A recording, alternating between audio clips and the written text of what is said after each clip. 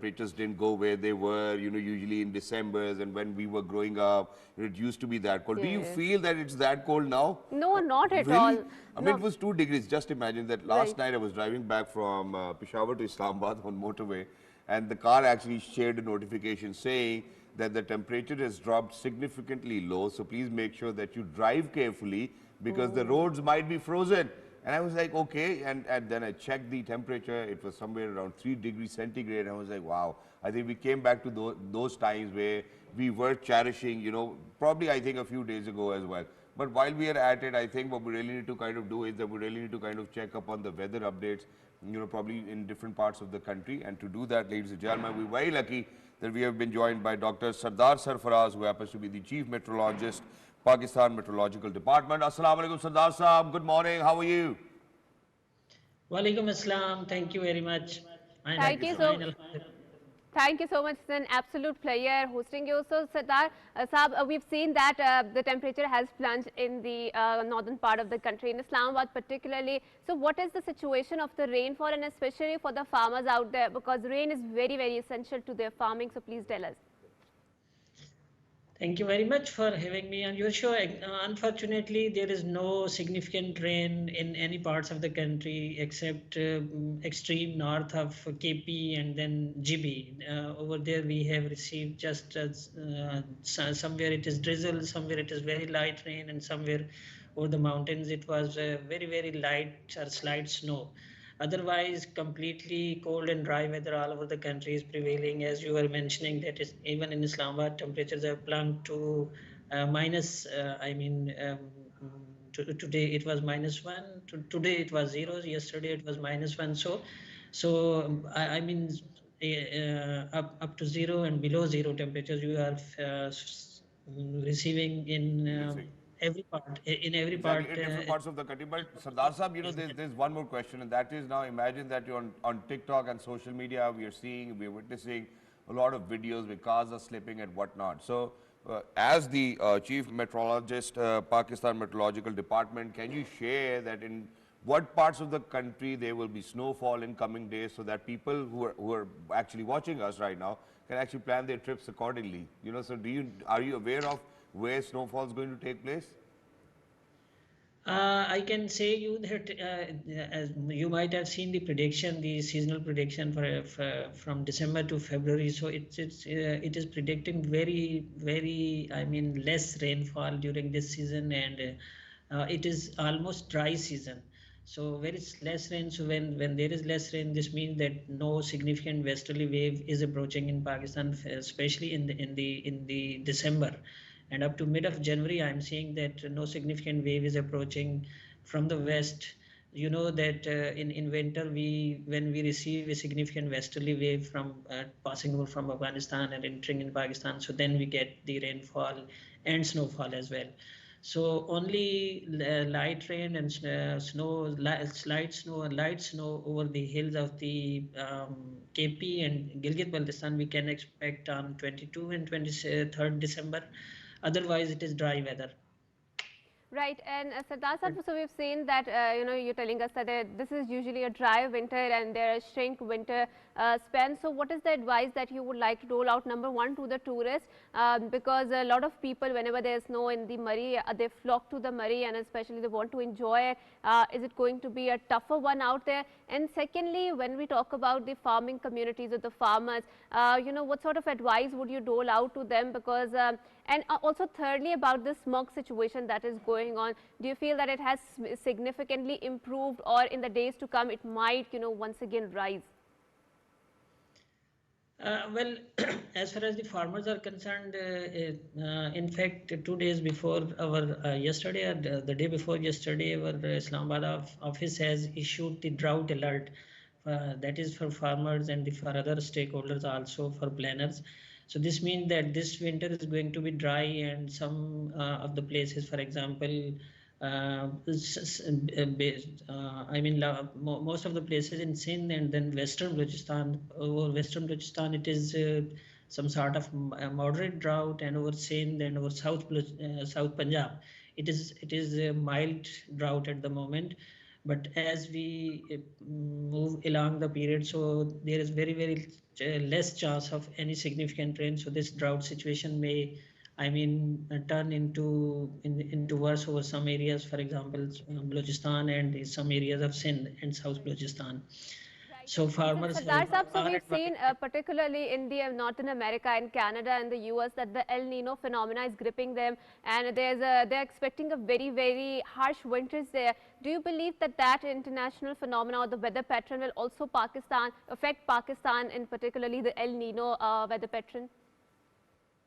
So no, actually it is not El Nino, it is La Nina, the opposite of El Nino. So La Nina is when the temperatures in Pacific Oceans are below average. So that phenomenon is called La Nina. So it is the chances. Yesterday, WMO World Meteorological Organization report said that we are in the phase that 50% are chances of the developing of La Nina. So in case of La Nina development, usually we experience the dry winter, as we are going through the dry winter this winter. So it has different effects over different parts of the world. Somewhere it is, the south over Southeast Asia, that place will have the more rains, and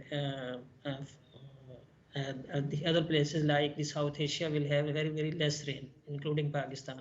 So that Exactly. And effect of Sardar sir, while you were yeah. actually highlighting, how, the weather patterns are internationally, may I ask that, because for over here, people in Pakistan, we've always experienced cold weather till the end of May, probably, I think, or probably not even May. I think last summer was a bit extended, but when we speak about the last winters, that was extended as well.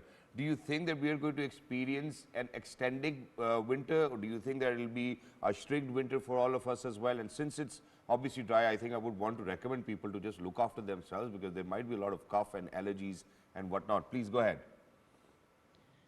Yes, actually, there is a difference between the last year's winter and this winter. This winter is more drier than last year winter. Last year winter was December and January were the months when we have experienced the dry conditions, and then from the last days of the January till March and till April, there was excessive of rainfall then, and actually we received this significant snowfall in the month of February and March during last winter. But this winter, as compared to the last winter, is going to be more drier. So you can expect the cold and dry conditions. So cold and dry conditions are more, going to affect from health point of view also.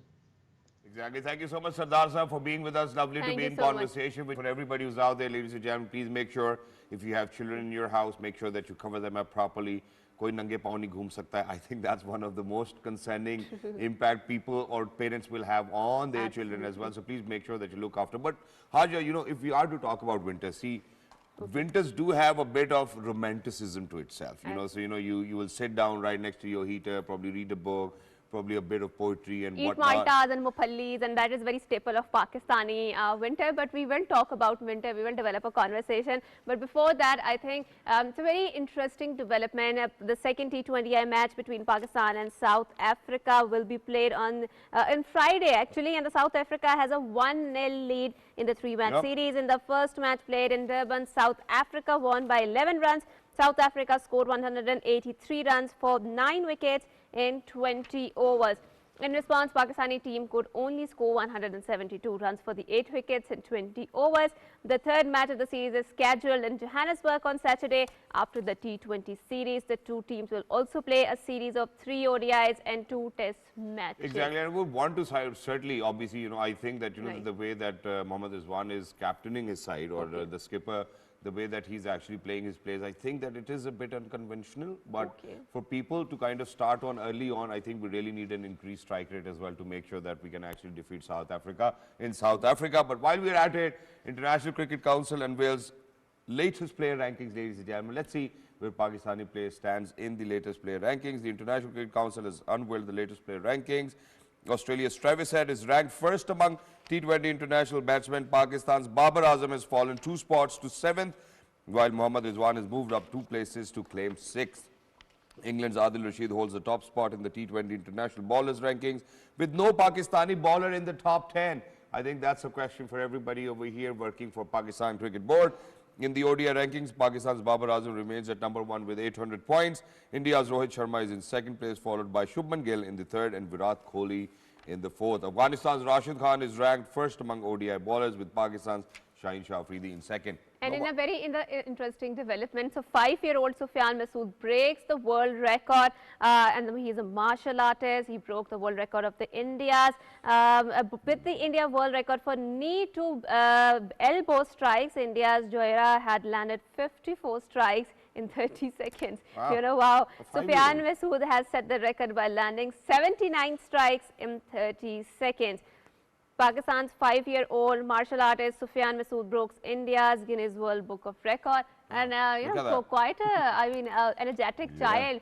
Alhamdulillah, and congratulations, Sufyan, for doing this and for making a world record, that too at a younger age. But I think let's go back to the conversation where Shahzad was associating winters with the romanticism. I think generally in South Asian culture, the romanticism is often associated with the barish, because there's so much poetry about the barish and this and that, because we experience such a scorching summer that whenever there's a rain, we really eulogize it. But I think winter season has its own charm, has its own allure in South Asia. It has its own feeling, you know, it has its own ambience to it, it has its own musk to it. I mean, I don't know. Or vibe to it as well. And while we speak of winters as well, I think there's so many poets who've actually written about, you know, December as well. You know, for example, Ibrar Ulaq actually sang Biga Biga Sa Ye December. So I think that romanticism is actually on spike whenever it's winters as well. Khush sa December because there is no rain happening. And a lot of people who are actually single are looking forward to get married, I think, in winters. I think that there's something about it as well. But while we are at it,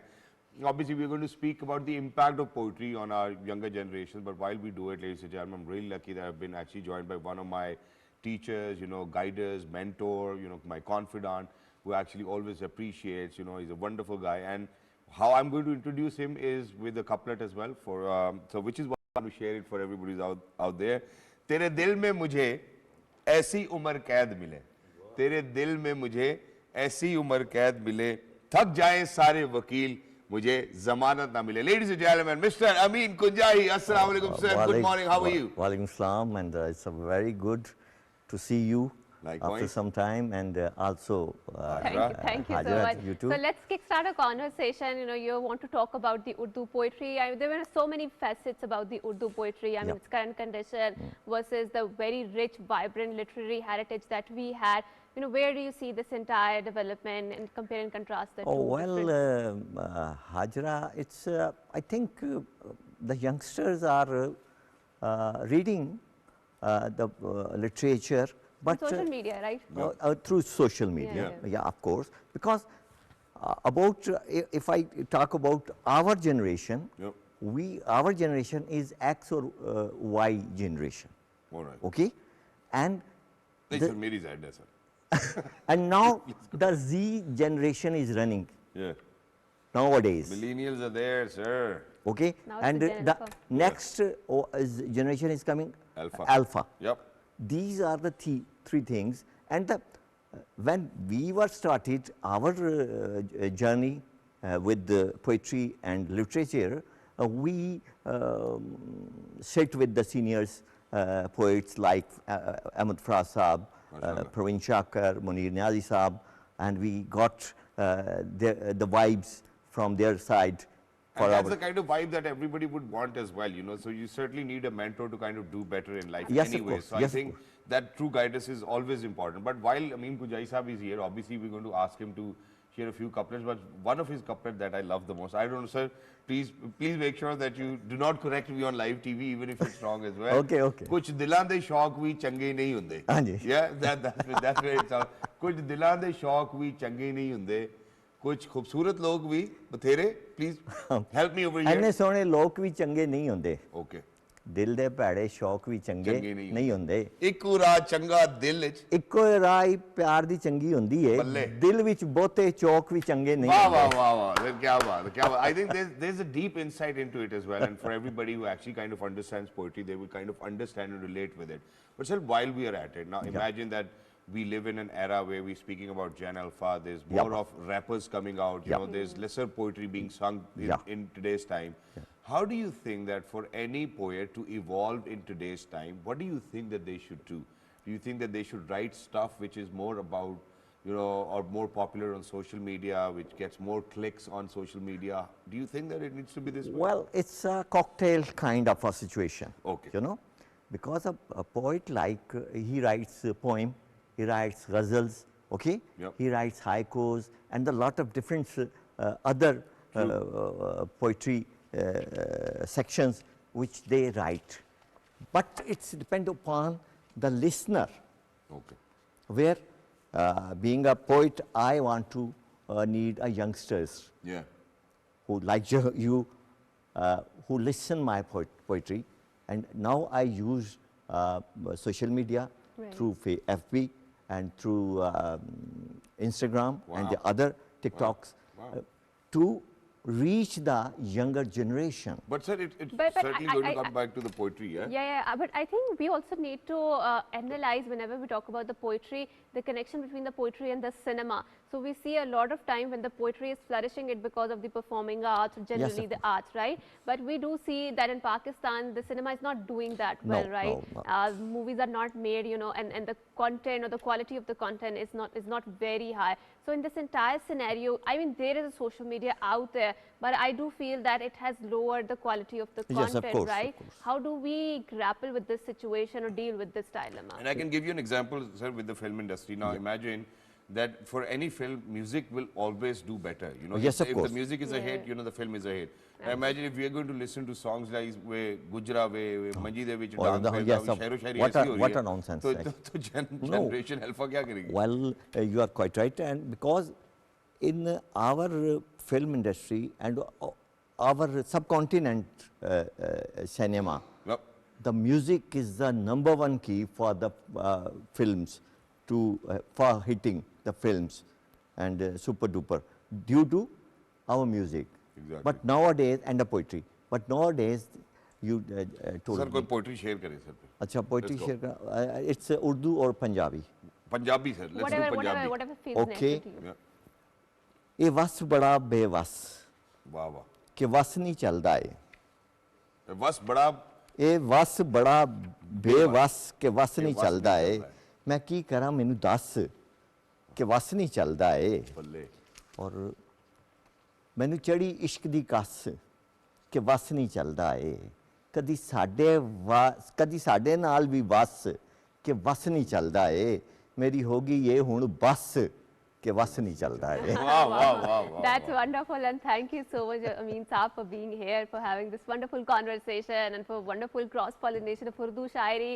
And certainly, we do have this, very vibrant culture, especially coming from the Mughal court, where there used to be a lot of these Shero Shair, and they used to patronize these poetry. But Amin Kunjai sir, one last question before I wrap up. So, how do you see that evolution of, the courtiers having the poetry, and that was a very vibrant time in terms of the performing arts. And now when we see it on the social media, a lot of people are doing it, but do you think that's encouraging because it is giving a voice to a lot of voiceless people? Well, one thing I told you, due to the content of the poetry is going below the standards nowadays, because our new generation have no study about our classical Urdu poetry or Punjabi classics poets. But they're not interested in They it. are not interested, and even they don't have know the names of our classics. True. And it's a very, very, I think, not a But good. Amin Saab, the way they are introduced to younger generation, I mean in our Urdu books, I mean that is not a very fascinating way to step into the poetry, right? Because the kind of I don't know, the poetry that was coming, I was never very fascinated by it. Do you think there is a need to restructure even our Urdu books in a school curriculum to Yeah. attract more Yes, people of towards course, there? of course, it needs, because it's a very key. And Absolutely. for instance, now imagine, sir, how Romeo and Juliet are actually being introduced, how it is, Oh, yes, now of course. kids are being picked up to play the character in theaters as Yeah, well, yeah, how yeah. Harry Potter, has Harry, been yeah. introduced to them. Yes, So I think the literary part of it really needs to kind of Yes. make sure that they put up some good work as well, Good. where it is very appealing for the children. But sir, while we're at it, do you think that Urdu literature's theme of love and relationship can help younger people navigate the modern rishta system or modern dating? Oh, or how it is? well, I firm believe on this. And one thing I told you, nowadays the Rishta system is going into the universities nowadays. Okay. Every student, female or a male, boy or girl, they make and take their decisions in the universities. And then they told their mommy, daddy, I think Abba parents- ji, kudi manu pasand hai, now I go for a. And sir, I think that that children these days have actually made it very simpler for yes, their of course. parents. That's now they can express. There was a time when people, for example, you were never able to express your father ki, you I love somebody never, or not. and one thing I am told you, because of my disability, I have so many loves affairs, but it's only a one way. तो sir बनेरे पे चढ़ के पतंग नहीं ना उड़ानी थी ओ यार, आप उसने पता पतंग नहीं उड़ा सी ना। रहे थे छत पे खड़े होके well, thank you so much Amin Kujai sir for being with us. Lovely to It's be in really conversation a really with you. honor for me. Wonderful to Thank have you. over here. Thank you so much, Amin Saab, for being here. But whenever we talk about, emotional regulation, this is a theme that is very closer to me. And I always feel that why in our schools we don't teach our kids how to have a better emotional regulation. So, for example, if someone is getting angry, how to deal with that anger. And I think because of that untreated emotional regulation or dysregulation, we are witnessing a lot of problem in the society. But there is a success story out there, that too in the Karachi, and there is a very vibrant woman out there. She's making sure that she is enrolling children with their primary caregivers, and usually the primary caregivers are mothers. So she has started this program where she's also enrolling the mothers with the students so they can have a comprehensive sort of an education. And not just that, she has a very comprehensive program where she's also talking about the healing. And whenever we talk about healing, she has incorporated the modern psychology into it, for example, the inner child healing. So in order to talk about that venture, Kiran Foundation is doing wonderful work, not just in the domain of the education, but in a lot of other domains. We are very glad that we have been joined by the CEO of the Kiran Foundation. She is Zohra Jabeen Omar. Assalamu alaikum, Zohra, and thank you so much for joining us. Walaikum assalam. Thank you so much for having us. It's a pure pleasure. Thank you. Wonderful job. For us to kind of get to know that, that you've established a school which is one of its kind as well, where a child with trauma or a mother can actually come, get education, feel inclusive as well. How did you come across this idea? This is a fabulous idea. Okay, so I wouldn't want to take any inch of this credit at all. I'd be very honest. Mrs. Sabina Khatri, जो कि हमारी founder हैं, chairperson भी हैं Kiran Foundation की, she's the one who we owe all of this to. This actually transpired back in 2004 when she started coming to Liari. And that was when she realized that it was time for her to work on a curriculum that would be a kind of a trauma-informed system. At that point in time, she was not really clear what she was developing. But then years later, her daughter, when she got her education in psychology, Sara, she came back and then helped her put the system entirely in a curriculum. So when you spoke about emotional intelligence and regulation, our preschool children, I was kind of smiling in my heart. Alhamdulillah, our preschool children are taught from day one more on how emotional regulation works. So सुबह में जब वो आते हैं school तो उनका सुबह में एक सर्कल टाइम होता है. सर्कल टाइम करते हैं तो इमोशंस की रिकग्निशन और ये बताना कि वो कैसा महसूस कर रहे हैं. हमारा पूरा प्रोग्राम जो है all through from preschool up to matriculation works through the lens of mental health. तो Mrs. Khatri का ही सारा ये है, and we are just trying to add our mini 2 cents to keeping this all together. Zohra, I'm really impressed. Thank you so much for saying that. Thank you so much for working on this aspect. That should be very essential. We should have been taught, but we were not taught. I think we were taught with the best of the knowledge that was available at that time. But now we are seeing that there is a lot of work going on the healing, on expressing emotions. And certainly I would want my children to get enrolled in such sort of a school where they are being taught the emotional intelligence. But now let's venture into another aspect of it. What was the idea behind enrolling the primary caregivers with the children too, right? So, how does that entire venture work? Are the mother also attending the classes? And aren't you sort of developing a rather codependency on the mothers of the child with them? So how does this entire thing work? Okay. So that's a brilliant question. And I I'm sure I'd be able to explain that in core detail. Why? Because the vision with Mrs. Khatri has always been one. जब भी बात होती है बच्चे की development की या उसकी पढ़ाई की या उसकी growth की, तो she was always a mother herself who noticed the fact कि school में महीने में एक दफा बुलाते हैं parent को, माँ को या बाप को जो केयर गिविंग एडल्ट है, तो वो जो गैप आता है with the child growing in terms of learning experiences, माँ और बच्चे के बीच का गैप, केयर गिवर और बच्चे के बीच का जो गैप है, that's been something that has been always on her mind that she did not want to have. जब वो 2004 में लियारी आई थी, उन्होंने रिसर्च करना शुरू किया था, ये वो टाइम है जिस वक्त बहुत सिवियर गैंग वॉर वाले टाइम्स थे. आप लोगों को याद होगा that this has been an area that has been under severe civil disturbances. तो उस टाइम पे she, during her research on the streets, she recognized Zora, can we there is request you to please say it in English, because we are reaching our English-speaking audiences out there. So you're doing a wonderful job. So please go ahead. We're all ears. We're listening to your story.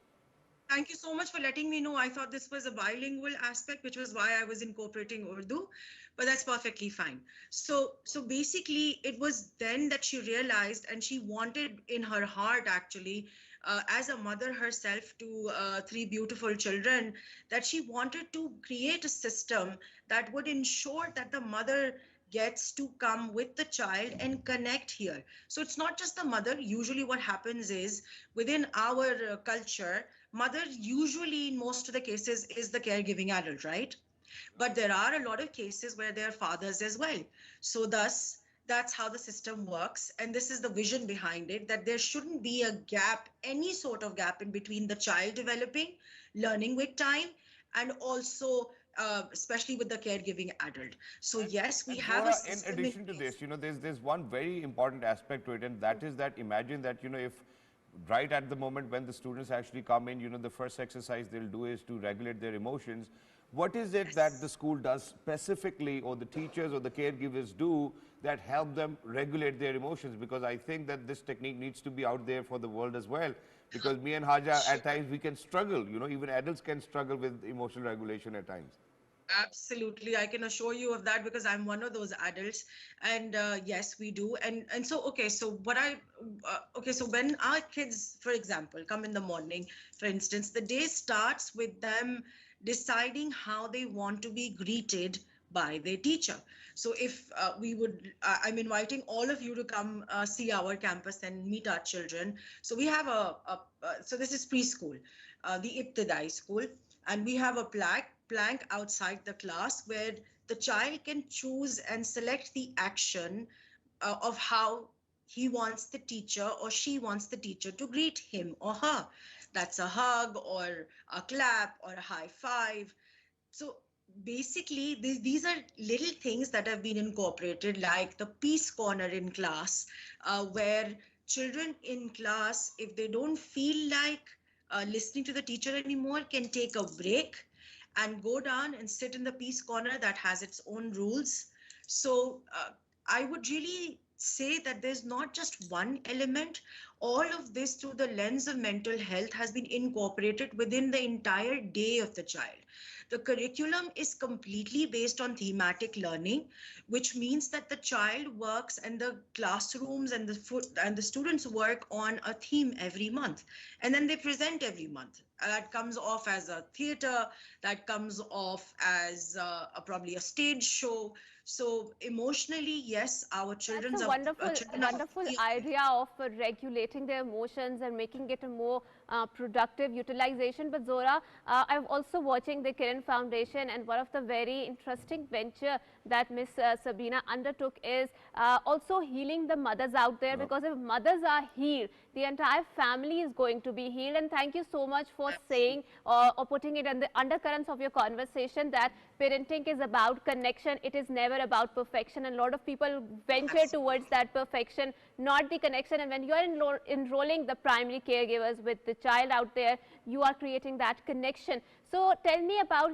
how successful is the venture where Ms. Sabina is also talking or healing about or, regulating the grievances of the mothers out there in terms of inner child Okay. healing and the meditation that she is undertaking. What sort of impact it is creating? Okay, so the impact that we've seen, alhamdulillah, now the program's now round about completing its 18th, 19th year. And so the children who had come in as young as 2.5 have now been placed within universities across Pakistan, alhamdulillah, with one of our students latching on to an international yes scholarship, going to the US and then now to Japan for her A levels. And also, when you talk about the mothers, yes, everybody's question has always been the same to Mrs. Khatri of how do you really engage them? So when we're looking at their curriculum, when the children come to school, yes, they come to school at least 4 days a week as well. What they're taught is also more how to be a better caregiver, how to be a better mother, how they can process their kind of layers of trauma that they have had in life. And so they are taught about emotional intelligence. There's mental health department that's on our school. The mental health department stays on school all day long. So they have classes, that they have sessions, they have workshops that are constantly happening on campus. And there's one little thing that I would really want to add here, that there's a teacher meetup that happens every few days in a week, and where the mothers come in. This is called the MYT concept, and the mothers come in, and the teachers, all of the teachers, the subject teachers, the class teachers, actually kind of update the mothers on what the children are learning in class. This is to give them the And to kind confidence of and let speak, them also be. yeah, Miss Zora, I think it's a wonderful initiative, and I think that, where parent-teacher meeting used to take place after every 6 months or 1 year, I think it's a wonderful idea. But I mean, talking about the foundation and the school, do you think that, that as much importance is given to the emotional well-being or mental health of the children, that the teachers are even looked after? Do you think that there's a session where the teachers will sit down together and speak about emotional regulation or how they feel Yes. about the entire thing? Yes, yes. So basically, the best part about all of this is that this entire COVID that we have is for under the umbrella of Kiran Foundation. So if you're talking about the team, we're talking about management, and we're talking about teachers. Teachers also get a self-reflection time every day once they end the day with the children. So the teachers stay back, they meet with their coordinators, and then they do self-reflection time. So the reflection time is the time where they get a chance every day to connect with their coordinators, with their seniors, with the principal, and also do all of these little things that they need to do to calm themselves down. Wow. Right, and thank you so much, Zohra, for such a wonderful conversation, for doing such a wonderful venture. I'm really in awe of, how you're making sure that kids are being taught the emotional regulation, which is the need of the hour. And I think this is one thing that our schools need to be proficient on. And I think you have taken this initiative. A lot of schools will follow after Exactly, you. and I think they really need to kind of do this as well, because you guys have actually paved the way. But while we're talking about emotional regulation, mental well-being, your mental health, December, romanticism, poetry, obviously music will always help you calm yourself down, probably calm yourself down, feel more energetic, because I believe that whatever kind of music that I'm going to play early in the morning will set the tone for my entire day. And that's exactly what happens, which is why, ladies and gentlemen, we're very lucky that we've actually been joined by one of the most amazing, very popular, very well-known, amazing gentleman who happens to be a musician. He happens to be an actor, he happens to be a host. I mean, he does it all. He's an entrepreneur, but today he's actually filling in the shoes for a singer we know as Alamdar Khan. Hello, assalamu alaikum, Sange Pira. Assalamu alaikum. How are you yourself? Good morning, everybody, and thank you for having me here. Thank you so much for joining us. It's wonderful to have you. I hope you've been well. Yes, absolutely well, and I am honestly, when I was hearing the interview, what you guys were talking about, mental health, I think that's one of the major subjects that that actually needs to be addressed at the moment. Right. And in terms of music, surprisingly, I've done a song which is basically focusing on how a child is bullied in school. So I just did a song for United Nations. Sure, go ahead. But no, I won't start, but I'll definitely start. Sure. Right. I just did a song for the UN that was focusing on child marriages. I saw you performing that song So as well. the song still is going to come out. I mean, the music video is definitely going to release hopefully in a few days. Wonderful. But other than that, I think when it comes to music, you can actually put a lot through music and not only make your day, as Shazad just mentioned. So I think surely I'll just add a little bit of value to. Yeah, wow. Oh, right, ji. Okay. A song about child marriages, child rights, child well-being. I'll just Can you sing that? Yes, of course. Okay. Yes, I can. I'll just sing a bit of it for now. Sure, go ahead.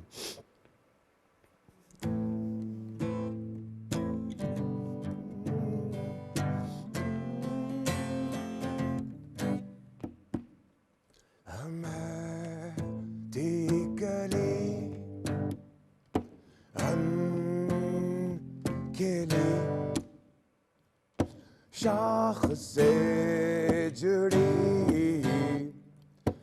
मैं थी कभी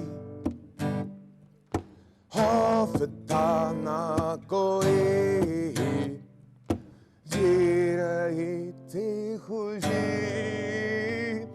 क्यों मैं तोड़ी गई फैसलों में तोड़ी गई कसूर ऐसा भी क्या सजा मिली जो मेरी ना भी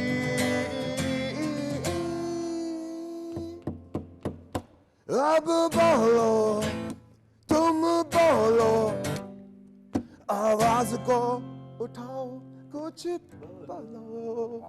Wow, yeah, that's fantastic. And I think, you know, with music, with films, with dramas, with programs on television, or probably on social media is where the actual change lies. You know, if once we start to speak about all of these things, only then we will actually create that narrative and then things will start to happen as well. But while we're at it, Alamdar, I would want you to kind of shed some light on the current trends of our music industry. See, our music industry has done wonderfully well. Absolutely. The world knows it. You know, maybe people across the border, maybe anywhere, I think we have done phenomenally well. Right. But imagine that where Atif Aslam used to be the most streamed artist, now it's Tala Hanju. I know, absolutely. Kaun Tala. So imagine the shift that we have seen now. So realistically, the legends will always be the legends. I'm like, if we go back into Ali Azmat and we go back to Junoon and we go back into wet metal when Ali Azmat was back in the days. So I think when we talk about Junaid Jamshed, you know, God bless his soul, I think all the musicians, Khan Saab, it's always a trend and that's what truly happens. But I think music is easily accessible now. I mean, like the reach in terms of the reach part. But I think Tala, youngsters itself, they're doing a phenomenal job. But I think we have these streaming giants like Spotify and all of these music platforms which has popularized or made it more accessible to younger people. So how do you feel about the quality of the music that is going on that? So that's a very interesting, that's a very interesting approach. So now everybody can sit down and make music at their house, right? Yes. But I still think for the legends out there and those who've actually made it and, you know, they worked it through, I think it has taken them a lot of time and a lot of courage. Having so many music out there is a challenge, right? If you go on Spotify, not only Spotify, there are so many other streaming platforms. The point is, you need to stand out amongst those. True. Right. So I think to stand out amongst those requires, I think, something way unique, something way different. But don't you think that the assistive artificial intelligence, which is assisting a lot of singers out there, that is, and that is depriving, you know, them of the soul of the music. How do you feel about it? I mean, like, okay, you just said soul of the music. So, guys, there is no soul with artificial intelligence. No, I mean, okay, like, you know, even though, I mean, like, artificial intelligence is surely another step ahead. But on a realistic scale, if we look into the AI, I've tried to see, it may work in maybe channelizing or you know, trying to, you know, keep your vocal capacity and, you know, keep yourself tuned, to be precise. Because a lot of musicians out there, Shazad is obviously laughing for the fact that there are a lot of musicians out there. I won't. I mean, anyway. But nonetheless, there are like a lot of musicians out there. They come up to me and say, Aladar, aap hamara gana bhi key mein gaate ho, hum nahi ga sakte. Because, you know, that's the rawness. But some people who would be out there being great musicians, would do great, but obviously at the studio. And with artificial intelligence, obviously, you know, with a lot of people who actually kind of struggle to write their lyrics and whatnot, they're actually taking a lot of help. Okay, that's that discussion is aside. Shazad actually had to put this off because he knows if we start talking about this, it's going to go the different way. But people can certainly get it checked as well because, you know, the AI bots will certainly produce Okay, the I'll same tell you lyrics what, every time you give the I'm same just prompt. sitting here right now. Shazad, and I'm here at the show with you guys. Just tell me a subject right now. Yeah, okay. Mental health. It's mental health. Okay.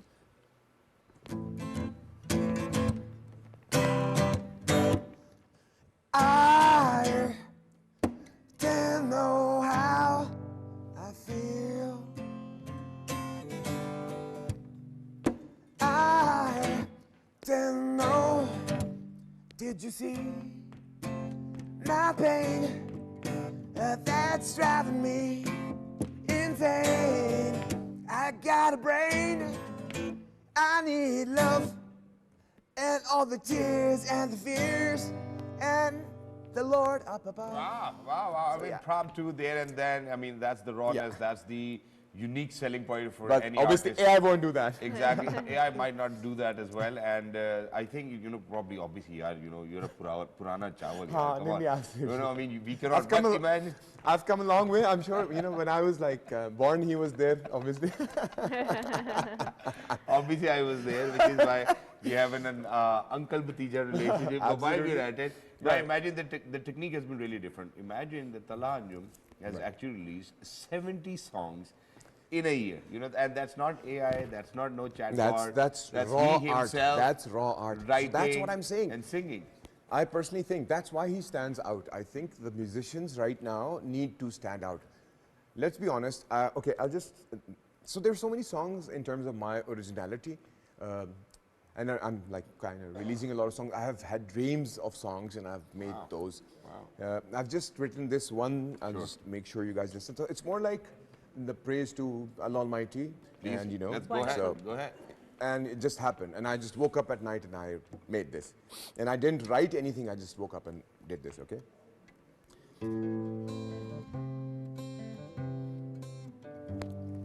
ऐसे मैं चल पड़ा उस राह पे मैंने सोचा जहाँ तुम थे मैं था थी इल्तिजा मेरे दिल में बना एक ऐसा जहाँ तुमने न जाना मैंने तुमको यही कहा मेरे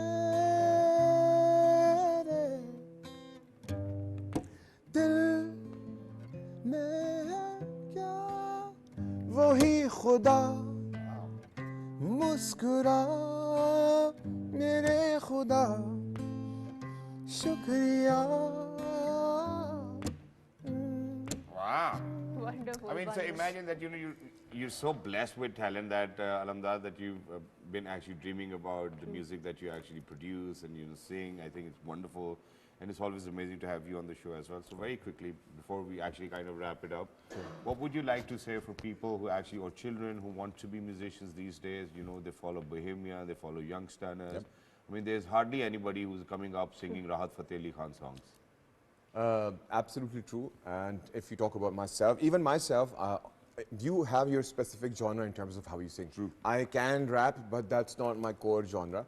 In terms of the children out there and the youth out there who actually want to do something, is use these situations and the products that you have to be the best version of yourself. Just be true to yourself.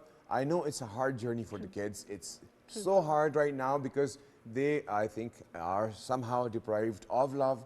We had probably a different time and different ball game, but I think for the children out there and the youth out there, I think you guys are beautiful. Never forget that and keep up the great work and never, never, ever, ever give up. Right, Wow. and thank you so much with these concluding remarks. This was a beautiful message, and we are wrapping up our program. Until next time, it's a goodbye. Allah Hafiz and good morning. Bye. Look after yourself.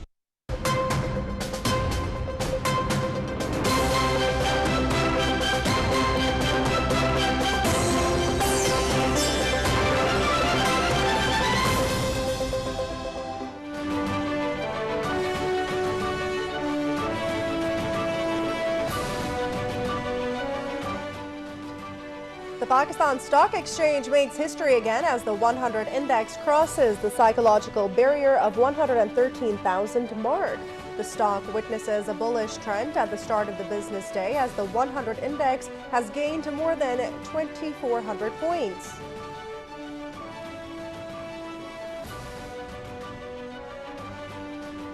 Prime Minister Shehbaz Sharif chairs a meeting to review the steps for repatriation of Pakistani citizens stranded in Syria. He briefed that the stranded citizens will return to Pakistan through chartered flight today, and Planning Minister will be receiving them at the airport.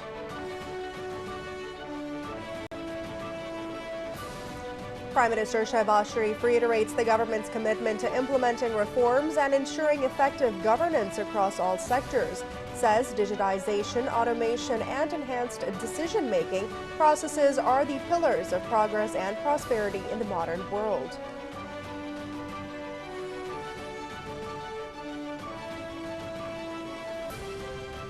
Pakistan and France have reaffirmed their commitment to bilateral cooperation and dialogue and working together for international peace and security.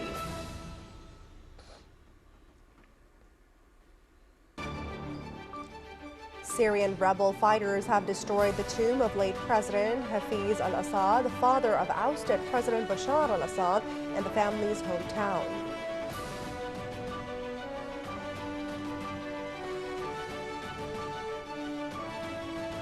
The United Nations General Assembly has voted overwhelmingly to demand an immediate ceasefire in the Gaza Strip and express support for the work of the UN's Agency for Palestinian Refugees.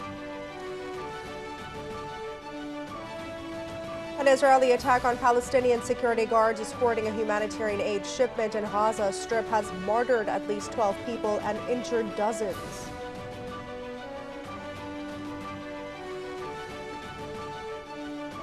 The UN appeals for $4.07 billion to provide a desperately needed aid in the conflict, battered Gaza and the West Bank next year, saying that the actual amount needed is far higher.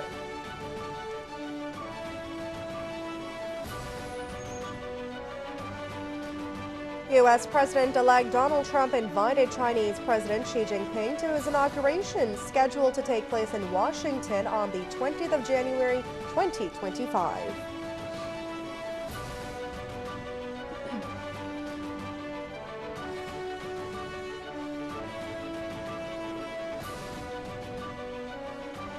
The International Universal Health Coverage Day is being observed across the globe today.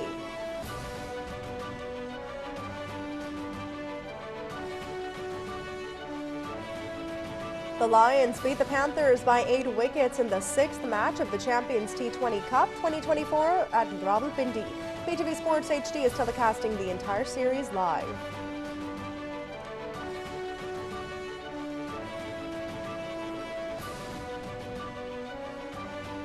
The 2034 Men's Football World Cup will be held in Saudi Arabia, while Spain, Portugal, and Morocco will be joint hosts for the 2030 tournament, world governing body FIFA has confirmed.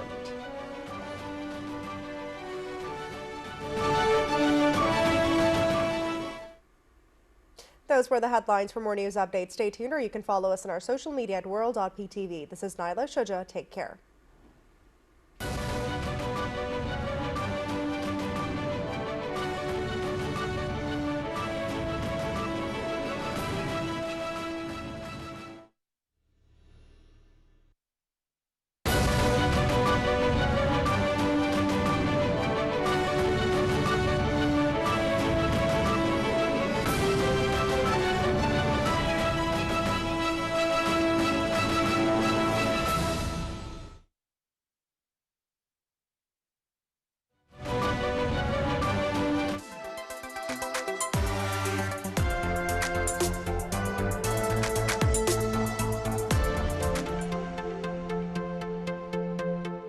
Bismillahirrahmanirrahim. Assalamu alaikum. Welcome to Newsroom. I'm your host, Umar Khalid. But today, ladies and gentlemen, is the 11th of December 2024. The month of December already is in its second week, but we've got lots to discuss with you. So without further ado, this is the lineup for today's show. We'll begin, ladies and gentlemen, with the latest situation as far as Syria is concerned, whether it be Israel's military that says that it has carried out around 480 attacks. I'll repeat the number, 480 attacks in the past 48 hours, which means the number of hours multiplied by 10. Then you've got the caretaker Prime Minister Mohammed al-Bashir, who says Syrians need stability and calm, and that he is working with the officials from Bashar al-Assad's regime to reset public services and institutions. So of course this at least balances out, not as much, but nevertheless a good news as far as the interim government is concerned. Syrian opposition fighters also say they've taken over the northeastern city of Deir al-Zor from al-Assad's forces and militias. This and more will be discussed in our first segment. There are so many complexities also internationally, nationally, and it is, there's so much of tug pulling as far as Syria is concerned that it makes the regional situation even more complex. Our second story, ladies and gentlemen, concerns a certain news network in the United Kingdom that has been, putting up or highlighting or systematically, showing structural systematic bias as far as the coverage of the Muslim population is concerned, which brings us to mind again the whole concept of Islamophobia.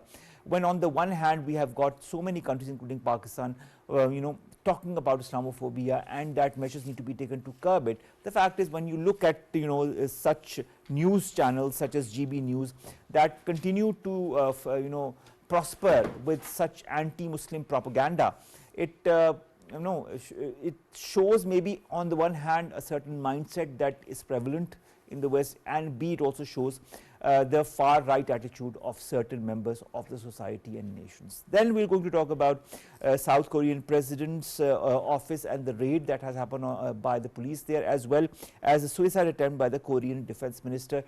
He's alive, but he did try to take his life. And of course this was also under the pressure because of the whole situation that has emanated because of the martial law that was imposed for a couple of hours. Then the whole thing was retrieved, and now the Korean president is under a lot of scrutiny just because of that. That is why his office was also raided. Finally, we are going to talk about the International Mountain Day that is being observed across the world, including in Pakistan today. The day, of course, aims at raising awareness to improve the conditions of the mountains as well as populations living near them. The theme this year is Mountains are a Solution for a Sustainable Future, Innovation, Adaptation and the Youth. Important message for an important day, because Pakistan also, remember, is a country that is surrounded by mountains. We have to go to a short break. We'll be back right after. Stay tuned.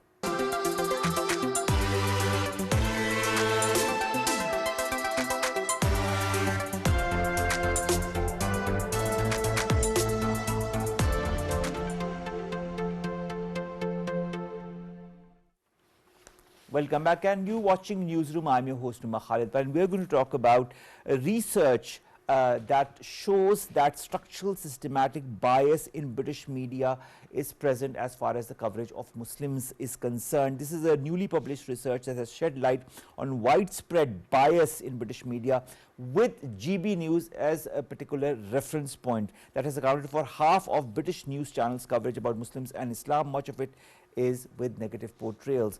We've been joined by two guests. Let me introduce them to you one by one. In the studios, we've been joined by Dr. Gule Aisha Bhatti. She's a foreign affairs analyst. Thank you very much, Dr. Sabah, to have joined us. And online, we've been joined by Rashta Hamid. She's a human rights activist who joins us all the way from the United Kingdom. Thank you very much, Rashta Hamid, to have joined us. I'll begin with you, Dr. Gule Aisha. Dr. Gule Aisha, this research that sheds light on this particular bias vis-a-vis Muslims in the United Kingdom that is perpetrated through media. Why is this happening, and why is this happening at this juncture in the United Kingdom? Well, I would call it as illiterate media, and this practice is highly illegal.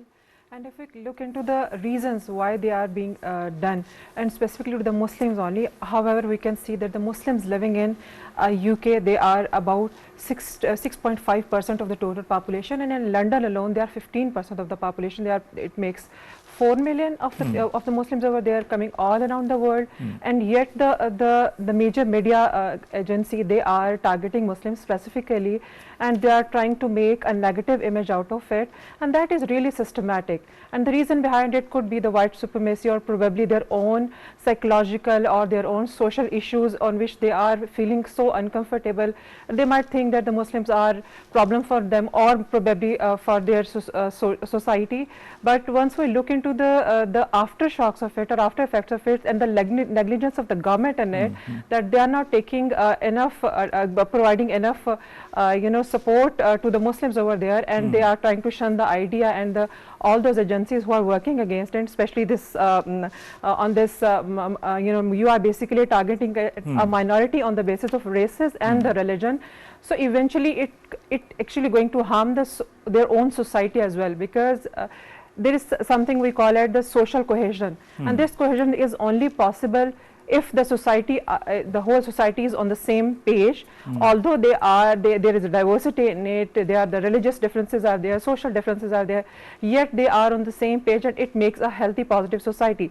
But if the Muslims, they are the 6.5% of the total population, and they are among the working class, they are among the elites, they are among the those common men, and they are working in every aspect, every sphere of life. And then you portray them in such a negative light. Yes. Rashta, Hamid, well, coming from the United Kingdom, and of course you are also there as well, and this GB News is this, of course, as when I researched it, it's a British far-right, free-to-air, opinion-oriented television and radio news network.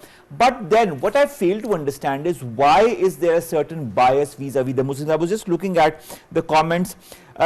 The news network has mentioned Muslims or Islam more than 17,000 times in its output, accounting for almost 50% of the total mentions on British news channels, and most of it is negative. Why?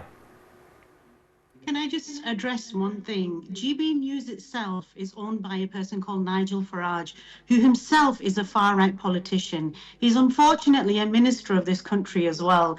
Now, when he took this channel out, you have to look at the reason as to why GB News came into effect. The reason why Nigel even opened up this channel, and yes, it is a far-right channel, yes, it is heavily opinionated, and yes, it is very Islamophobic as well, but that is his stance politically as well. What he's used this channel for is to have his own political gain, have his own followers follow him through this channel, which is why if you have a look at the way that the news operates at this channel, it is very much Islamophobic. Now, because of the Islamophobia reasonings, which is what I was reading a few articles just before joining the show, if you have a look at what Ofcom have done recently, they have sanctioned they have used some impartiality enforcement against GB News, but they haven't sanctioned them. Now, if this same channel was saying something anti-Semitic, there is no way this channel would even be open today. And it's unfortunate that the Muslim agencies in the United Kingdom haven't voiced this concern before. I actually have to applaud the British Muslim Council, who took this initiative to write this report. And over the last 2 years, and they've seen what negative media has shown through GB News, especially with over 50% of all British media, the most Islamophobic media came out of GB News. If you have a look at that, and then, like I said, if it was anti-Semitic, that channel wouldn't be running today. Because it's Islamophobic, unfortunately, our Muslim platforms in this country are not doing enough and not raising their voice enough against these sorts of channels, and even print media, online media. We need to be lobbying, and we need to have a strong voice against it. Otherwise, these channels are going to carry on doing what they're doing. They're going to carry on having their followers, and they're going to constantly have political lead. Before I go back to my guests in the studios, I'd like to ask you again, Rashta, something very important. You remember the far-right riots that broke out across the United Kingdom that followed a stabbing incident in Southport on the 28th of July. Don't you feel it is reports and such bias that further exacerbates the existing pressures or tensions between the different communities in the United Kingdom? And if that is the case, do you feel there is a certain limit to free speech that should be curtailed in important communities such as that in the United Kingdom, where there are different communities, including a huge percentage of Muslims? Absolutely. I mean, it's deeply ingrained structurally and systematically, unfortunately, within the UK, the coverage of the Muslims. And it does affect the Muslim community, and it affects general ethnic minority communities as well. If you have a look at the stabbings in Southport, it wasn't actually a Muslim who stabbed anybody, but that's the way the media portrayed everything. So what you've got to understand is, like I said, if our communities themselves don't raise enough awareness, don't raise their voice against these sort of systematic corruption, and like I said, Ofcom, I believe this is the first report they've received from any Muslim community who's given such a detailed report to suggest that actually this is Islamophobic. You are hurting the sentiments of thousands of Muslims in the United Kingdom, right? And because of that report, now that's been highlighted, Ofcom have been aware of that, and they have enforced an impartiality regulation. However, they haven't imposed sanctions. What we need is other Muslim platforms to come forward to at least protect not only the Muslim communities and our image in the United Kingdom, but also for our future generations as well. I mean, you must have heard very recently, the most popular name in the United Kingdom at the moment is Muhammad for baby boys. Why is that? Is because our community is growing every day. What we need is for our Muslims to step up and not be afraid. There is nothing to be afraid of. We need stronger lobbying. I agree with you on that. Yeah, I agree with you on that, Rashid, and thank you very much to have joined us. We're a bit short of time, but thank you so very much to have joined us to talk about this very, very important topic. Dr. Saiba, risks inciting violence and discrimination against Muslim communities and this bias against Muslims that is being perpetrated through this media channel, but also there's a general perception that is going on within the West as far as the Muslims is concerned. What needs to be done as far as countering this bias? Well, it should be from both sides. It should be from the West as well. They need to understand the true essence of Islam, and the government specifically, they should work on it. You know, Pakistan in UK, Islam is the second biggest religion over there. So if the Muslims are on the biggest minority over there in UK, so specifically if we talk about the UK, that the government over there and generally the European states, the government, they should look into the matter, and they should project the positive image of Islam, so that those Muslims living in their community, they should be safeguarded, and it's a kind of win-win situation, because they are going to achieve cohesiveness, they are going to achieve mutual understanding in their community, a peaceful coexistence that is going to be fruitful for their own governments. Because if there is a chaos in the society and the people are fighting with each other on the races or on the religion basis, so definitely it creates problems for the government as well. Exactly. Yeah, that's for their own good. And secondly, it should be as a Muslim states, on the Muslim states and the Muslim, there is a responsibility on us as well, that we should make more and more, initiate those kind of projects, those kind of mutual conferences and mutual understandings with the Western society, so that they know who actually Muslims are, what kind of peaceful. I agree with you on that. Exactly. I agree with you that measures need to be taken. Thank you very much, Dr. Guliasha Bhatti, to have joined us. This brings us to the end of today's newsroom. We'll see you inshallah tomorrow with segments that pertain to us, you in Pakistan. Stay safe. Allah Hafiz.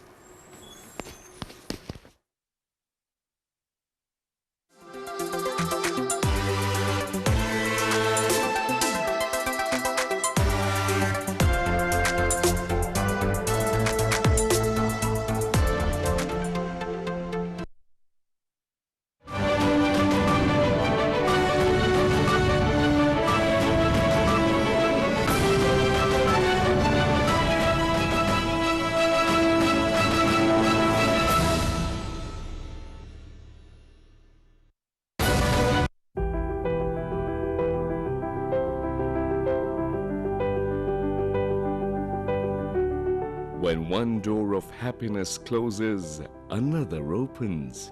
But often we look so long at the closed door that we do not see the one which has been opened for us.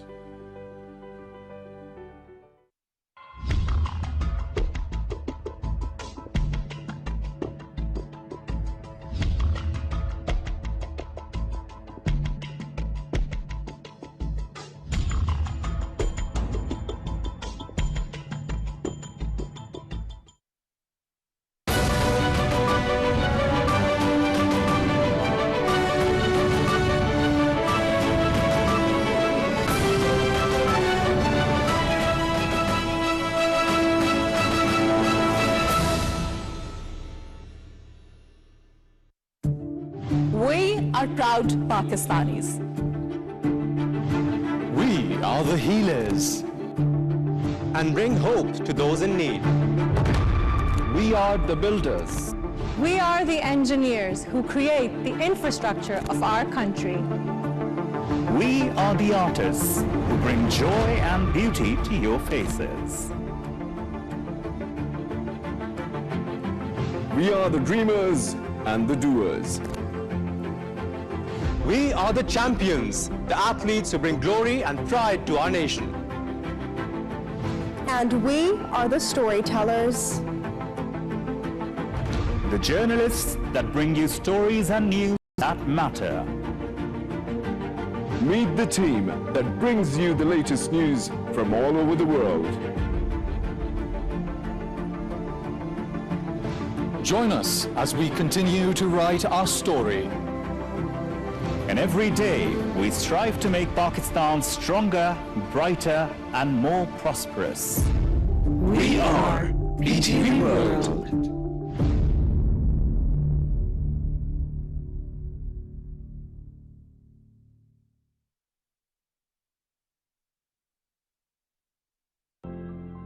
The Kaplu Palace, the crown jewel of Gilgit-Baltistan. They say, if you go down the road less traveled, you will find many hidden jewels. One such road along the mighty Indus holds the crown jewel. The Karakoram range hides in it rivers, scenic valleys, and hospitable people. Piercing through the land of the giants towards remote valleys in a place hidden away from most of the world. A quick 1-hour flight from the capital city of Islamabad takes you to Skardu, otherwise known as the land of the giants. Skardu is a major city of Baltistan region, host to the famous Kachura lakes. Skardu is the connecting hub for the whole region, but our destination is still 2 hours away. The scenic drive builds you up for the stunning destination ahead. As soon as you leave Skardu, you're welcomed by the majestic views of Sarfaranga Desert along the road. Traveling along the mighty Indus, one is stunned by the quaint views. While traveling on this road, you pass through the convergence point of Indus and Shyok River. One gets captivated by the contrast of the mighty mountains and small villages along the road, often connected to the world by old wooden bridges. Tucked away nicely in Baltistan region of northern Pakistan is quiet city of Ganshi, where the ancient echoes of history still resonate through the valleys. Today, we embark on a journey to explore the cultural heritage and architectural marvels that stand a testament to the past. Welcomed by the Darvesh Gate to the city of Kaplu, one instantly feels that they have entered to another era.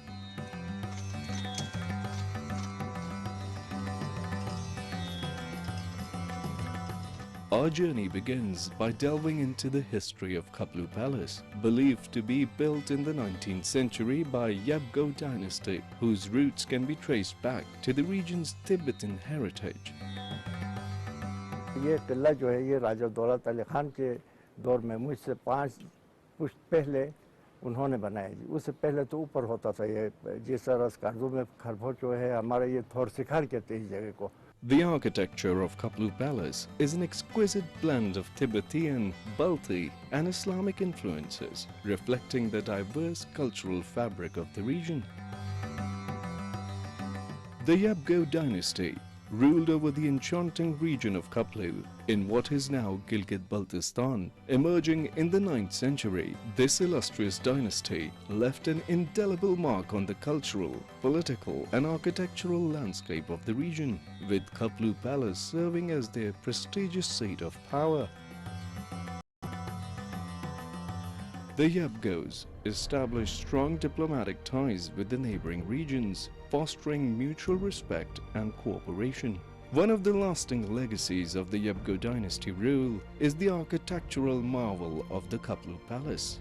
The palace served as the residence of Yabgo rulers, their court and the administrative center of the region.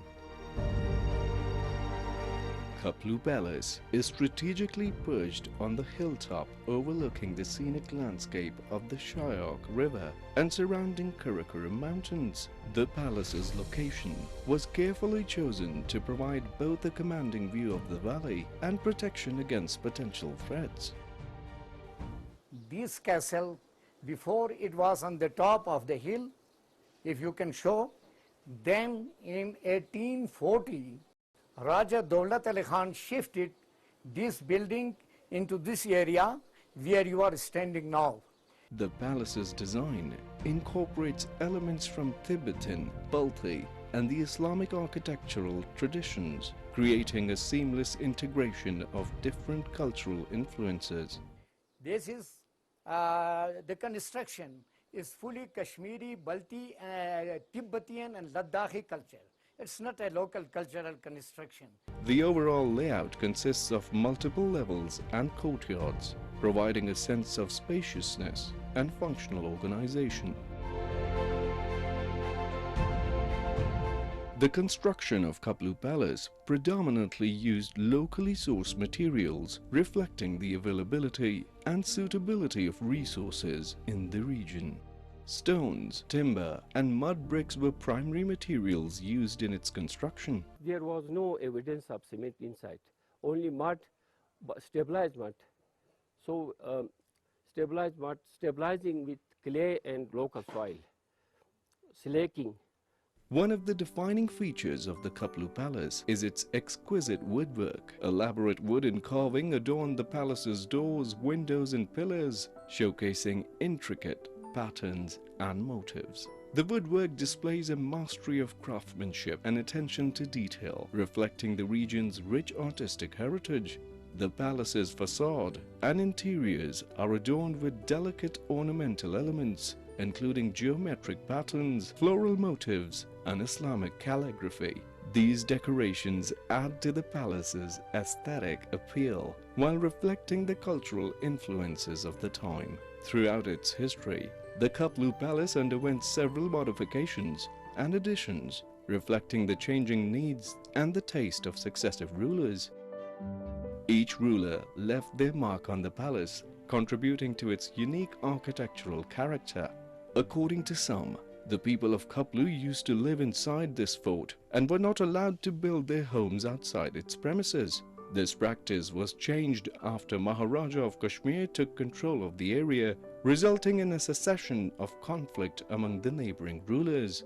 Today, the legacy of Yabgo dynasty in Kaplu Palace remains alive in the hearts of the local communities and the historians.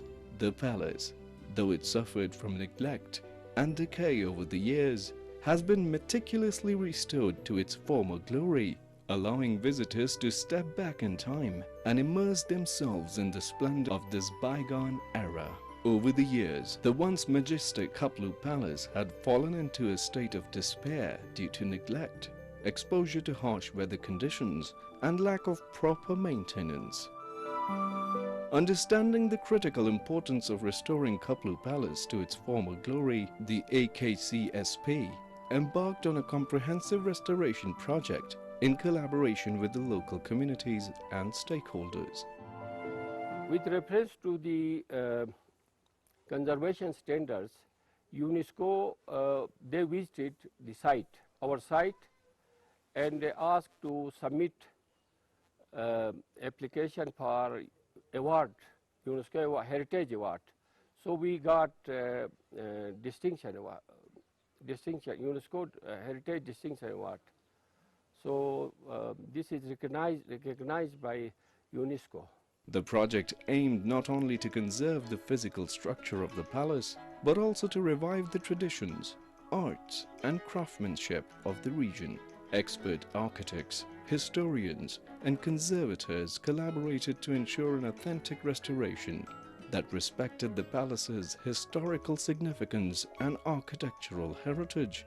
The approach to restoration was unique. It blended traditional building techniques with modern engineering methods. If if you know the typology of the building and the way it looks like a shell from outside, but in actual it was originally also built in various phases and various parts came in various times. So the construction with the concept of a reuse had to be done, not only the palace itself, but there was much that has had to happen outside also. The value it has brought to the lives of the people living around, that is huge. It's not simply the employment generation, it actually has helped the community in many ways. Local artisans, craftsmen and masons were engaged in restoration process, passing on age-old skills and techniques to the future generations. This approach not only preserved the authenticity of the palace, but also empowered the local community. 5-6 साल जो इस पे काम हुआ तो उसमें भी ख़वातीन के लिए इनडायरेक्ट और डायरेक्ट दोनों फ़ायदे बहुत हुए हैं। एक तो कम्युनिटी के लिए हुआ क्योंकि लेबर जितने भी थी यही हमारे खपलू के लोग थे और जो है गाड़ी का ट्रांसपोर्ट का और मटेरियल जो लाए थे जहाँ से पत्थर वगैरह स्टोन ये जो लकड़ी है ये सारा ये खपलू ही से लिया है तो बहुत लोगों को फ़ायदा हुआ है गाँव में मुख्तलिफ लेबर की शक्ल में और बाकी जो है ना वो कारीगर लोगों को फ़ायदा हुआ है।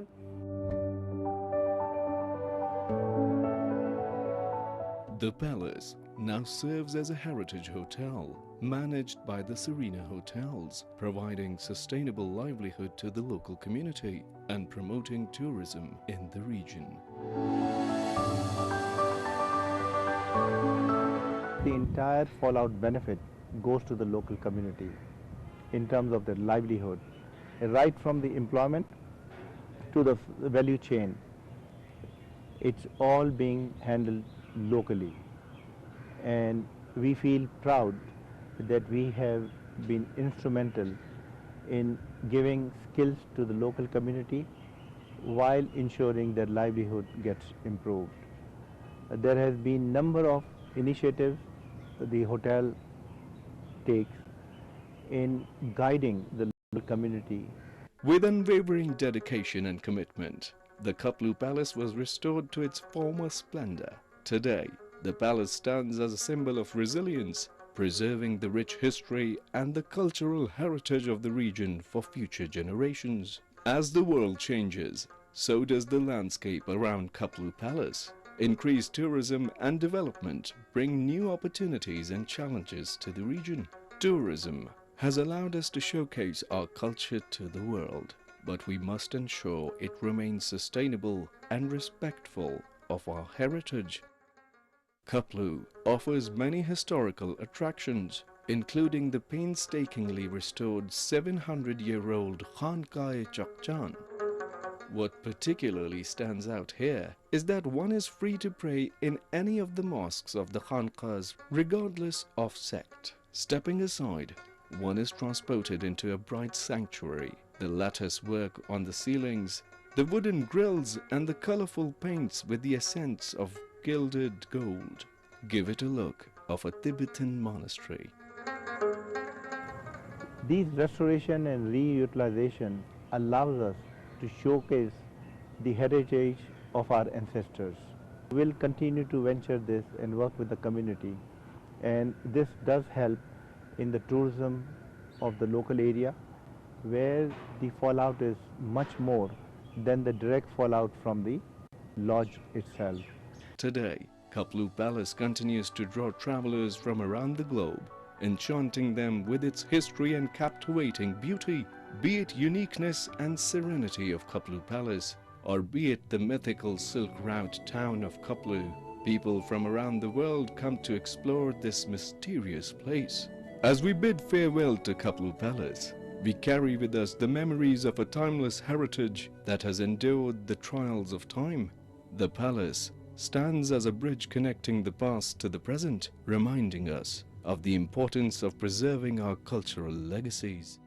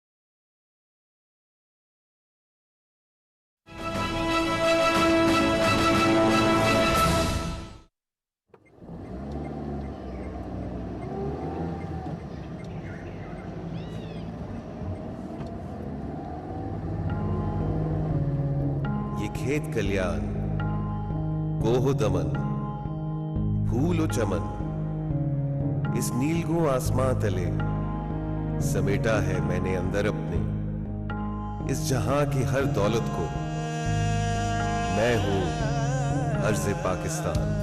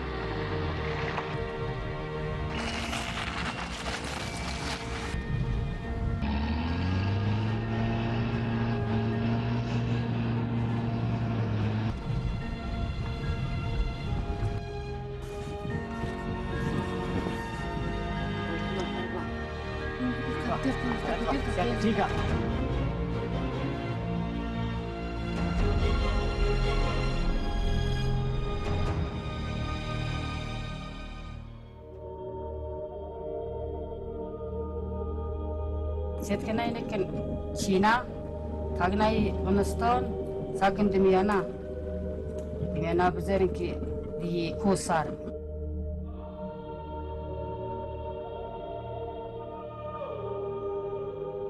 Safke da snausa, zergin trubata.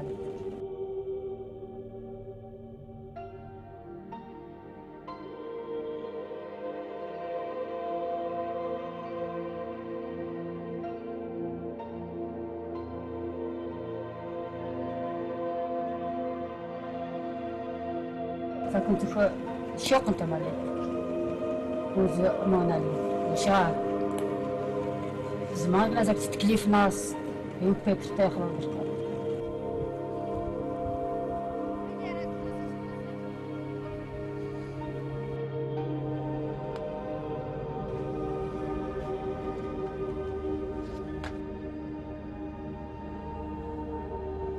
نيجي شعر بريك لكوي وزويرك هيك كوي ناس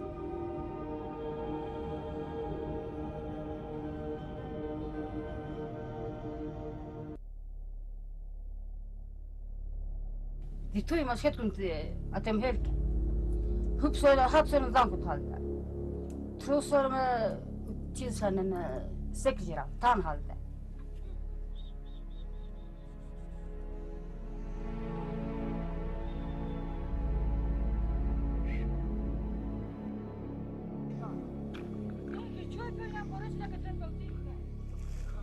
بس وقت زين تاك ما نسني نسني أنا ترى أنا مسخت بير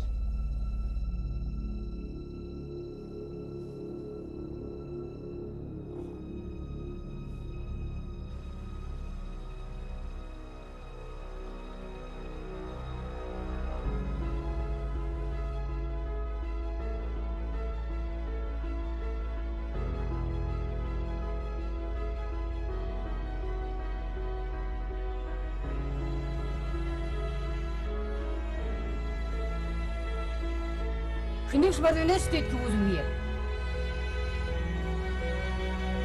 Zij niet hier gaat. Wat dus hij kan ik koos weer gaat voor positief zijn. Daar zijn wat er gedaan. Je koos kies. Dat toen serie kiert zij daar kan ik gedaan. Maar ik moet zelfs iets wat er in elkaar weten.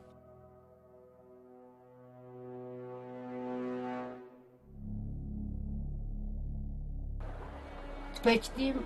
Brouwen, woesgessen, vruchten.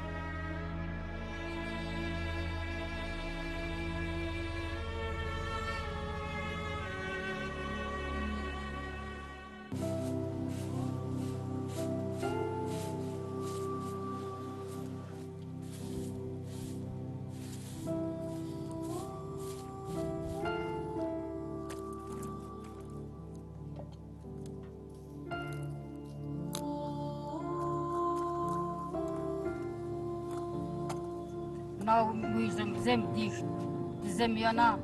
Hou de bar zet saren, hoe zat het chermen, juk chermen.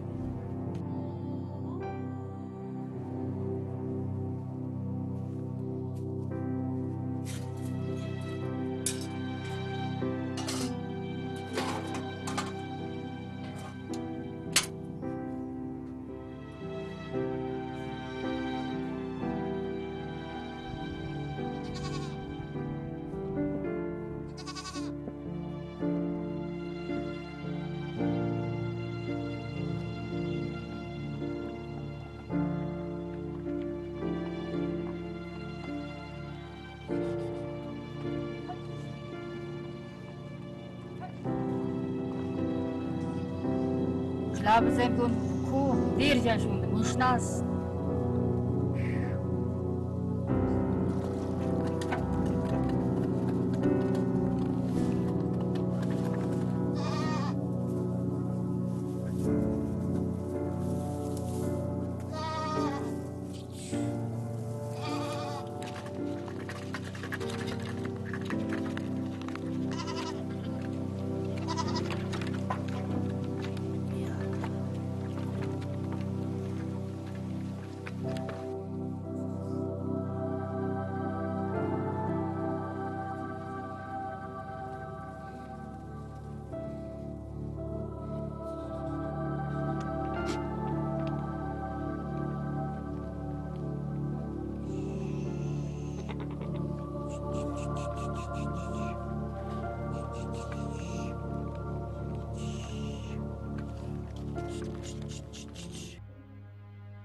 وجه زندگی آدم کون رکجتات یبت وزا چیز کن آخرش متم الات کنی خیلی شد مرد نستید که رم دیار بستیار ناستا تم نیزم بافکی نه کوی واقعا نه کوی سناک باشو تو نه کوی چیز توم غاش بس کون مش مالک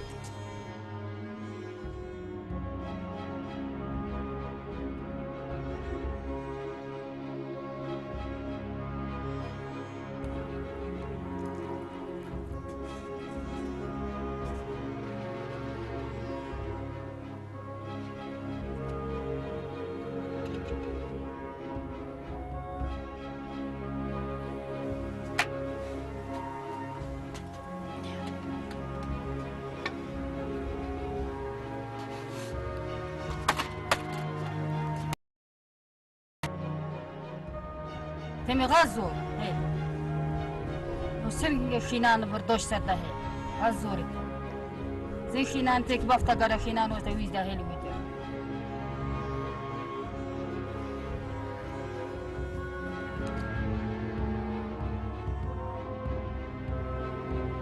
از آخرش بیر مسخط شد لی بتش بیر زن ناس لی و توم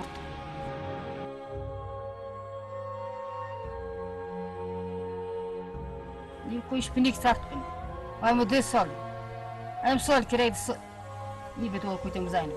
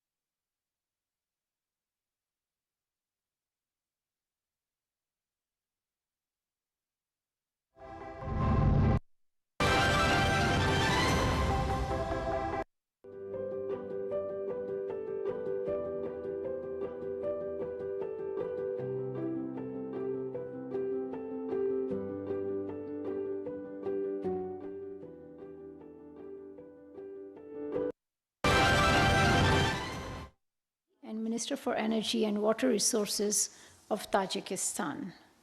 The two sides reaffirmed their commitment to enhance bilateral cooperation in trade, energy, agriculture, manufacturing, education, and tourism.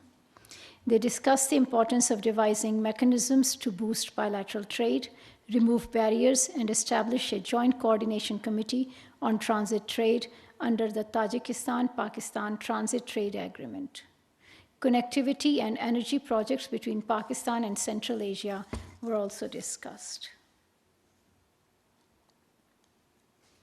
Pakistan and France held productive consultations in Islamabad on UN Security Council matters. The consultations were co-chaired by Director for UN Affairs of the French Ministry of Foreign Affairs and Additional Foreign Secretary, United Nations, Ambassador Syed Haider Shah. The two sides reaffirmed their commitment to bilateral cooperation and dialogue and working together for international peace and security. As members of the UN Security Council, Pakistan and France will constructively engage with each other in strengthening multilateralism and addressing global challenges. Pakistan welcomes the UNGA resolution of yesterday demanding an immediate and unconditional ceasefire in Gaza and removal of restrictions against UNRWA in its aid operations in Gaza Strip and the West Bank. We call for an immediate cessation of hostilities in Palestine, end to genocide in Gaza, protection of civilians and civilian infrastructure, unrestricted humanitarian access to those in urgent need, full support to UNRWA and its mandated humanitarian activities, and healthcare to those in urgent need.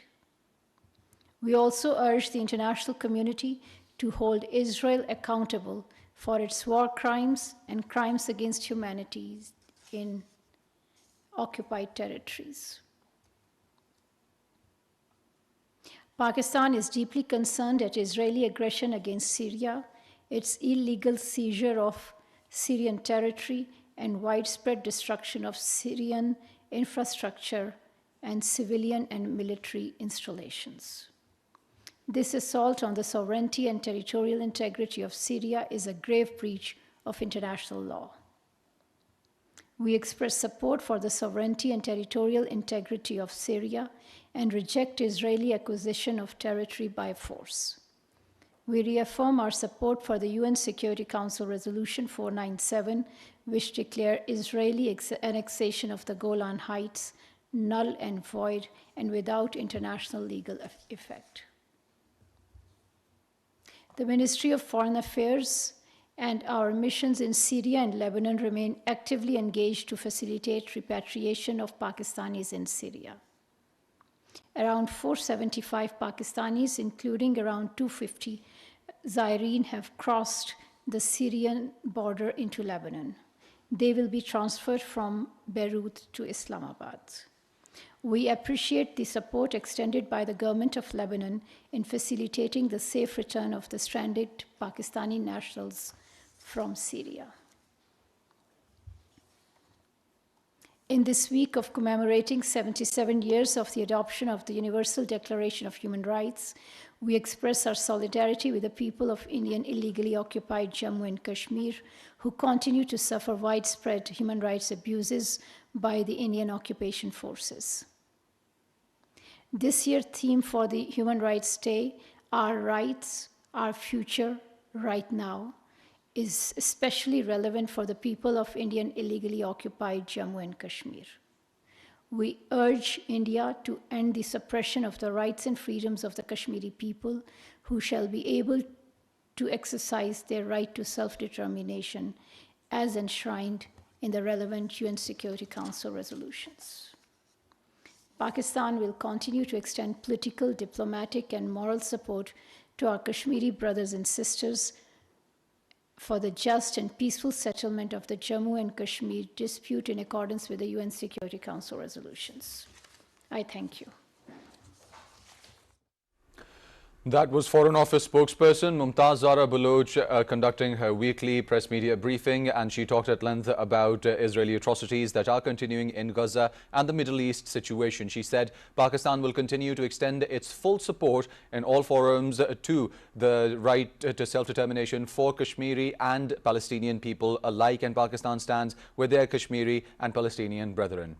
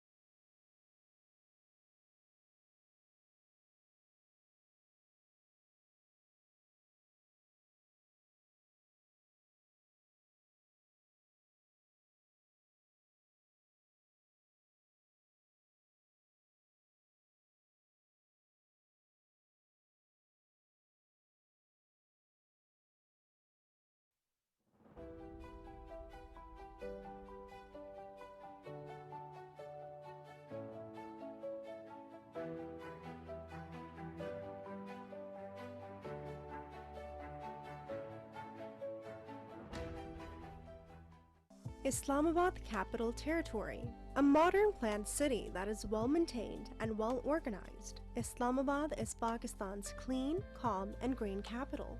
Founded in the 1960s, it attracts people from all over Pakistan. Located on the Potohar Plateau in the northeastern part of the country, between Rawalpindi district and the Margla Hills National Park to the north. Faisal Mosque, the largest mosque in South Asia, Margla Hills National Park, Damanico, Pakistan Monument, Rawal Lake, Simli Lake, and Fatima Jinnah Park are among the tourist attractions in the territory. It is ranked as the second most beautiful capital city in the world.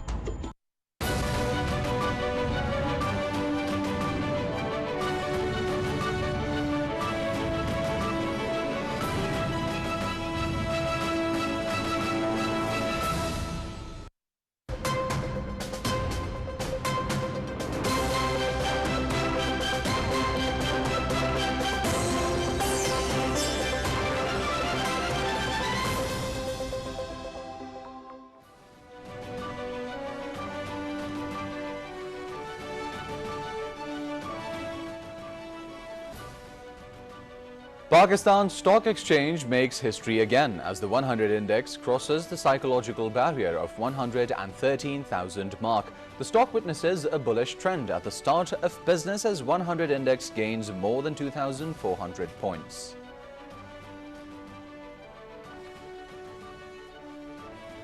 President Asif Ali Zardari calls for greater Chinese investment in diverse sectors of Pakistan's economy.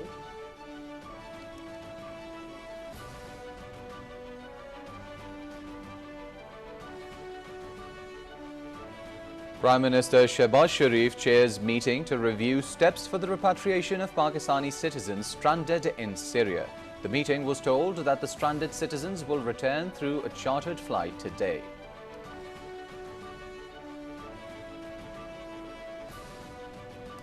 Prime Minister Sharif reiterates the government's commitment to implementing reforms and ensuring effective governance across all sectors.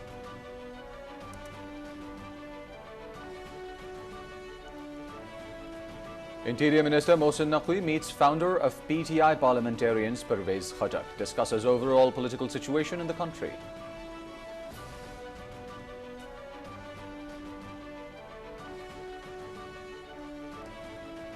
Federal Minister for Industries and Production, Rana Tanveer Hussain, says that the government will provide free of cost electric bikes to 120 top students of the Federal Education Board.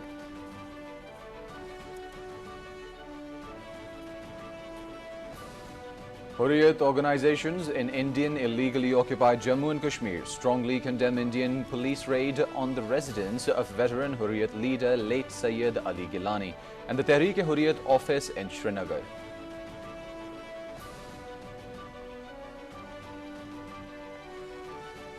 Pakistan and France reaffirmed their commitment to bilateral cooperation and dialogue and working together for international peace and security.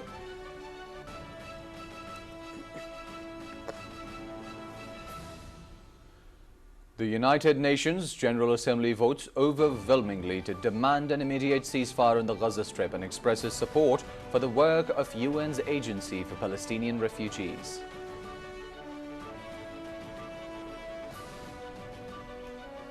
Gaza's Civil Defense Agency says Israeli strikes killed 21 people, including several children, hours after the UN General Assembly called for an immediate ceasefire in the devastated Palestinian enclave.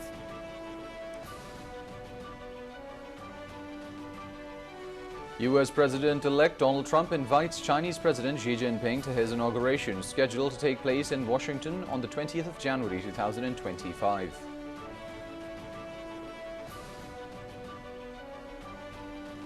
South Korean President Yoon Suk-yeol vows to fight until the very last minute in a defiant address defending his shock decision last week to declare martial law and deploy troops to the country's parliament.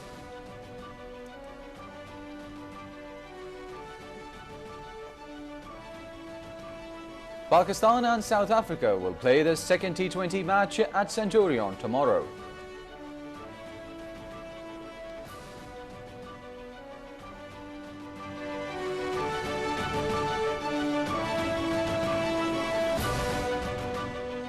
Assalamu alaikum and welcome. You are watching PTV World. Those are the headlines, and for the news in detail, I'm Muzammil Ali Khan. Joining me, Nala Shuja. We've got more news lined up for you, but right after a short break. Stay tuned.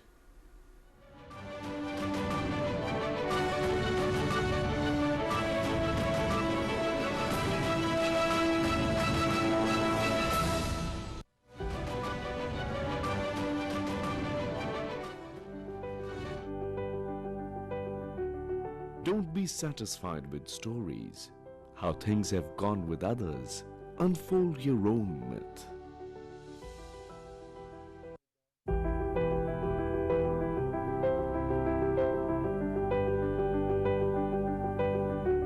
Raise your words, not voice. It is rain that grows flowers, not thunder.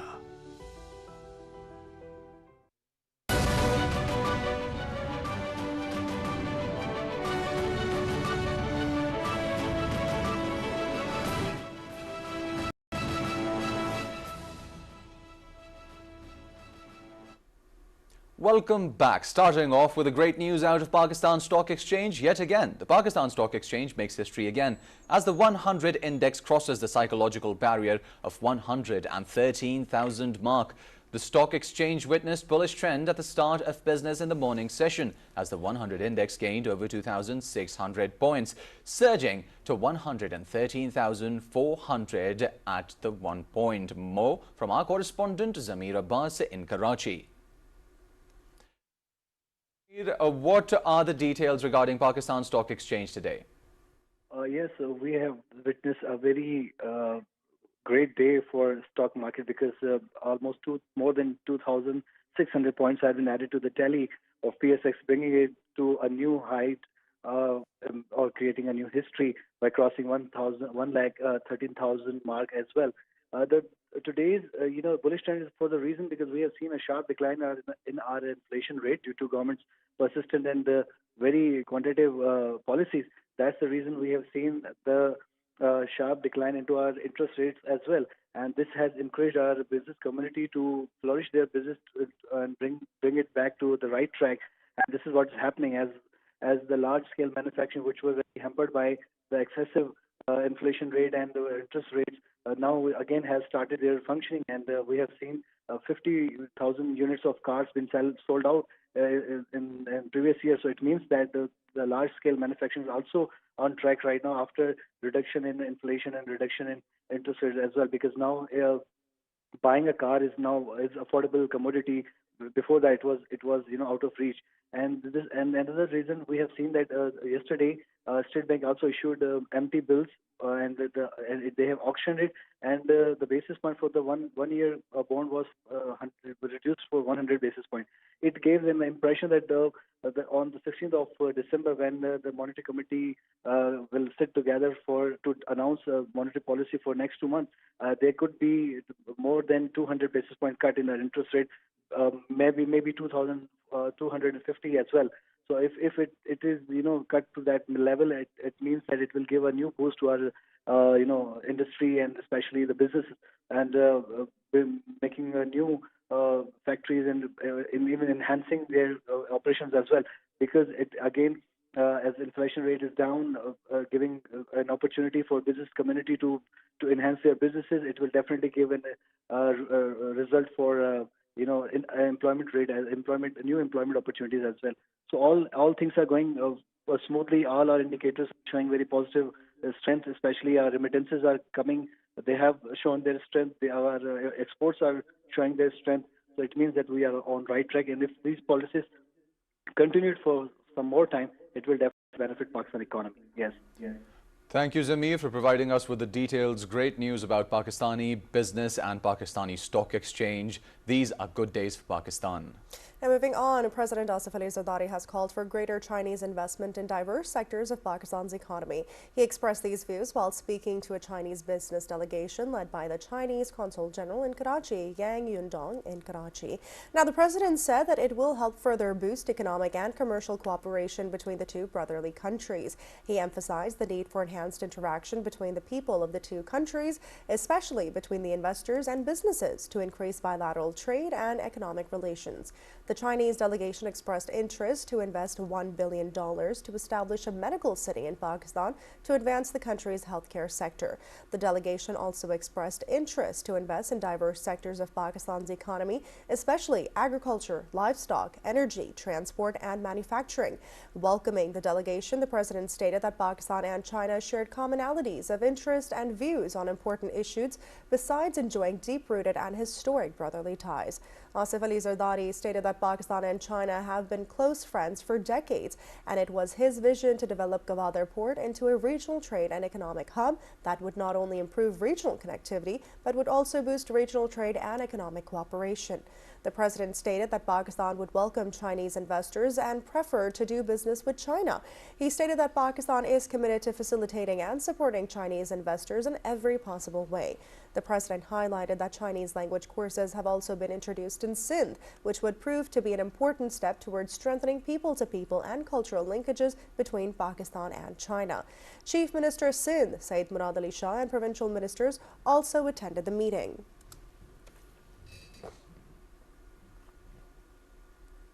Prime Minister Shehbaz Sharif chaired a crucial meeting to review the arrangements for the repatriation of Pakistani citizens stranded in Syria. Now, during this meeting, the Prime Minister was briefed on the progress of the operation, emphasizing the urgency of their safe return. He confirmed that the stranded citizens will be brought back to Pakistan via a chartered flight that is scheduled for today. The government has made necessary arrangements for their smooth transit, ensuring that they are provided with all required support during their journey. The planning minister will be present at the airport to personally receive the returning citizens, demonstrating the government's commitment to ensuring their well-being and providing them with the necessary assistance upon their arrival. This initiative is part of the government's continued efforts to assist and protect Pakistani nationals abroad in times of crisis. Further steps will be taken to ensure that those affected are reintegrated upon their safe return. Prime Minister Shehbaz Sharif has reiterated the government's commitment to implementing reforms and ensuring effective governance across all sectors. More in the following report by our correspondent Fahad Ahmed Missan. Let's take a look. Prime Minister Shehbaz Sharif has reiterated that government's commitment to implementing reforms and ensuring effective governance across all sectors. Talking to newly appointed experts on governance improvement in Islamabad, the Prime Minister said digitization, automation and enhanced decision-making process are the pillars of progress and prosperity in the modern world. The Prime Minister emphasized that the appointment of these experts will improve decision-making process and contribute to more effective governance. He said that the input and critical reviews on decisions of important public interest will result in far-reaching positive outcomes. The Prime Minister expressed the confidence that we will benefit from the expertise of these individuals who have made invaluable contributions in their respective fields. Shehbaz Sharif told the experts that they all carry the significant responsibility of contributing expert opinions and constructive thinking to the decision-making process of national affairs. He expressed hope that these experts will perform their duties with utmost excellence. The Prime Minister was briefed that these experts will provide the government with specialized and critical advice in their respective areas, aiding in more informed decisions across various sectors. During the session, the newly appointed officers were introduced and briefed about their respective responsibilities. The meeting was attended by Federal Minister for Economic Affairs Ahad Khan Chima and other senior officials. Reporting for PTV World, Fahad Ahmed Missan. Foreign Office spokesperson Mumtaz Zara Baloch has said that around 450 Pakistanis, including 250 Zaireen, have safely crossed into Lebanon from Syria. Addressing her weekly press briefing at the Foreign Office here in Islamabad, she said that Pakistan welcomes the United Nations General Assembly resolution demanding immediate ceasefire in the Gaza Strip. She also welcomed the removal of the sanctions against UNRWA and its aid operations in the Gaza Strip and the West Bank. She said that Pakistan calls for an immediate cessation of hostilities in Palestine, end to the genocide in Gaza, protection of the civilians and civilian infrastructure, unrestricted humanitarian access to those in urgent need, full support to UNRWA and its mandated humanitarian activities, and health care to the urgent in need. She said that Pakistan also urges the international community to hold Israel accountable for its war crimes and crimes against humanity in occupied territories. The spokesperson stated that Pakistan is deeply concerned at Israel's aggression against Syria, its illegal seizure of Syrian territory, and widespread destruction of Syrian infrastructure and civilian and military installations. She said that this assault on sovereignty and territorial integrity of Syria is a grave breach of international law, stating that we express support for the sovereignty and territorial integrity of Syria and reject Israeli acquisition of territory by force. She said that we reaffirm our support for the UN Security Council's resolution 497, which declare Israeli annexation of the Golan Heights null and void and without international legal effect.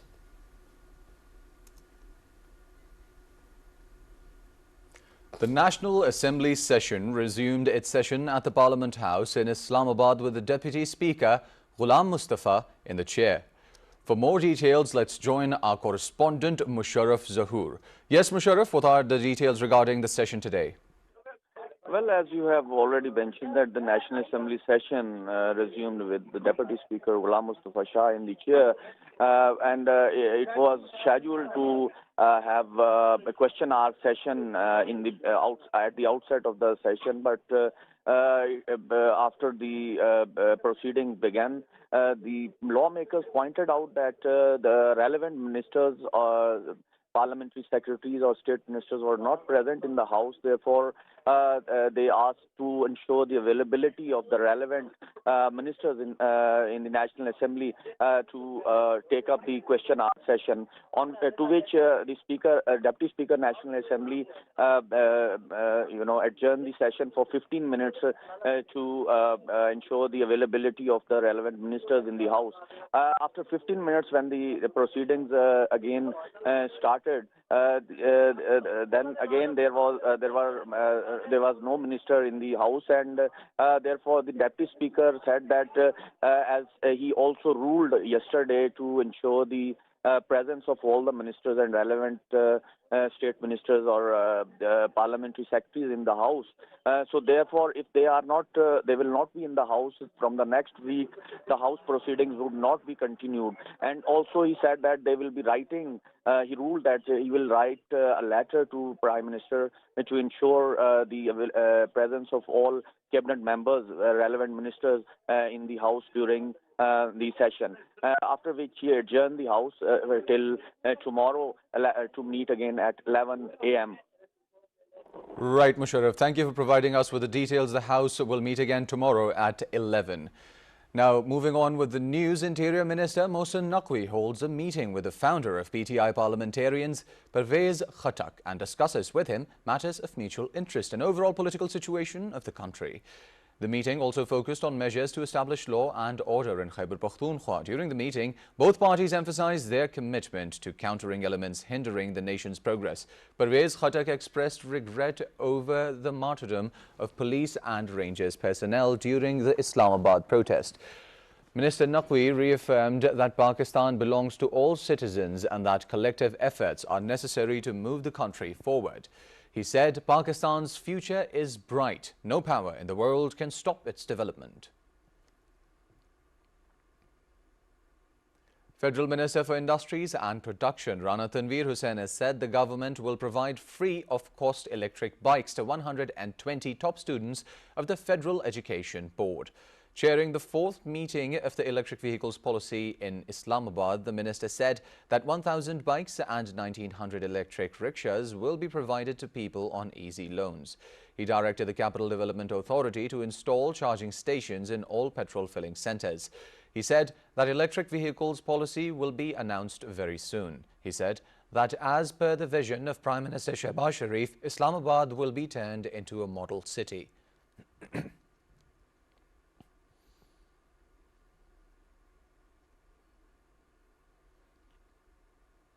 Pakistan and France have reaffirmed their commitment to bilateral cooperation and dialogue and working together for international peace and security.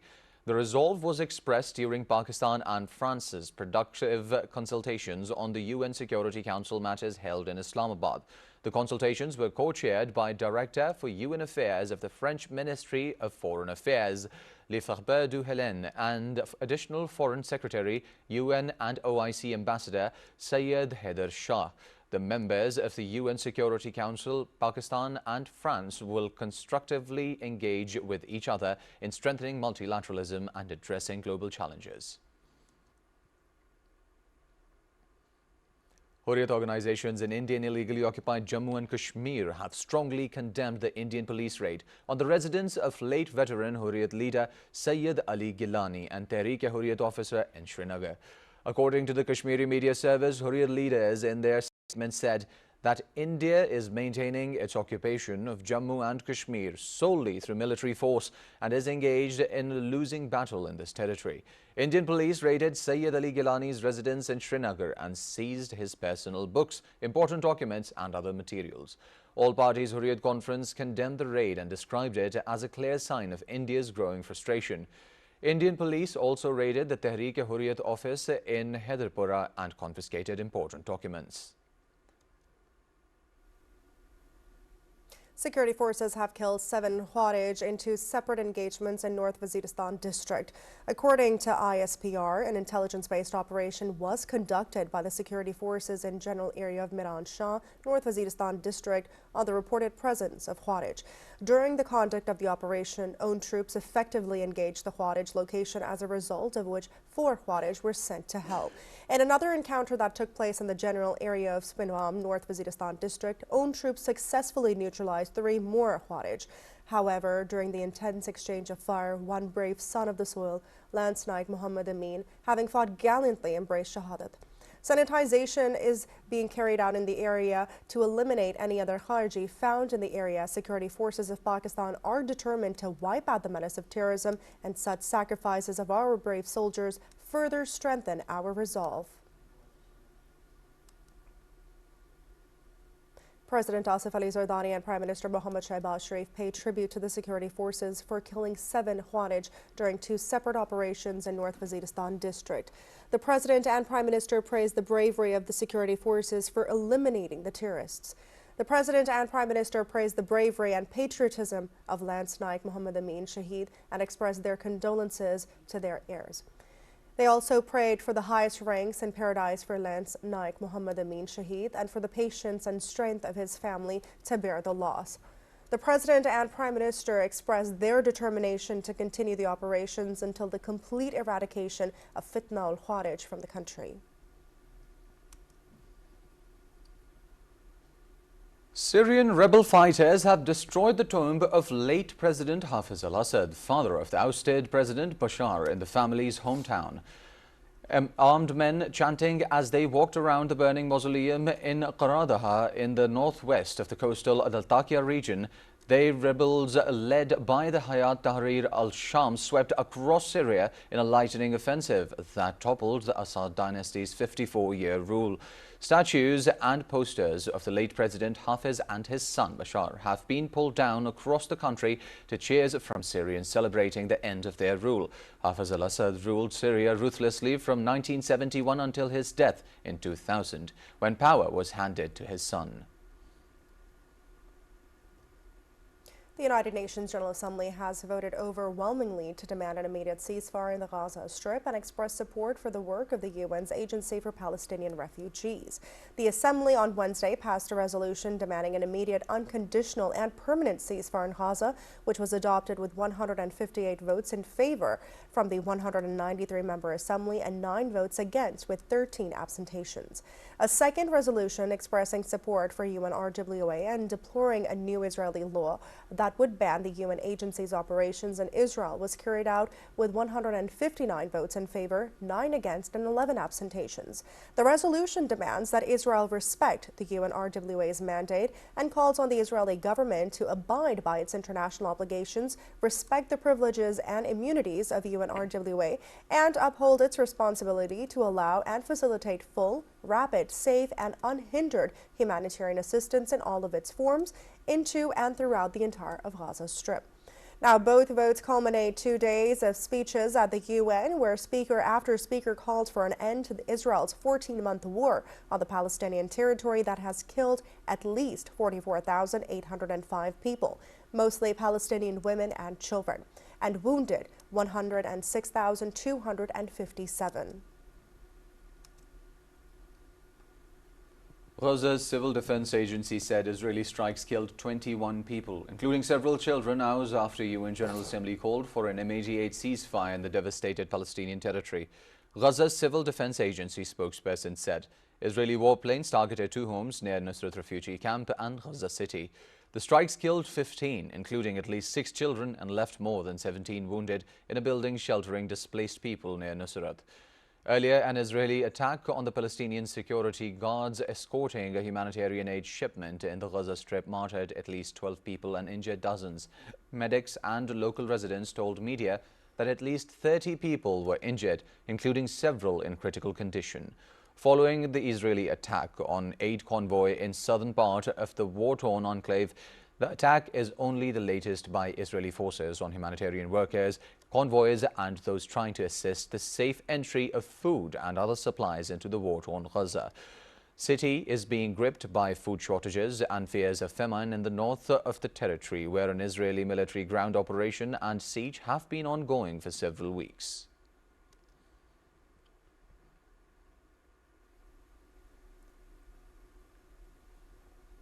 The UN has appealed for $4.07 billion to provide desperately needed aid in the conflict-battered Gaza and the West Bank next year, saying that the actual amount needed is far much higher.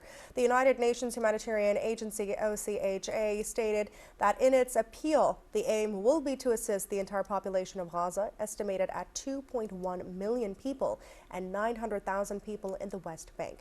It said that the actual needs amounted to at least $6.6 billion, but suggested that Israeli constraints placed on aid delivery meant it would be difficult to scale up the operations to that level. Now, the appeal said that Israel must take immediate and effective measures to ensure the essential needs of civilians are met to be able to implement the full scale of what is urgently needed. Bangladesh has cancelled its internet bandwidth agreement with India, which was signed during the tenure of former Prime Minister Sheikh Hasina Wajid. This agreement allowed India to provide high-speed internet to Bangladesh. The cancellation of this agreement is expected to severely impact India's plans to become a regional internet hub. Bangladesh's decision may also widen the growing distance between the two countries. According to the Indian media sources, the Bangladesh Telecommunication Regulatory Commission has requested high-speed internet from India for two Bangladeshi companies last year. However, Bangladesh cancelled the agreement on 1st of December 2024, citing no economic benefits. Indian media claims that the current Bangladeshi government's decision is driven more by the political reasons than economic interests. Indian companies providing bandwidth transit to Bangladesh are believed to be close to Awami League party of former Prime Minister Sheikh Hasina Wajid. The Bangladeshi government, led by Mohammad Yunus, has taken this step to reduce the influence of these companies and strengthen its opposition. The Islamabad High Court, while hearing the Toshakhana case, has declared that if founder PTI spouse Bushra Bibi does not appear before the trial court, the judge has the authority to cancel her bail. The court made the observation while hearing FIA's request to cancel the bail of Bushra Bibi. Justice Mia Gul Hassan Aurangzeb told Bushra Bibi's counsel Salman Safdar that you should take the cases seriously, and if Bushra Bibi does not appear in the trial court, the bail will be cancelled.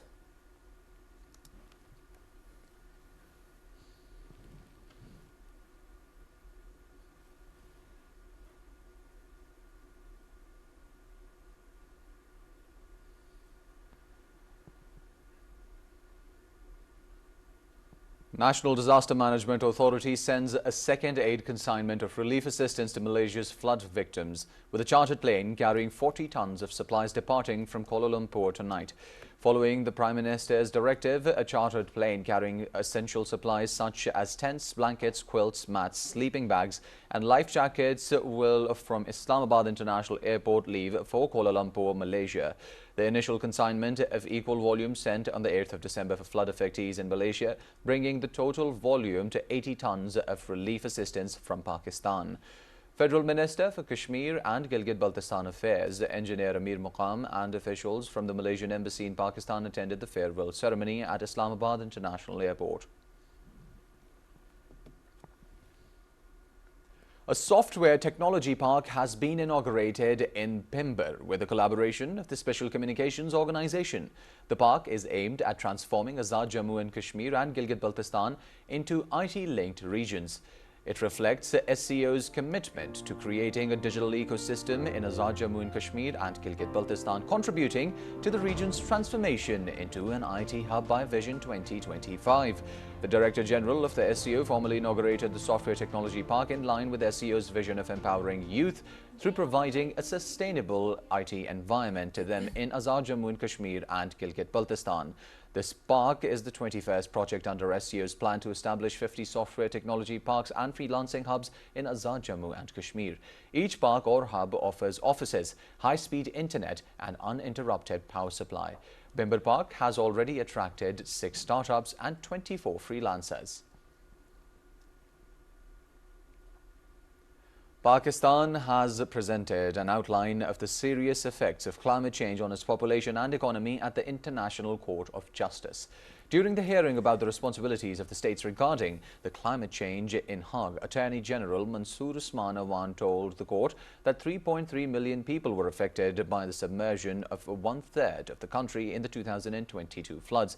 The estimated cost of reconstruction following the floods has exceeded $16 billion.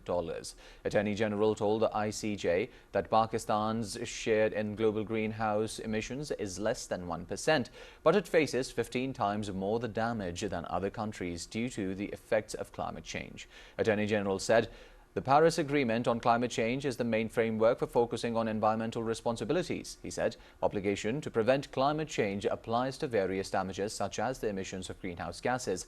So disputes related to the treaty obligations should be resolved through a mechanism established within these treaties. Mansoor Usmanavan told the ICJ that we are the first generation to feel the effects of climate change and undoubtedly the last generation to do anything about it.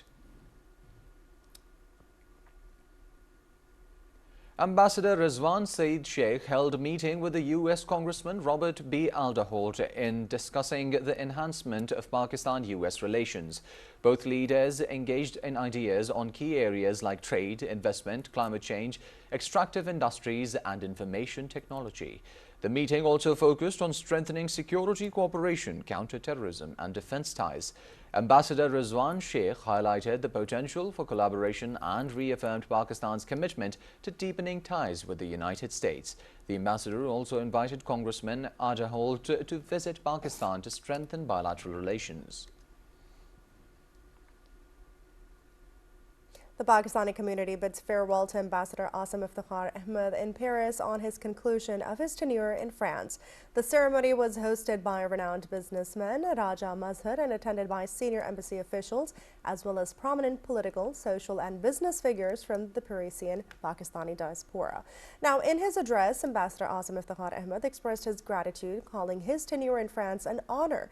He highlighted his efforts to strengthen Pakistan-France relations during his tenure, focusing on defense, business and political cooperation. He emphasized the pride he felt in representing Pakistan, promoting its positive image and fostering agreements to solidify ties between the two nations. Asim Iftikhar Ahmed was presented with honorary shields by the Pakistani Business Forum France, Pakistan Press Club France and Muslim Hands International. Human rights activists say women legislators in Pakistan have emerged as a strong voice for marginalized segments of the society. The observation came at a discussion on the issue of gender-based discrimination held in Islamabad. More in this report by our correspondent Hassan Gilani. Let's take a look. Right from the independence of Pakistan, women have played a crucial role in Pakistani politics. Independent human rights activists believe in the recent years, women legislators seem to have played the most vital role in assemblies, raising voice for the marginalized segments of the society. These include the transgender, the minorities, the specially abled, and women affected by gender-based violence. Women parliamentarians have raised human rights issues concerning child rights, child marriages, violence against children, violence against religious minorities, and of course the rights of women. All these things, and even the rights for poor people. They have raised these rights, whether it's health or education, and women have raised these issues on. Experts believe that since women in the assemblies have limited control over legislation, it is incumbent upon their male counterparts to ensure success of the legislative processes initiated by them. A lot of these women who came in the parliament, they have actually moved and passed a lot of pro-women legislations and protective legislation. So I think that indirectly do benefit women, but ultimately the responsibility of the implementation lies with the parliament and the state institutions. Even with the notable progress in social and legal systems, Pakistani women still confront formidable challenges in ending gender-based discrimination. Parliament is, of course, the supreme body that makes laws and ensures their implementation. The women in the Parliament have made substantial contribution in terms of raising voice for the oppressed. Now, it's absolutely critical for the Parliament to make sure that those proposals, those recommendations are implemented in letter and spirit. Hassan Gilani, PTV World, Islamabad. Pakistan Rangers organized a free medical camp at Rahbar Diagnostic Center in Bahawalpur. Now, the camp arranged by the Sector Desert Rangers aimed at public welfare, providing medical facilities to 500 deserving individuals. Women and children also benefited from the camp, which offered free health services and medications. Locals praised this initiative, highlighting the quality of healthcare provided at no cost. Patients expressed their desire for such public welfare projects to continue. The Punjab Rangers reaffirmed their commitment to promoting positive social change in the region. The National Institute of Maritime Affairs organized a roundtable conference titled U.S.-China Maritime Competition in the Indian Ocean Region under the Trump administration and Options for Pakistan. To present policy guidelines to relevant stakeholders, Senator Mushahid Hussain Said was the chief guest, whereas Vice Admiral retired Khan Hasham bin Siddiqui presented the keynote. Dr. Babar Bilal, Vice President of NEMA, welcomed the guests and gave an overview of the conference. Vice Admiral retired Ahmed Said, president of NEMA, moderated the session. Maritime experts, diplomats, policymakers, government officials, academia, think tanks, and university students actively participated in the discussion. It was a general consensus that under Trump 2.0 administration era, trade wars would take precedence over military confrontation. The Indian Ocean will gain substantial strategic importance because a major portion of global trade passes through this region. The rise of multipolarity will enhance the role of middle powers and regional players. Thus, Pakistan, as a major player in the Indian Ocean region, will be facing challenges and opportunities to market its geostrategic location. In the end, President NEMA thanked all the participants for their wholehearted participation and reaffirmed NEMA's commitment to advancing dialogue on maritime and regional security issues. Basically, to preempt a situation which is coming up, and that was that what kind of changes we envisage in the maritime domain, specifically in the Indian Ocean, in Trump 2 administration era. So that was the area in which we had called galaxy of experts from the academia, from the maritime side, from politicians and everybody. So the outcome was that it will not be the same way as it used to be. That means in this era, of course, the contestation is going to be higher, but that is not going to be more military focused. It will be more trade focused. So that is where the importance of Indian Ocean will play a very pivotal role, and that's where the Pakistan has the opportunity to encash on this and prepare for those kind of challenges which are coming up. And again, another point which was very important, that was that India as a net security provider during the Trump era will not be a free meal for India. That means there will be a lot of challenges for India to perform. During the 1971 war, the Indian-backed terrorist group Mukti Bahini carried out horrific massacres of innocent Pakistanis in East Pakistan. The Mukti Bahini, responsible for atrocities and killings of unarmed Pakistanis, blamed these acts on Pakistan Army. Brigadier Mohammad Sarfaraz, retired, who participated in the 1971 war, shared his account of these events.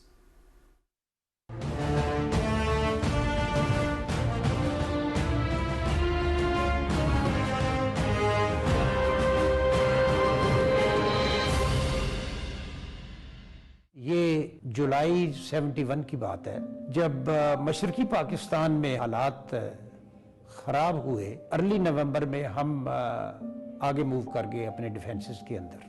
22 नवंबर को मशरकी पाकिस्तान में India ने attack कर दिया। Battalion headquarter जो है हमारा हडका एक जगह थी, वहाँ था, और हमारी 2 कंपनियां आगे डिप्लॉयड थी। मुझे ये जिम्मेदारी सौंपी गई कि मैं अल्फा कंपनी को कमांड करूं। तो मेरी लेफ्ट फॉरवर्ड कंपनी थी। सीओ को बुलाया जाता है ब्रिगेड हेडक्वार्टर, उन्हें कहा जाता है 4 दिसंबर 1971 को 3 बजे आपने ये मुनव्वर कॉम्प्लेक्स को लेना है। इंडियन ने मुनव्वर कॉम्प्लेक्स के अंदर सख्त डिप्लॉयमेंट की हुई थी। बहुत ऊंची वो टेकरी थी और उसके अंदर 3 दुश्मन के टैंक थे जो मुख्तलिफ वो ग्राउंड रोल में इस्तेमाल हो रहे थे। उसके अंदर एंटी टैंक वेपन्स भी लगे हुए थे और साथ इंडियन की आर्टिलरी लगातार फायर कर रही थी। हमारे सीओ तकरीबन 200 गज के फासले पर वो ऑब्जेक्टिव्स के थे, तो उनके सीने में आके गोलियां लगी एक मशीन गन की, और फिर उसके सर के ऊपर भी लगी। जब वो शहीद हो गए, पलटन के सारे जवान भी उनके इर्द गिर्द थे। हमारे कोई 12 लोग शहीद हुए और 35 लोग जो हैं वो जख्मी हुए। उधर मतेवाला में डिस्कशन जारी थी, तो कमांडर ने मुझे कह दिया how about you commanding? I said no problem, हम सारे जाएंगे, हम बचते हैं नहीं बचते कोई बात नहीं है। इस दौरान हम सारे इकट्ठे हो चुके थे। सबसे पहले मैंने खुद माइनफील्ड के अंदर जंप किया और तब मेरे ट्रूप्स ने मुझे फॉलो किया। Commander has to lead from the front. ये पर्सनल एग्जांपल, ये पाकिस्तान के जितने जूनियर कमांडर्स हैं, ये उनकी जहां जहां बहादुरी उन्होंने दिखाई है, उनके ट्रूप्स उनके साथ गए। हमने अल्लाह अकबर का जब नारा लगाया तो दुश्मन ने दे स्टार्टेड देयर व्हीकल, पहले उनकी LMGs ने और मशीन गनों ने और सब फायर उनका आ रहा था, but then after some time when we were, जब हम तकरीबन 200 गज के फासले पर उनके थे, we could see them running away from Manawar complex. हमने उधर रुक नहीं गए, हम एक्सप्लॉइट के तवी के किनारे तक पहुंच गए और तवी में जाकर मैं दोनों कंपनियों को डिप्लॉय किया। और इसके साथ उनकी एक चिमरियाल पोस्ट भी थी राइट साइड पर, वो पोस्ट वाले भी खुद ही भाग गए। जब उनको पता चला कि मनवर कैप्चर हो गया तो उन्होंने उधर से ही तवी को क्रॉस किया और वो वहां से भाग गए। तो इस तरीके से तकरीबन 30 to 40,000 मीटर एरिया जो है इनका, जो है ना, तकरीबन वो सदर्न सेलिएंट का जितना हिस्सा था वो सारा हमारे कब्जे में आ गया। आज भी मुनव्वर अल्हम्दुलिल्लाह इज विद अस। हम अपने शहीदों को भूलते नहीं कि वो शहीद जो है यही इस कौम का सरमाया है। वो शहादत देंगे इस बात की कि ये हमने इस इस्लाम की भी हिफाजत की है, इस मुल्क की भी हिफाजत की है। ये गाजी ये तेरे पुरस्कार बंदे जिन्हें तूने बख्शा है ज़ौक़े खुदाई, दो नीम इनकी ठोकर से सहरा हो दरिया, सिमत कर पहाड़ इनकी हैबत से राई।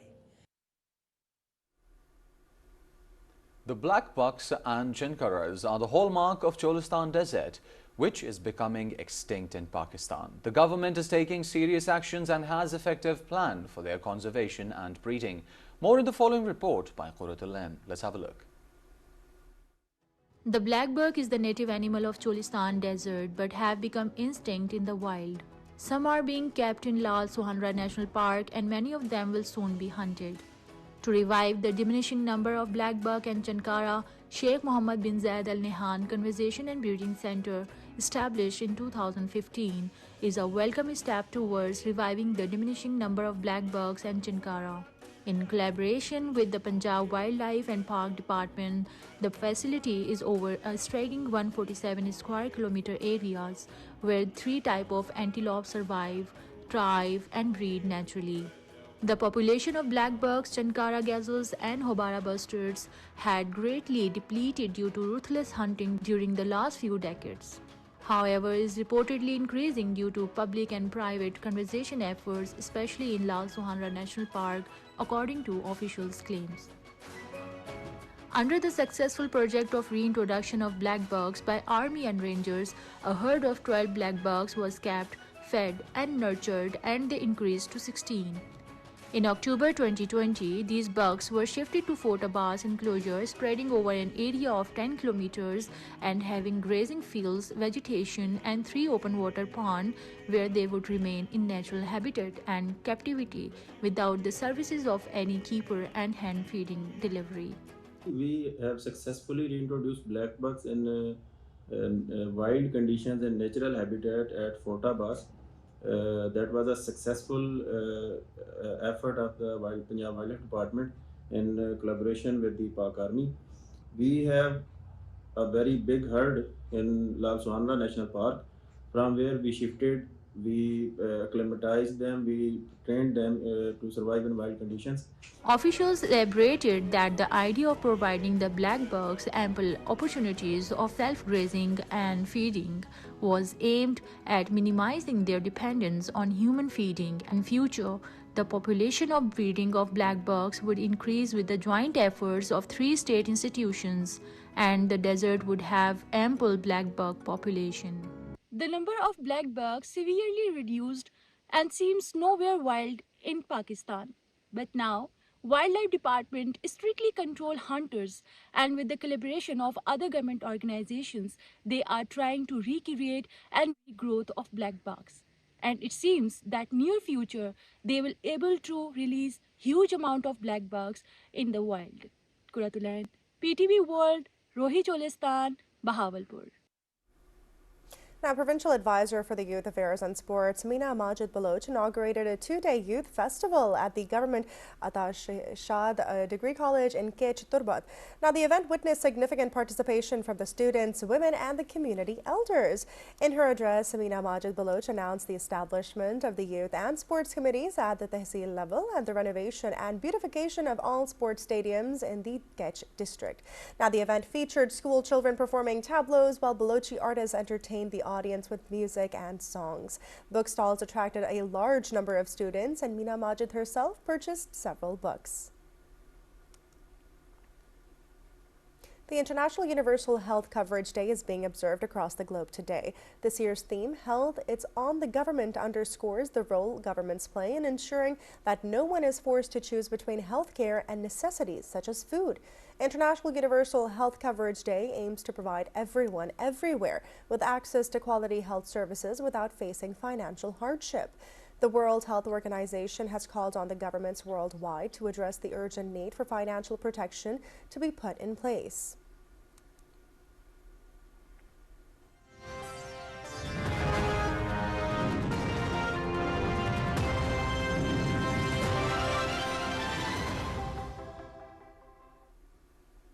U.S. President-elect Donald Trump invited Chinese President Xi Jinping to his inauguration scheduled to take place in Washington on 20th of January 2025. According to the U.S. media, the invitation was sent in early November, soon after Trump's election victory, but it is unclear whether the Chinese leader accepted the invitation or not. Trump said in an interview with the NBC News on Friday that got along very well with Xi, and they had had communication recently as this week. Trump has named numerous China hawk to posts in his incoming administration, including Senator Marco Rubio as a Secretary of State. Trump has said that he will impose an additional 10% tariff on Chinese goods and also threatened tariffs in excess of 60% on Chinese goods while on the campaign trail. In late November, China's state media warned Trump that his pledge to slap additional tariffs on Chinese goods over the fentanyl flows could drag the world's top two economies into a mutually destructive tariff war. South Korean President Yoon Suk-yeol has lashed out at his political opponents as anti-state forces and defended his short-lived martial law order as a legal move to protect democracy. His comments came as the leader of Yoon's own party stated that the president had shown no signs of resigning and must be impeached. Near the end of a lengthy address broadcast on television, Yoon announced that he would fight till the end. Meanwhile, South Korean police on Thursday launched a second raid on the presidential office compound to obtain documents and materials, a day after a similar attempt was blocked by the security guards. Yoon faces a second impeachment vote in Parliament expected on the 14th of December, a week after the first one failed because most of the ruling party boycotted the vote.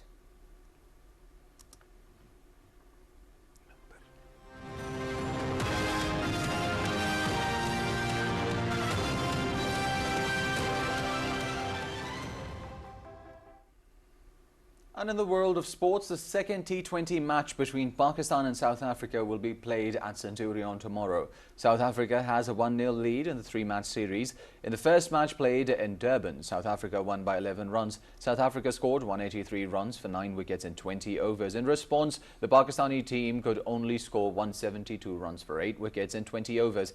The third match of the series is scheduled in Johannesburg on Saturday.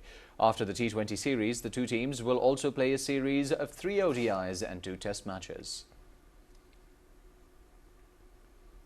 Now, the Lions beat the Panthers by 8 wickets in the 6th match of the Champions T20 Cup 2024 at Rawalpindi Cricket Stadium. The Lions won the toss and chose to field. Batting first, the Panthers scored 123 runs in the allotted 20 overs. Danish Aziz remained the top scorer with 34 runs by smashing 4 fours. For the Lions, Shahid Aziz took 4 wickets. Now, in reply, chasing 123, Lions were bowled out for 126 runs. Imam ul Haq added 45 runs while Hassan Nawaz scored 44 runs for the Lions. For the Panthers, only Mubashir Khan took 1 wicket. Shahid Aziz was declared player of the match. PTV Sports HD is telecasting the entire series live.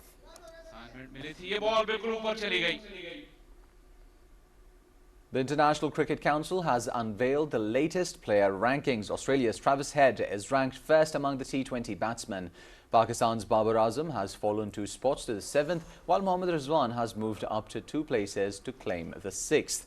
England's Adil Rashid holds the top spot in the T20 international bowlers rankings, with no Pakistani bowler in the top 10.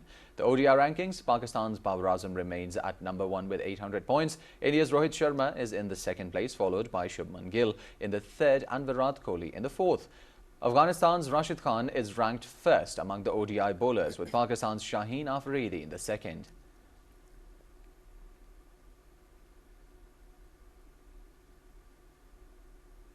The 67th National Wrestling Championship took place at Jinnah Stadium in Gujranwala, organized by the Pakistan Wrestling Federation. The event ran from the 6th of December to the 8th of December 2024. Teams from various organizations, including the Army, WAPDA, Railways, Police, HEC, and others participated, along with the regional teams from Punjab, Sindh, Balochistan, Khyber Pakhtunkhwa, Islamabad, and Azad Jammu and Kashmir. The Army wrestling team emerged victorious, securing first place with 193 points, winning 4 gold, 2 silver, and 4 bronze medals.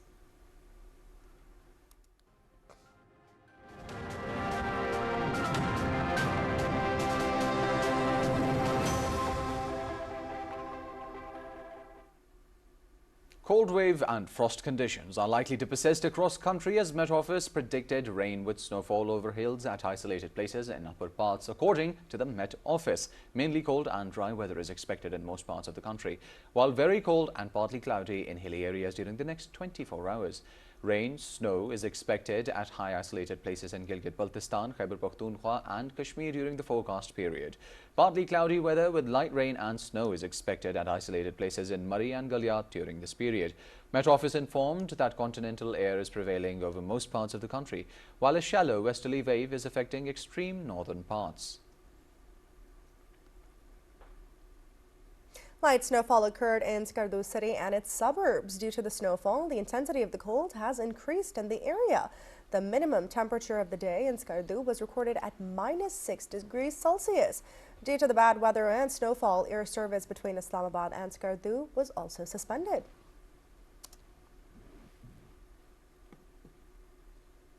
Well, viewers, that's all the news updates we have for you for now. But for more details and live streaming, you can log on to our website, world.ptv.com.pk. From Muzammil, myself, Naila, and the entire news team, it's a goodbye. Take care.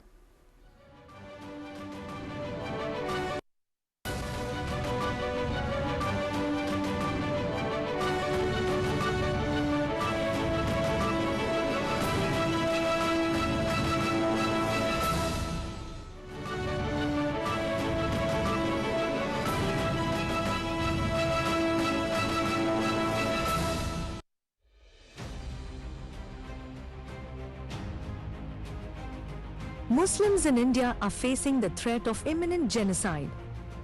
Hate crimes against Muslims have surged since Modi's rise to power. International experts have raised alarms about the looming danger of genocide of Muslims in India. Genocide Watch has warned that India is preparing for the genocide of Muslims. United Nations and international human rights bodies must act to protect the vulnerable Muslims in India.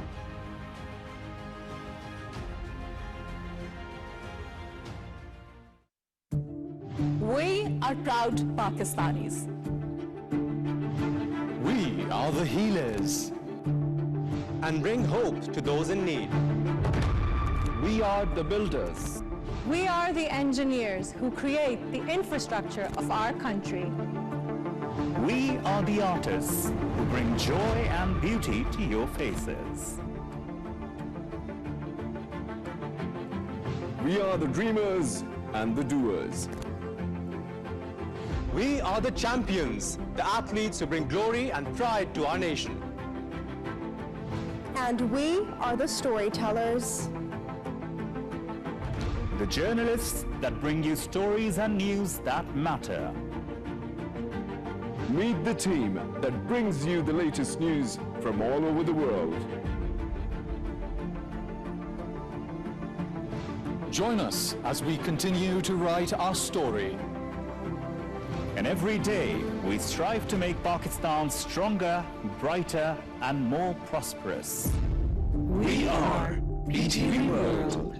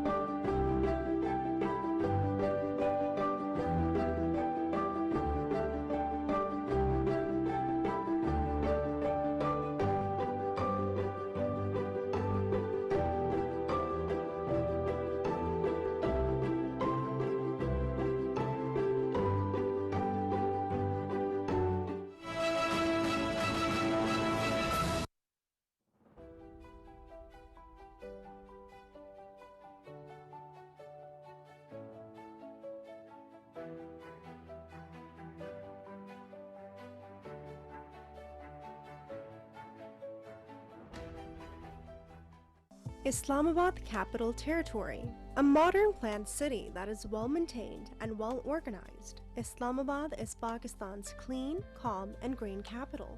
Founded in the 1960s, it attracts people from all over Pakistan. Located on the Potohar Plateau in the northeastern part of the country, between Rawalpindi district and the Margla Hills National Park to the north. Faisal Mosque, the largest mosque in South Asia, Margla Hills National Park, Dominico, Pakistan Monument, Rawal Lake, Simli Lake, and Fatima Jinnah Park are among the tourist attractions in the territory. It is ranked as the second most beautiful capital city in the world.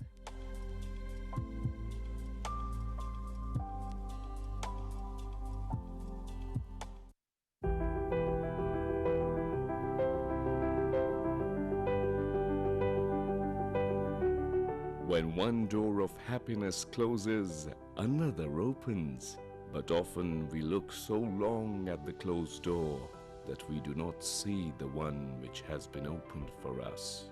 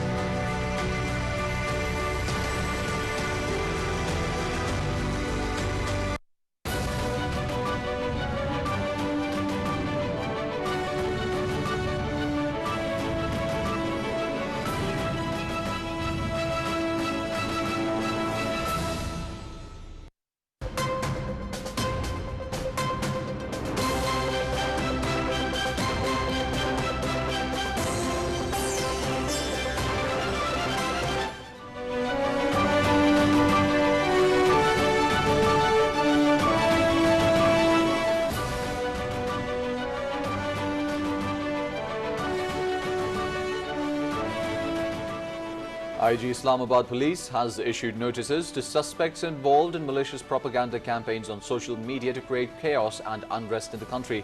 The IG Islamabad Police heads the committee formed by the federal government to keep a check on crime on social media under PECA Act 2016.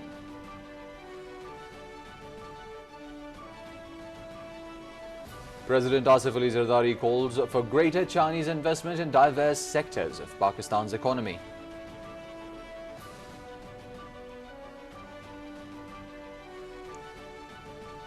Pakistan Stock Exchange makes history again as the 100 index crosses the psychological barrier of 113,000 mark. The stock witnesses a bullish trend at the start of the business as 100 index gains more than 2,400 points. Interior Minister Mohsin Naqvi meets founder of PTI parliamentarians Pervez Khattak, discusses overall political situation in the country.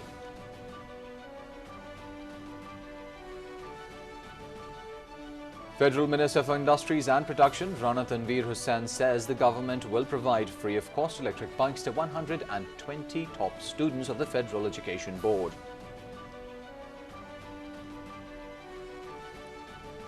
Islamabad High Court, while hearing the Toshikhana case, has declared that if PTI founder spouse Bushra Bibi does not appear before the trial court, the trial judge has the authority to cancel the bail.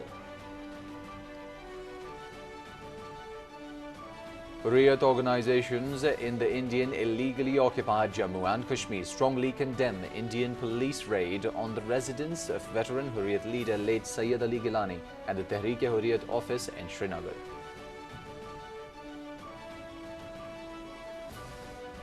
Foreign Office spokesperson Mumtaz Zara Baloch says Pakistan welcomes the United Nations General Assembly resolution demanding an immediate ceasefire in the Gaza Strip and the removal of restrictions against UNRWA in its aid operations in the Gaza Strip and the West Bank.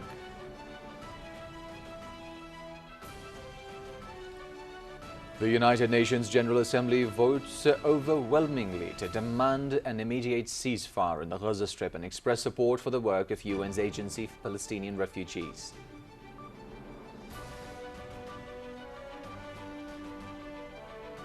Gaza's Civil Defense Agency said Israeli strikes killed 21 people, including several children, hours after UN General Assembly called for an immediate ceasefire in the devastated Palestinian territory.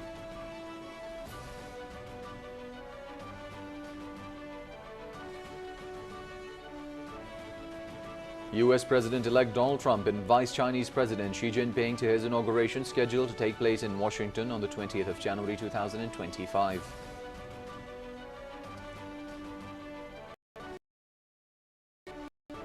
South Korean President Yoon Suk-yeol vows to fight until the very last minute in a defiant address, defending his shock decision last week to declare martial law and deploy troops to the country's parliament.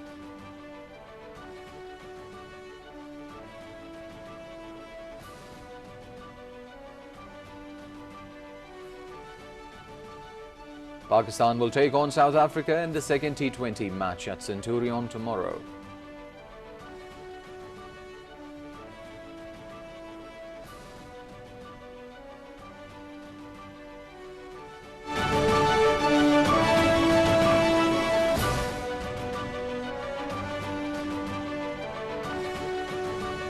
Those are all your hourly updates, but if you want to get your hands on more news, you can visit our website world.btv.com.pk, and for Facebook and Twitter, our handles @WorldBTV. I'm Muzammil Ali Khan signing off, and you have a good afternoon. Take care.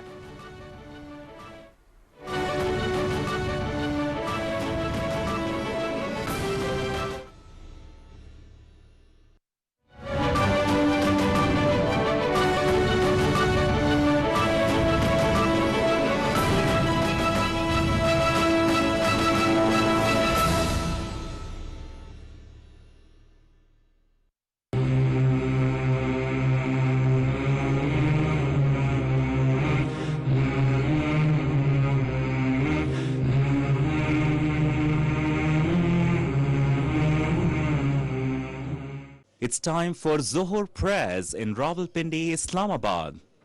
People in other parts of the country may offer their prayers according to their local timings. Allahu Akbar, Allahu Akbar. الله أكبر الله أكبر أشهد أن لا إله إلا الله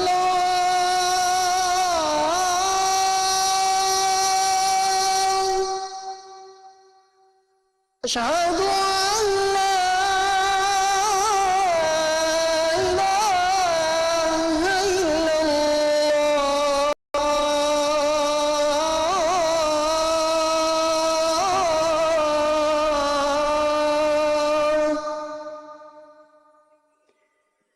أشهد أن محمدا رسول الله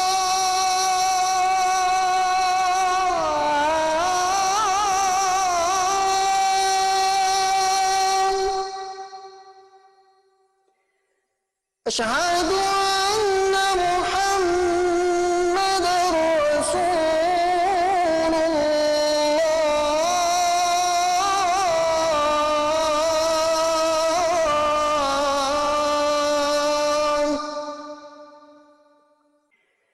حي على الصلاة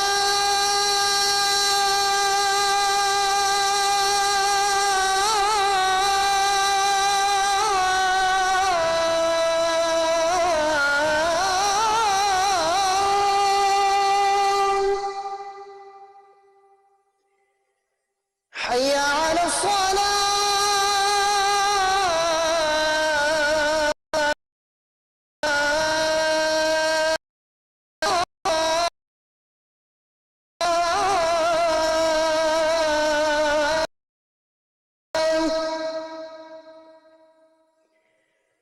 حي على الفلاح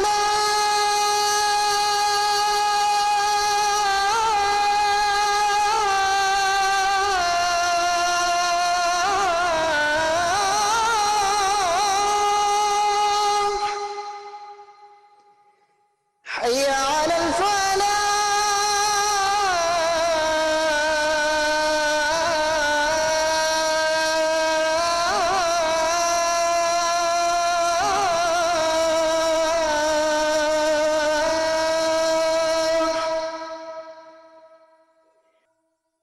الله أكبر الله أكبر لا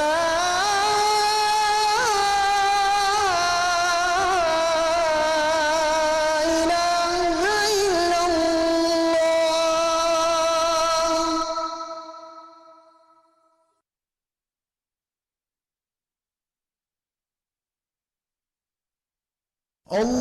اللهم صل على محمد وعلى آل محمد كما صليت على إبراهيم وعلى آل إبراهيم إنك حميد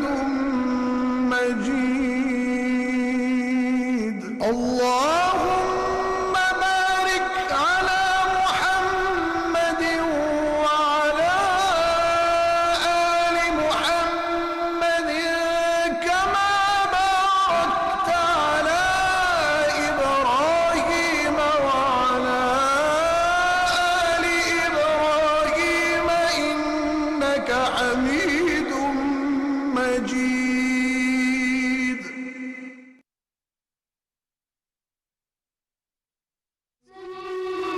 Sayings of the Holy Prophet Muhammad sallallahu alayhi wa alihi wasallam. He who does not respect elders, does not have mercy on children, does not commend what is good, and does not forbid what is evil, is not one of us.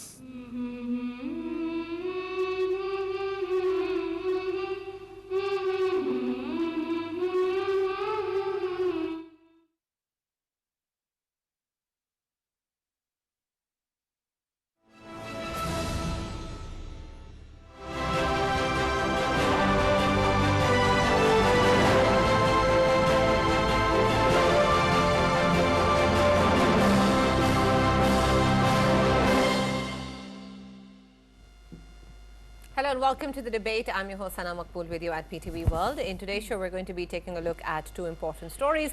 The first is with reference to what is going on in Pakistan and the political situation in the country, with, of course, many developments that we've seen over the past year or so, and most notably, of course, with reference to how accountability needs to be spread across the border. And we saw that the arrest of the former ISI chief, Lieutenant General retired Faiz Hamid, was something that was pointing towards that direction. And now we've seen an official response coming in after a couple of months from the ISPR, also pointing towards the indictment with reference to what has been going on with regards to political activities and involvement in political affairs of the country, also including in terms of May 9th, but not limited to that. And then, of course, also in terms of putting forward unrest in the country and damaging the interests of the country. And these are, of course, very important and serious allegations, and perhaps a lot more than just with the fact that what we've seen previously in terms of matters related to a housing society and the allegations that have been put forward by the owner. What, of course, remains to be seen is how these are going to be linked together and how the case actually proceeds forward, and what sort of discussions will actually come forward to the limelight, both pertaining to the involvement of the military brass in the country, and then, of course, with reference to the political party PTI that has been associated with a lot of agitation and protest rallies in the country. So, of course, that remains to be seen as the case proceeds. But, of course, when we talk about the way forward and the way that we have seen previously in the past, the notion of the top military brass and political elite of the country being immune with reference to any consequence or any sort of political accountability, perhaps that is going to change. So we're going to take a look at what this particular case would mean and represent, not just for the political landscape of the country, but also with reference to the credibility of the military institutions and, of course, the people who take over top positions. So that's going to be our focus in the first segment of the show today. Our next one is going to take a look at what is going on in India with reference to the farmers' protests and the group of 101 farmers. And this, of course, something that has been going on for quite some time now, with the demands being put forward and the government crackdown that continues. And we've seen that the leadership of this group also vows to continue with this protest. And we're going to be, of course, seeing how that is going to help. We've already seen a crackdown taking place, which has targeted their leader, who's struggling with his injury. So we're going to be taking a look at what the current situation is and what that means in terms of their own future and, of course, its impact on the country as a whole. That's going to be our discussion in the second segment of the show today. For this and more, as always, in the studios, I've been joined by senior analyst Farooq Patafi and Raja Faisal. And we've been joined online for our first segment by Barrister Safira Ghori, who's a political analyst and legal expert, and Ms. Uzma Kardar, leader PMLN. Thank you very much, gentlemen and ma'am, for joining us and being a part of the discussion today. And I'll start with you, Ms. Uzma, with reference to what we've seen happen in the country.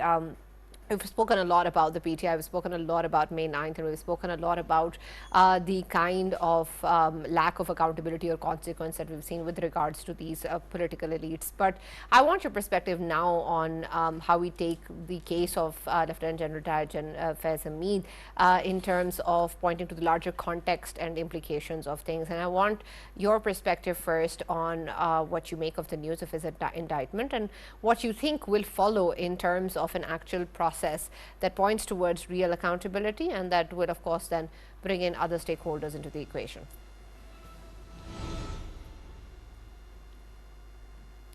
You'll have to unmute yourself. I'm unable to hear you. The first message yes, go ahead. that rings across is that there are no holy cows, and accountability is across the board. Even if it is at the highest level, if you have transgressed, if you have broken the constitution and the law of the land, then you have to be accountable for your actions. And here we saw that in the past couple of years, there was complete misuse of authority and a vicious conspiracy against the country just for gaining power. You know, it was because of power politics that the whole country was put at stake and risked, you know, from every possible point of view. Now, the indictment, of course, will come with a lot of proof. This particular gentleman, when he was serving, at that time, he, worked against the interest of Pakistan and was in cahoots with the then Prime Minister to hatch all kinds of conspiracies against Pakistan. And then after taking early retirement, he was again involved in all kinds of corrupt political practices, which were not just political, but also financial malpractices, as we know from this housing society case. General Faiz, retired, is one person who has direct information about Imran Khan and what he was up to in the Prime Minister's office. So he's actually he has given proof of what was happening behind closed doors and how Pakistan, the whole system was being manipulated just to gain absolute power and to continue in power for the next 10 to 15 years. And that is when they also the coming of the new chief. And for months, that system or that process was stalled. We saw all that. And Pakistan has suffered.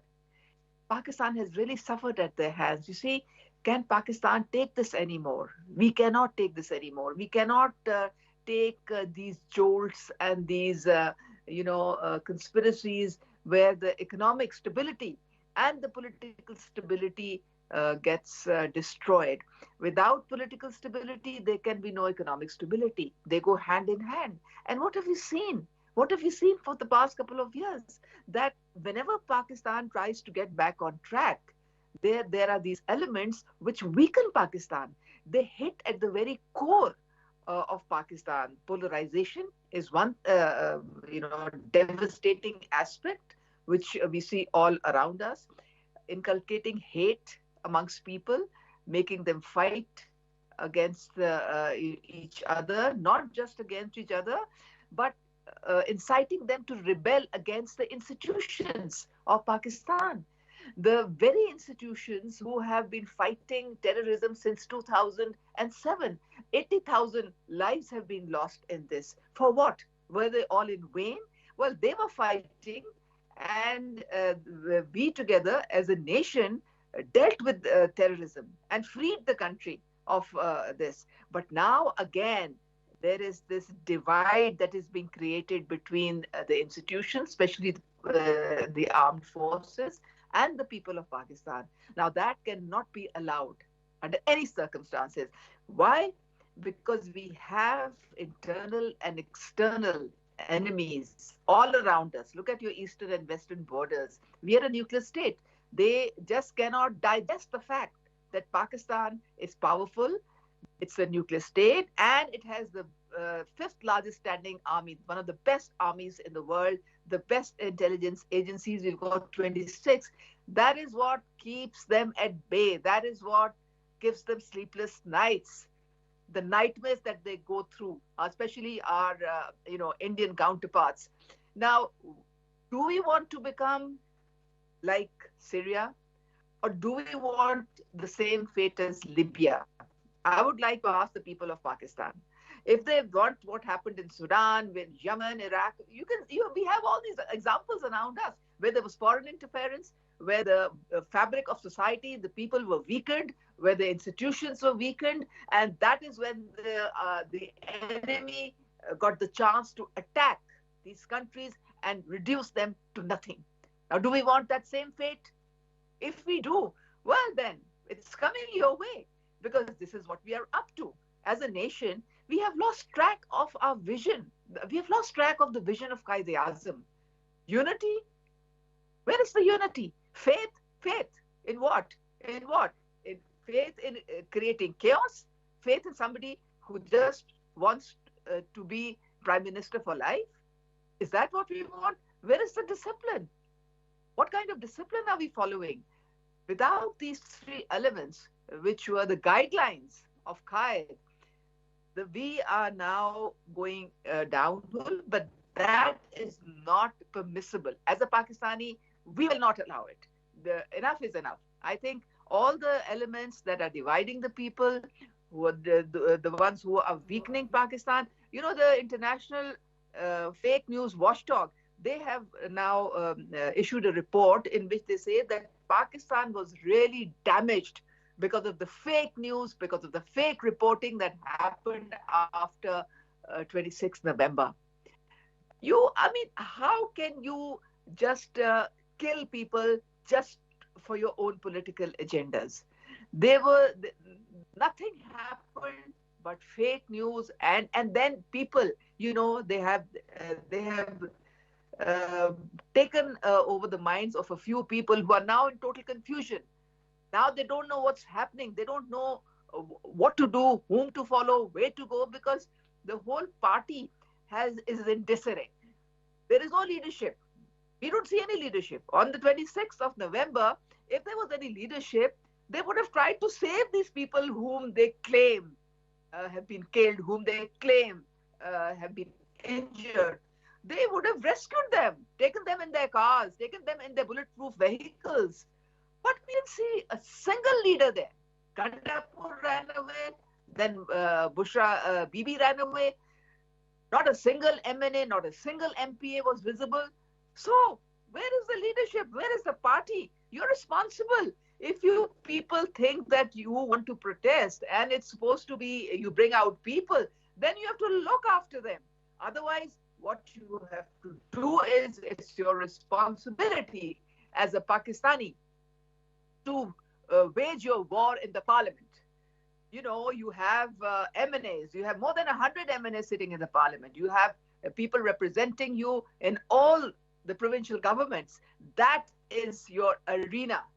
You have to play your cards from there, not by bringing in chaos and by disrupting the economic revival of Pakistan.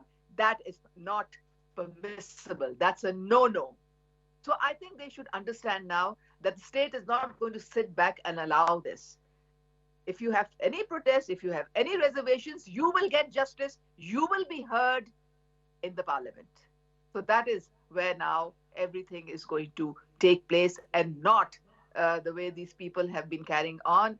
And General Faiz is a key player in creating this disorder, in planning 9th May. Everything was done together from Zaman Park. And the worst thing that General Faiz retired has done, that he instigated the veterans, created divisions within the army, a state within a state. It is unforgivable. You know, he had his own ISI formation, which was just working under him. And this is what has damaged Pakistan institutions. This cannot happen. This cannot be allowed to happen again, Sana. Right, absolutely. Barrister Safi, I want your perspective on this in terms of what we see at the moment. Of course, we've seen the indictment of General Retired Faiz Hamid, but in terms of what will follow, perhaps is more important in terms of what the actual process will be like and what that will entail, and what sort of legalities and nuances will we look at, and how much detail will we actually be able to understand and get access to in terms of the involvement, in terms of the collusion, in terms of other elements within the military that might or might not have been part of this, and then of course with reference to political parties and political elites such as the PTI, and what kind of nexus that is, because this is not just about General Faiz, it's also about this very important nexus, and so then the larger nexus for Pakistan as well, that perhaps has existed for quite some time now. So I want your perspective on how this particular case proceedings will follow, and whether or not there can be that expectation of what we're looking at the moment in terms of face value, that there's accountability, that the top brass, that a former ISI chief is being accounted for. But will that really happen? Yeah, thank you very much, Sana. Sana, to answer your question just right off the cuff, this is a proceeding that is taking place under the Official Secrets Act.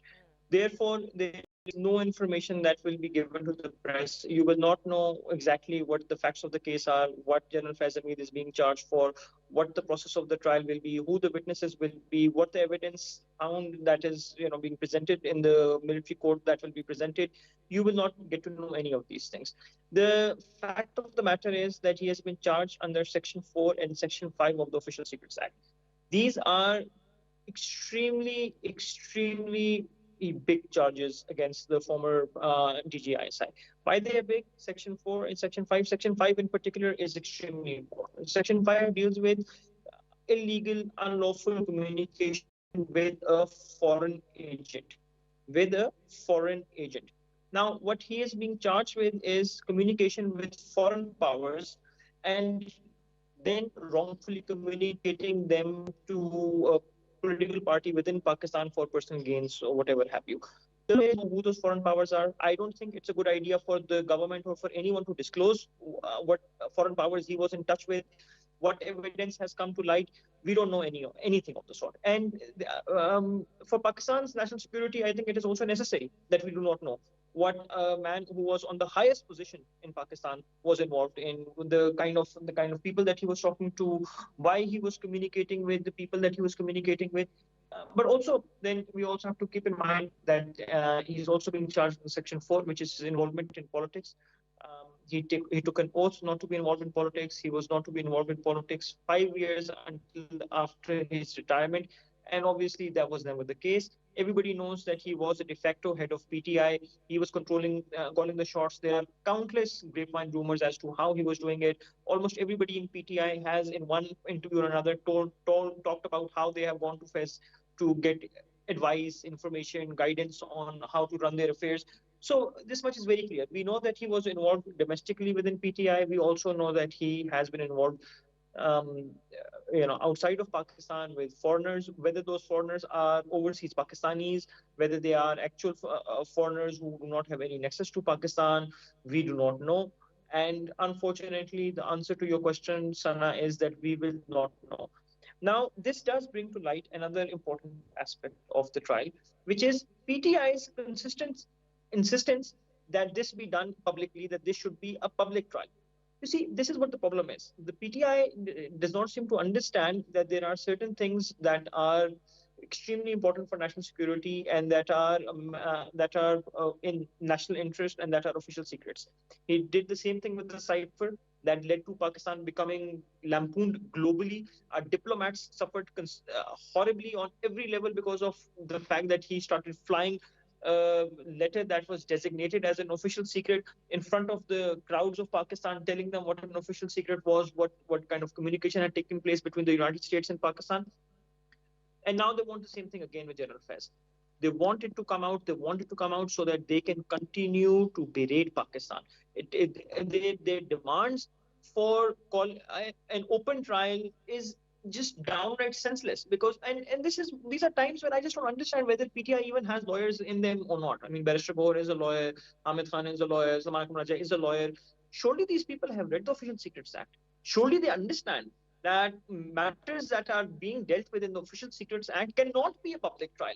So then why is the chairman consistently demanding that this should be an open trial? Why don't his lawyers educate him on these very basic matters and tell him that no, Khansa, what you're saying is against Pakistan's policy, against Pakistan's national interest. You cannot demand things that are illegal. So this is part of what confuses me perpetually. I've said this many times on your show. I've said it on other shows as well. That really, I honestly think PTI needs to get better lawyers. Somebody who can just read out the law to the chairman and tell. Sectors. As we look to the future, it is clear that no nation can address the challenges of the data age in isolation. The equitable use of data requires a robust global framework.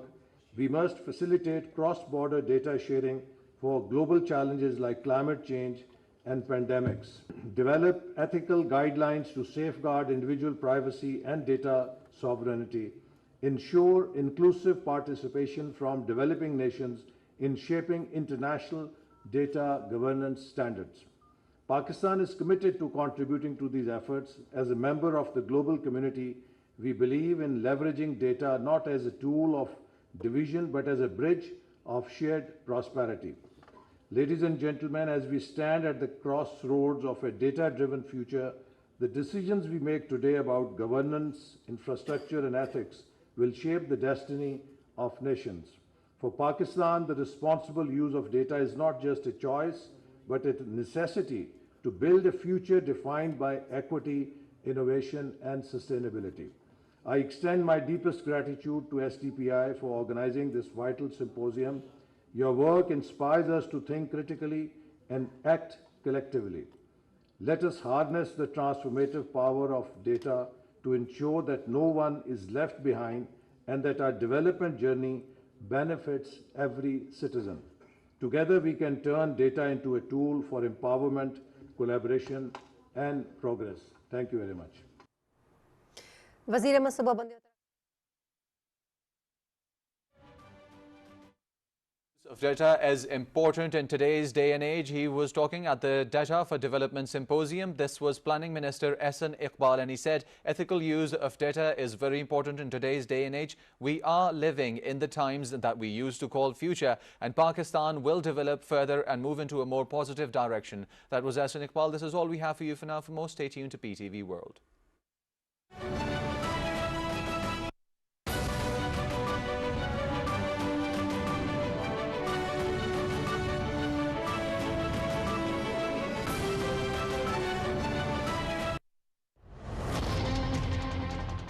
Most of the people, of course, they will never come to know about this. Apparently, about the political side, all of the politicians and the people who hang around or who walk through the powerful corridors, journalists as well, me, Farooq, you, everyone, we go through them corridors and we do hear the echoes of them, and that was apparent that he had the involvement in the political fabric and how he was, part of the political gimmicks as well. But what he was doing during 9th May and onwards or before that, that is to be probed, and who was he in touch with and how he was in touch with. And if it comes to, there were many faces sitting outside of the country, and the kind of information they were coming up with and the kind of information they were leaking out. Where do they come up with that kind of information, number one? And as Uzma Saiba rightly pointed out, that there was a whole nexus under him that he has been, of course, keeping with himself, and that nexus within the intelligence, the premier intelligence service of Pakistan, obviously they must have been busy doing certain things, and what were the things they were busy in, that is going to be exposed by he himself. And by now I'm pretty much sure that he has exposed, and as it has been mentioned before, nothing would come out, and that's how it should be, because there are secrets and the secrets within the secrets, and that's how a country runs itself, and that is how I see my country to be run as well. Reason being, when it is about the individuals, it doesn't matter, but when it is about 250 million people and the country that is one of the nuclear powers of the world, then of course there should be secrets and they should remain as secrets. But coming back to the case itself, how it is going to play, I am pretty much sure that very soon we will be seeing the ultimate punishments. And as it has been highlighted that when it comes to the punishment, the ultimate punishment would be the death punishment. And I am looking at things heading towards that. But whether they have, will that make sense? It will, Sana. It will. Obviously, when we talk about his involvement, as the cases are being are highlighted in that context, in which we can say that things were not all okay. Political side might have saved him, but when it comes to conspiring against the state or conspiring against the institution itself, having secured in past one of the supreme positions within the institution itself, then of course, as they say, great power comes with a great responsibility. Once he had a great power and he did not show the great responsibility when it comes to keeping the secrets, when it comes to keeping the power and using the power with the utmost responsibility.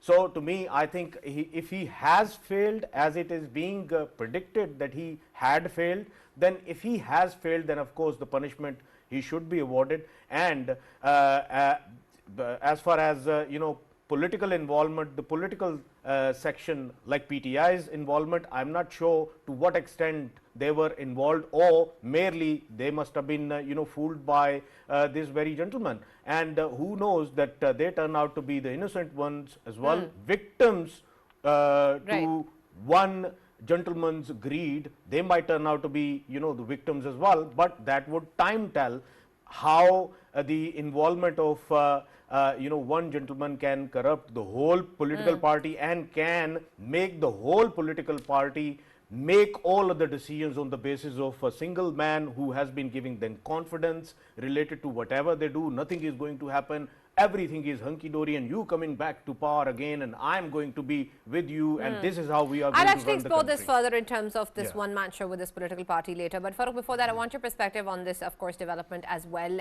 in terms of what we've discussed so far and in terms of the impact that it creates on accountability on with regards to military institutions and the political elite as well. But also add to that in terms of the perspective that it draws on the way that we will actually be dealing with this kind of information, and whether or not when we talk about the fact that there is limited access, and I get that this is the Secrecy Act, but in terms of how much misinformation has already been spread with regards to military institutions, how many campaigns have actually been run to malign them, there is a lot of impact that it has created across Pakistan with reference to the way that it is being perceived, how even the political party is being perceived. And so whether or not that can actually be a point to even consider when we talk about this particular case, and then of course your perspective on capital punishment. Right. Thank you very much, Sana. Thank you very much for the opportunity. I think it is always important to state principles at the start. Given that you and Faisal have been my fellow travelers throughout this program, I just wanted to remind you that given that I consider myself a victim of that era when all of this was happening, how triggering it must be for me personally. So I wanted to table my own biases first of all, and after that another very important principle that one needs to state is regarding innocent until proven guilty, because presumption of guilt at the start of a trial is never correct, right? So I just wanted to point out that that is also the case. But after that, one has to actually remind everybody that while this is part of niceties that we have, the fact is we all knew what exactly was going on in those days. And given that the journal who is being tried now, he was so powerful at that time. And by the way, there have been many accusations against him, but none says that he was incompetent, right? With competence, power and privilege comes a lot of responsibility. And if somebody had all these three things and then they abused it, it is a crime doubly so, and it should be probed. It has been probed already, and now there is trial that is going to take place. Let me also remind you, because at the start you spoke about indictment, the word here is charge sheet, not indictment. So in Army's trial, charge sheet and indictment are two different things, and charge sheet actually operates in a little bit different way. Usually when it comes to indictment, a little hint of culpability is enough to indict a person, and after that the trial starts, and during that you have to actually, prosecution has to produce whatever material they have got. In Army, when the charge sheet actually is leveled, it is almost all of the hard work has already been done. Investigation has taken place. The person has been confronted with evidences that might be there. And now after charge sheet, when it comes to trial, this trial actually takes place fairly quickly compared to the trials in regular courts, because usually it is about charges. People are told about their charges and they have to prove whether the evidence that is there, and they have to disprove that. So it will proceed very quickly. And I think that while it was said that because it is the trial is taking place under official Secrets Act, because of that we will not know any information, or we will not get any idea about what is happening. Let me remind you that there are things that we are going to receive and be informed about, and that is particularly through the Army's own public relations wing. And ISPR actually put out a statement, a press release, and it has actually highlighted what are the charges in the case, and then I'm going to, of course, talk about what is new in this as well. Particularly the charges of engaging in political activities, violations of Official Secrets Act detrimental to safety and interest of the state, misuse of authority and government resources, and causing wrongful loss to a person. This last bit is also important. I'm going to talk about that as well. During the process, involvement of Lieutenant General Faz Hamid, retired, in events related to creating agitation and unrest leading up to multiple incidents, including but not limited to 9th May 2023 incident for fomenting instability at the behest of and in collusion with vested political interest, is also being separately investigated. Now, what is new here?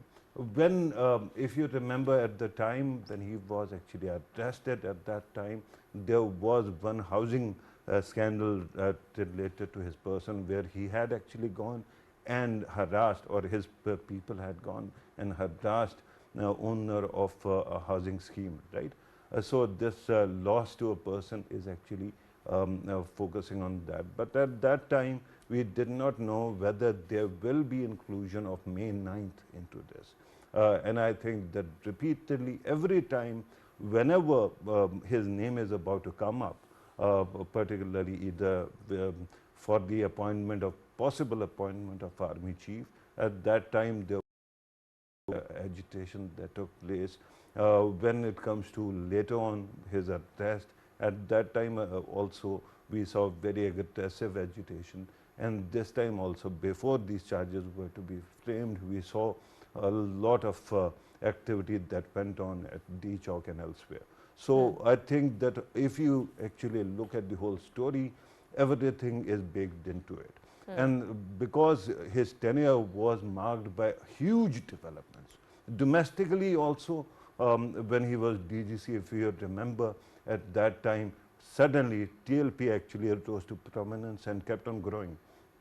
Similarly, internationally, from Afghanistan to India's border and elsewhere, we saw international developments also. So he is a person of interest who is very important, and I think in coming days we are going to hear, when the whole thing concludes, how important this trial is. Right. Ms. Usma, I want your perspective also on this very quickly, in terms of what impact it will create in terms of credibility of military institutions. And while I understand that this can be pointed towards certain elements or certain people, does that help, or does that potentially question the larger context as well?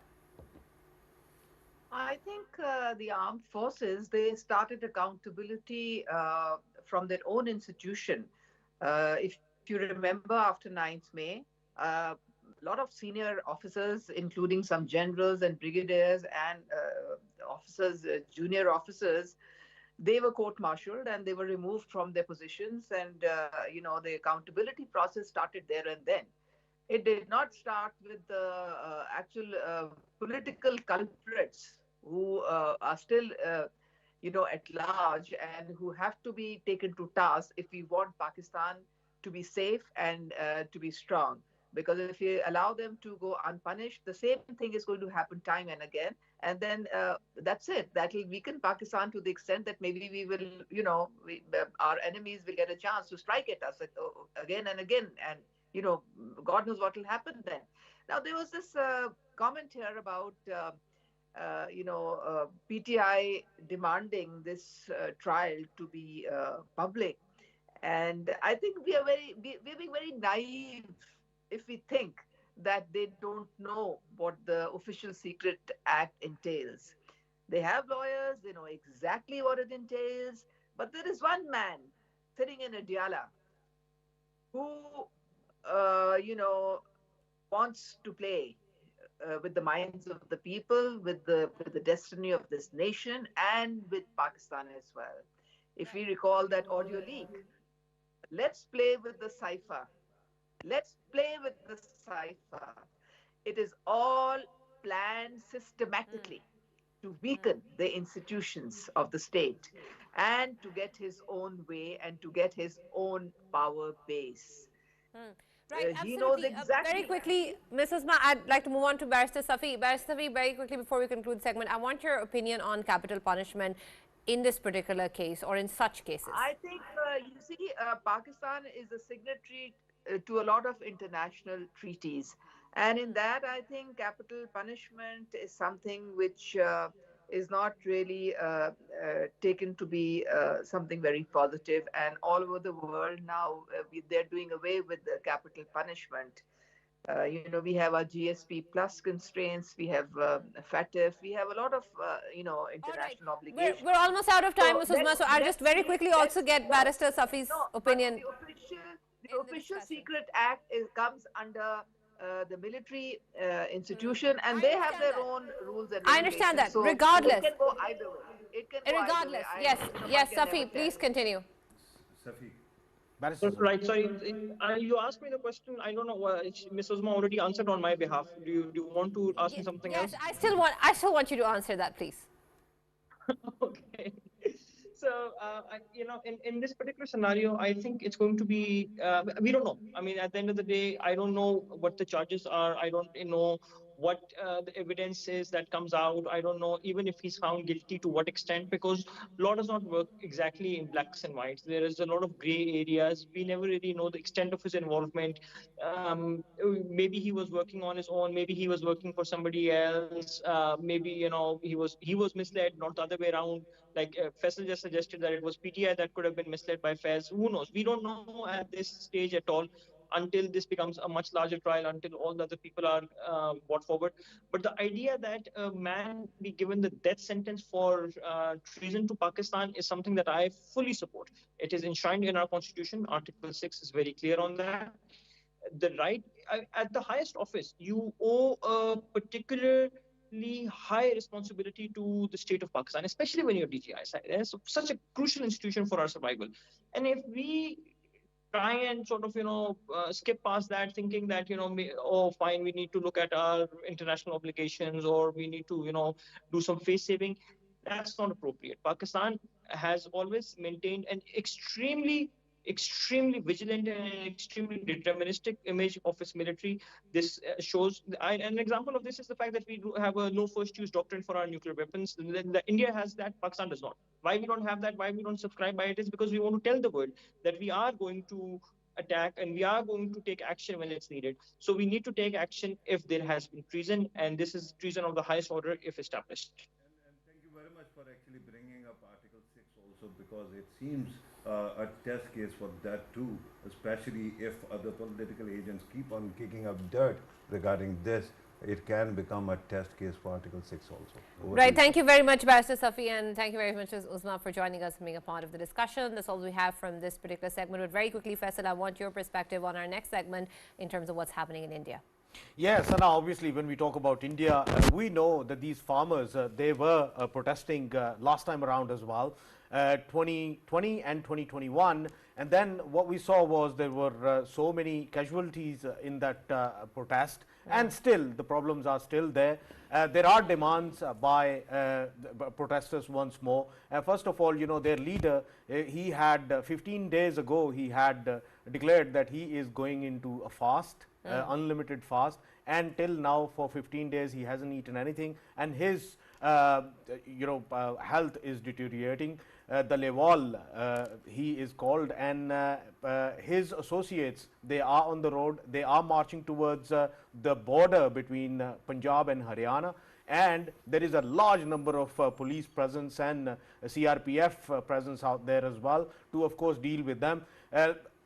On Sunday, what was seen was that the harsh-handedness by the authorities was used against these farmers, and many of them, they got injured and they are hospitalized as well. But they are not stopping, they are coming back again. They have the demands, and demands include, of course, the tariff should be set for the electricity. Then when it comes to their land, it should be going back to 2013's mechanism they had in place. And when we talk about previous marches, during previous marches, whatever the casualties were there, there is a compensation that is due, that needs to be of course handed over to the families of the people who lost their lives. And when we talk about overall the situation of the farmers, that needs to be improved in terms of their pension systems, their retirement systems, and these all things center, they need to fix them. Otherwise, these people are not going back. Right. Thank you very much, Faisal, and thank you for joining us in the debate as always. That's all that we have time for. We'll now see you tomorrow.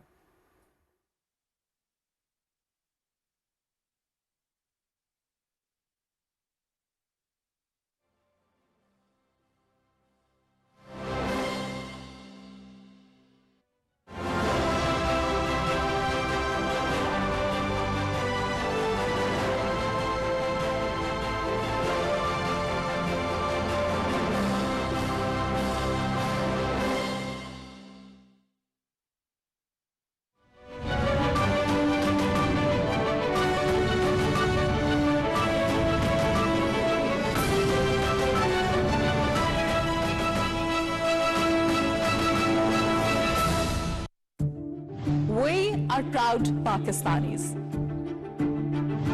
We are the healers and bring hope to those in need. We are the builders. We are the engineers who create the infrastructure of our country. We are the artists who bring joy and beauty to your faces. We are the dreamers and the doers. We are the champions, the athletes who bring glory and pride to our nation. And we are the storytellers. The journalists that bring you stories and news that matter. Meet the team that brings you the latest news from all over the world. Join us as we continue to write our story. And every day, we strive to make Pakistan stronger, brighter, and more prosperous. We are PTV World.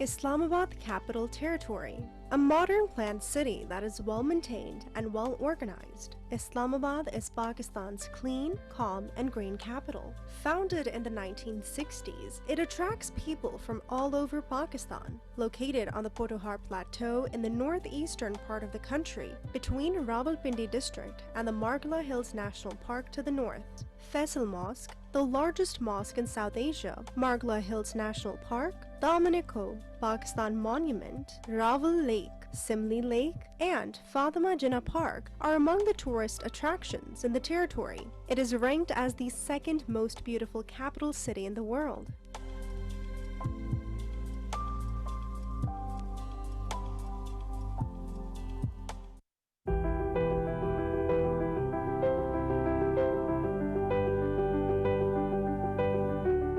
When one door of happiness closes, another opens. But often we look so long at the closed door that we do not see the one which has been opened for us.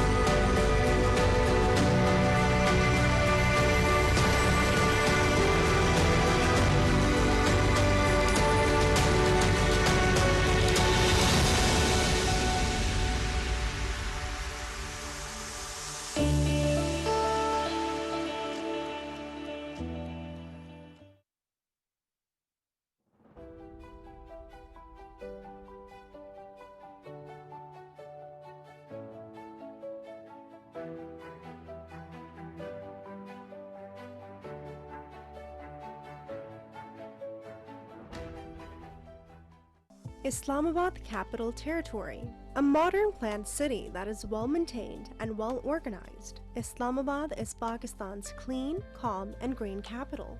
Founded in the 1960s, it attracts people from all over Pakistan. Located on the Pothohar Plateau in the northeastern part of the country, between Rawalpindi district and the Margla Hills National Park to the north. Faisal Mosque, the largest mosque in South Asia, Margla Hills National Park, Dominico, Pakistan Monument, Rawal Lake, Simli Lake, and Fatima Jinnah Park are among the tourist attractions in the territory. It is ranked as the second most beautiful capital city in the world.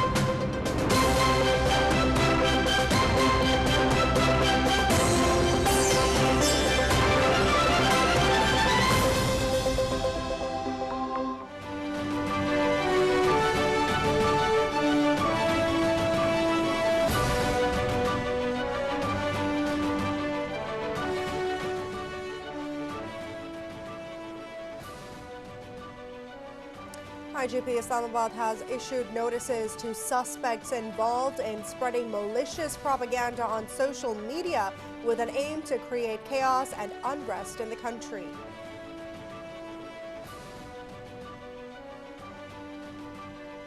President Asif Ali Zardari called for greater Chinese investment in diverse sectors of Pakistan's economy.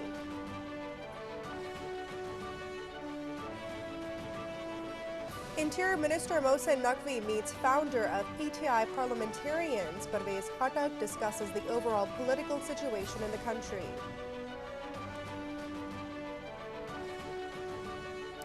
Federal Minister for Industries and Production Rana Tanveer Hussain says that the government will provide free of cost electric bikes to 120 top students of the Federal Education Board. Bulls dominate the Pakistan Stock Exchange as the KSE 100 index has gained over 2,500 points, surging to 113,000 mark. The Islamabad High Court, while hearing the Toshakhana case, has declared that if PTI founder's spouse, Bushra Bibi, does not appear before the trial court judge has the authority to cancel the bail.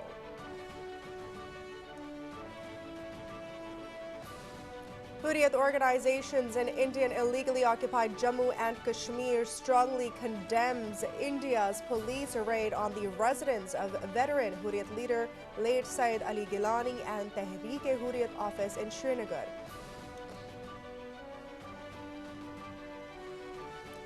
Foreign Office spokesperson Mumtaz Zara Baloch says Pakistan welcomes the United Nations General Assembly resolution demanding immediate ceasefire in the Gaza Strip and the removal of restrictions against the UNRWA in its aid operations in the Gaza Strip and the West Bank. The United Nations General Assembly votes overwhelmingly to demand an immediate ceasefire in the Gaza Strip and express support for the work of the UN's Agency for Palestinian Refugees. Gaza's Civil Defense Agency stated that Israeli strikes have killed 21 people, including several children, hours after the UN General Assembly called for an immediate ceasefire in the devastated Palestinian territory.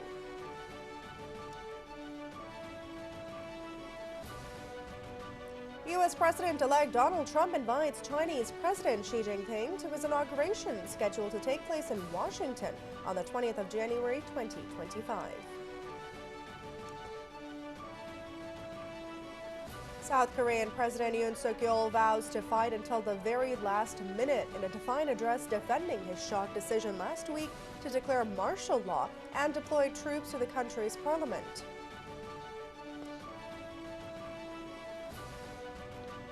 Pakistan will take on South Africa in the second T20 match at Centurion tomorrow.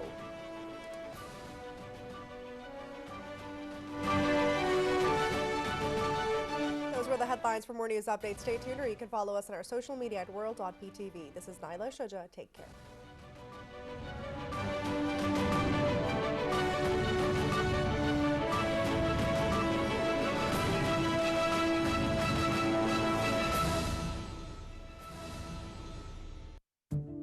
We are proud Pakistanis. We are the healers and bring hope to those in need. We are the builders. We are the engineers who create the infrastructure of our country. We are the artists who bring joy and beauty to your faces. We are the dreamers and the doers. We are the champions, the athletes who bring glory and pride to our nation. And we are the storytellers. The journalists that bring you stories and news that matter. Meet the team that brings you the latest news from all over the world. Join us as we continue to write our story. And every day, we strive to make Pakistan stronger, brighter, and more prosperous. We are PTV World.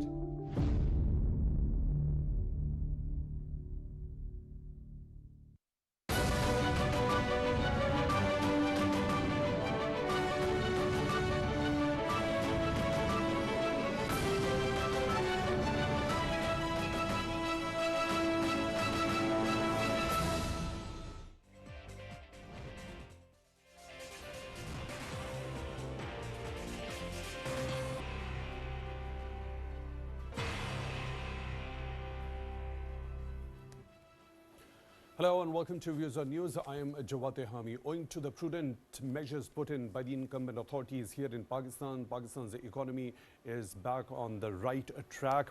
Economic indicators largely show there is macroeconomic stability.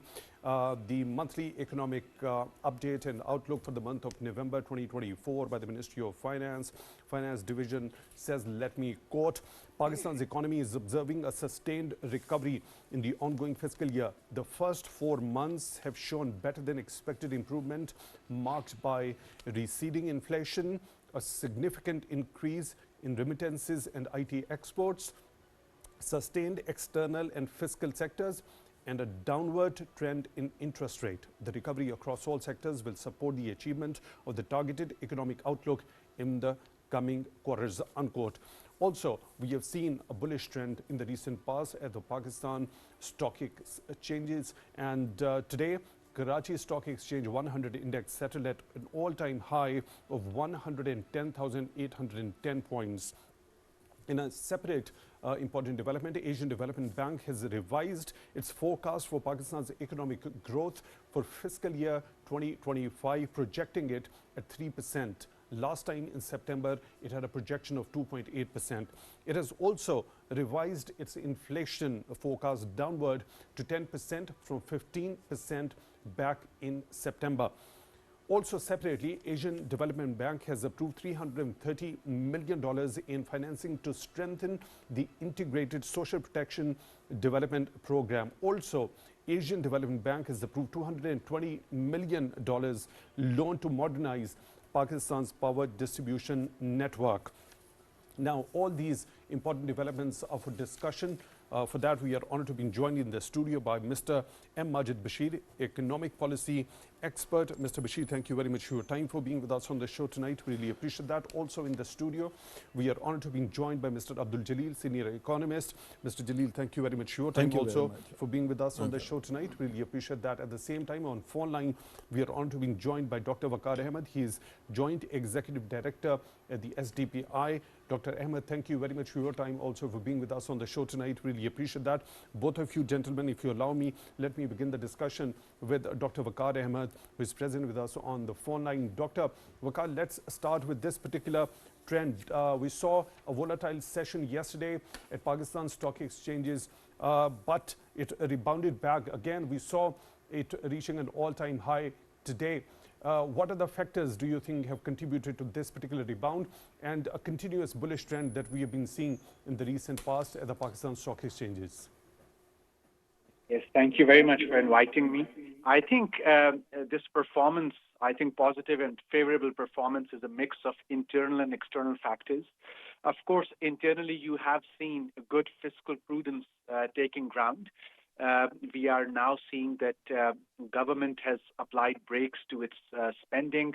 There are revenue measures in place to comply with IMF's conditions, despite of some shortfall. Generally, of course, there is an increase in revenue which is projected. Then, of course, we have also seen that with the coming down of inflation, the interest rates are also coming down. Exchange rate has been very stable lately, which has been a good news for those who are involved in trading activity, both imports and exports, giving them quite a bit of certainty.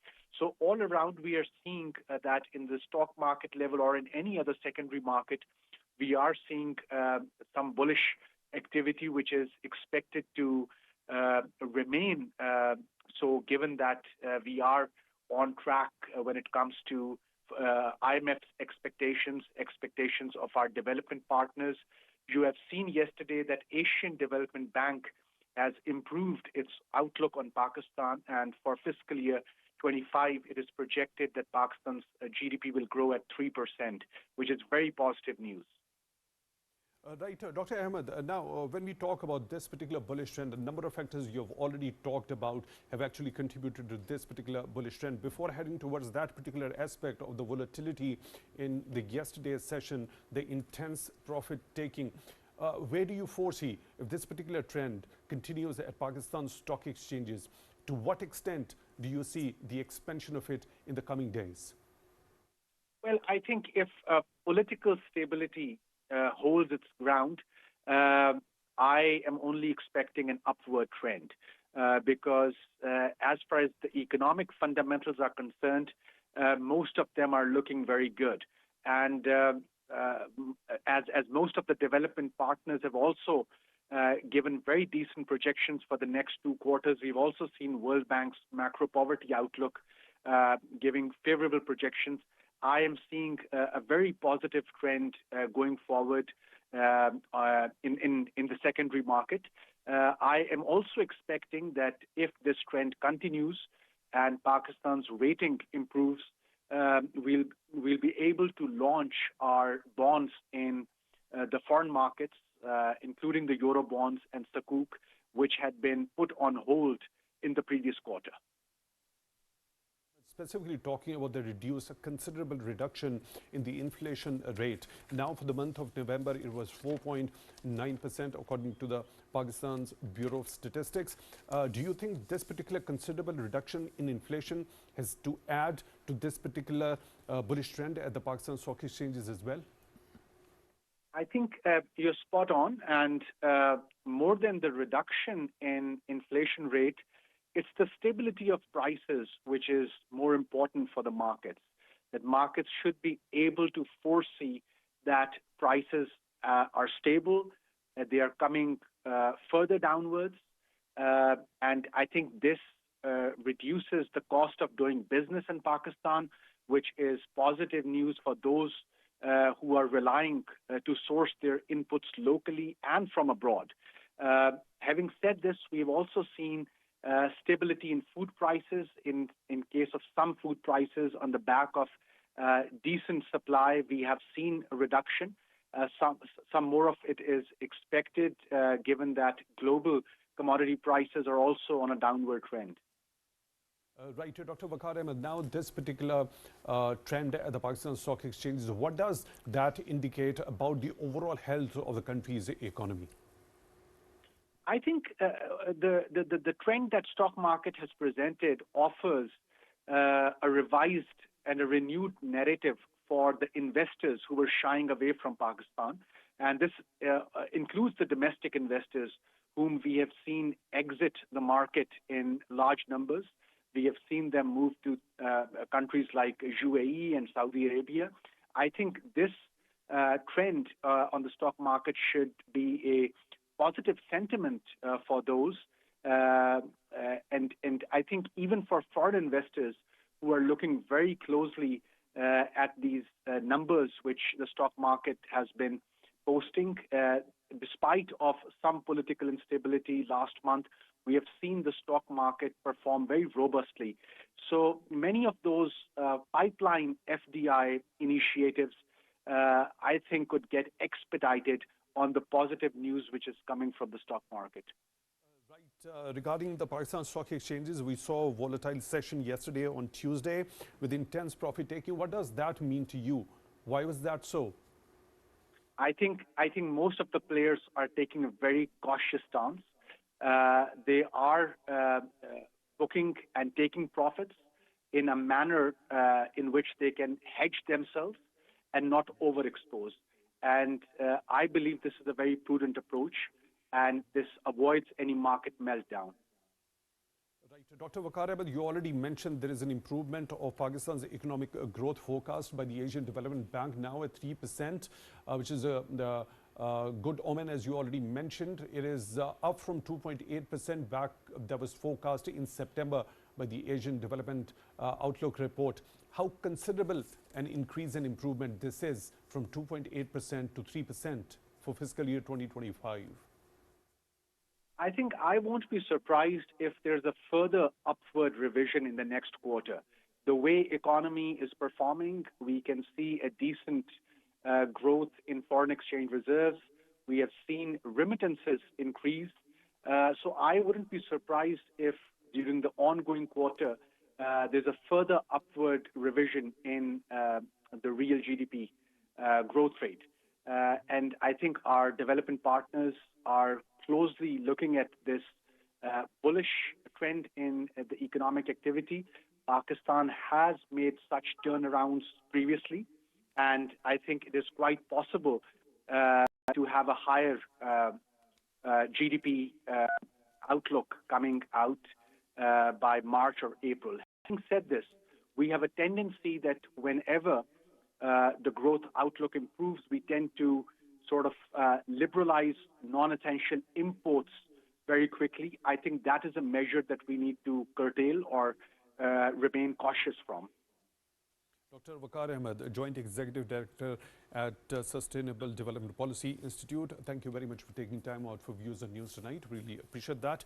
Mr. Bashir, what's your understanding regarding this continuous bullish trend? Also, we saw a volatile session yesterday. What does that mean to you? And then a rebound and touching an all-time high again today. The stock market, whenever you try to understand the economic activity and, the strength of the stock market, you have to keep in your mind that what are the ground reality on that. So Pakistan has initiated a very accommodative monetary policies for the last few months. In this regard, Pakistan have a special investment facilitation council. We have sectoral reforms in our energy, in our agriculture.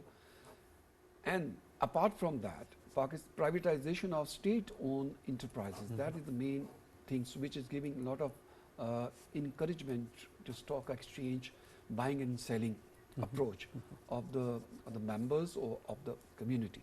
I think these are the things which are very, very important to settle down the trend, that how you have to invest the money over there. And I think this is a very good sign for the economy.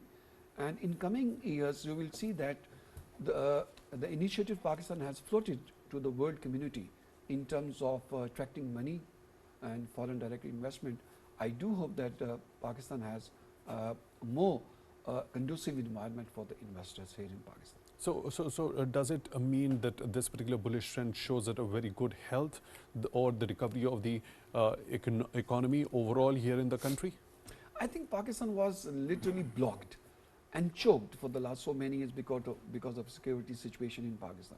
I think this is the only phase where we see that Pakistan is slightly relaxed from internal and external pressure, and simultaneously Pakistan has launched few very attractive economic activity to the world community.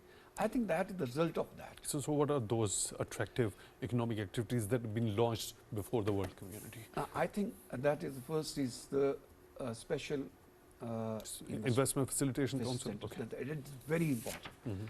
And why it is so? Because this is the unique sort of combinations in which we have involved the security agencies as well.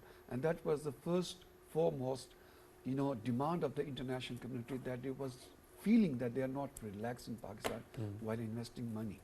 So by giving a space to our armed forces over there, we are indicating that we will protect your investment here in Pakistan. Pakistan is lacking to convince the international community that they have a strong security issue in Pakistan.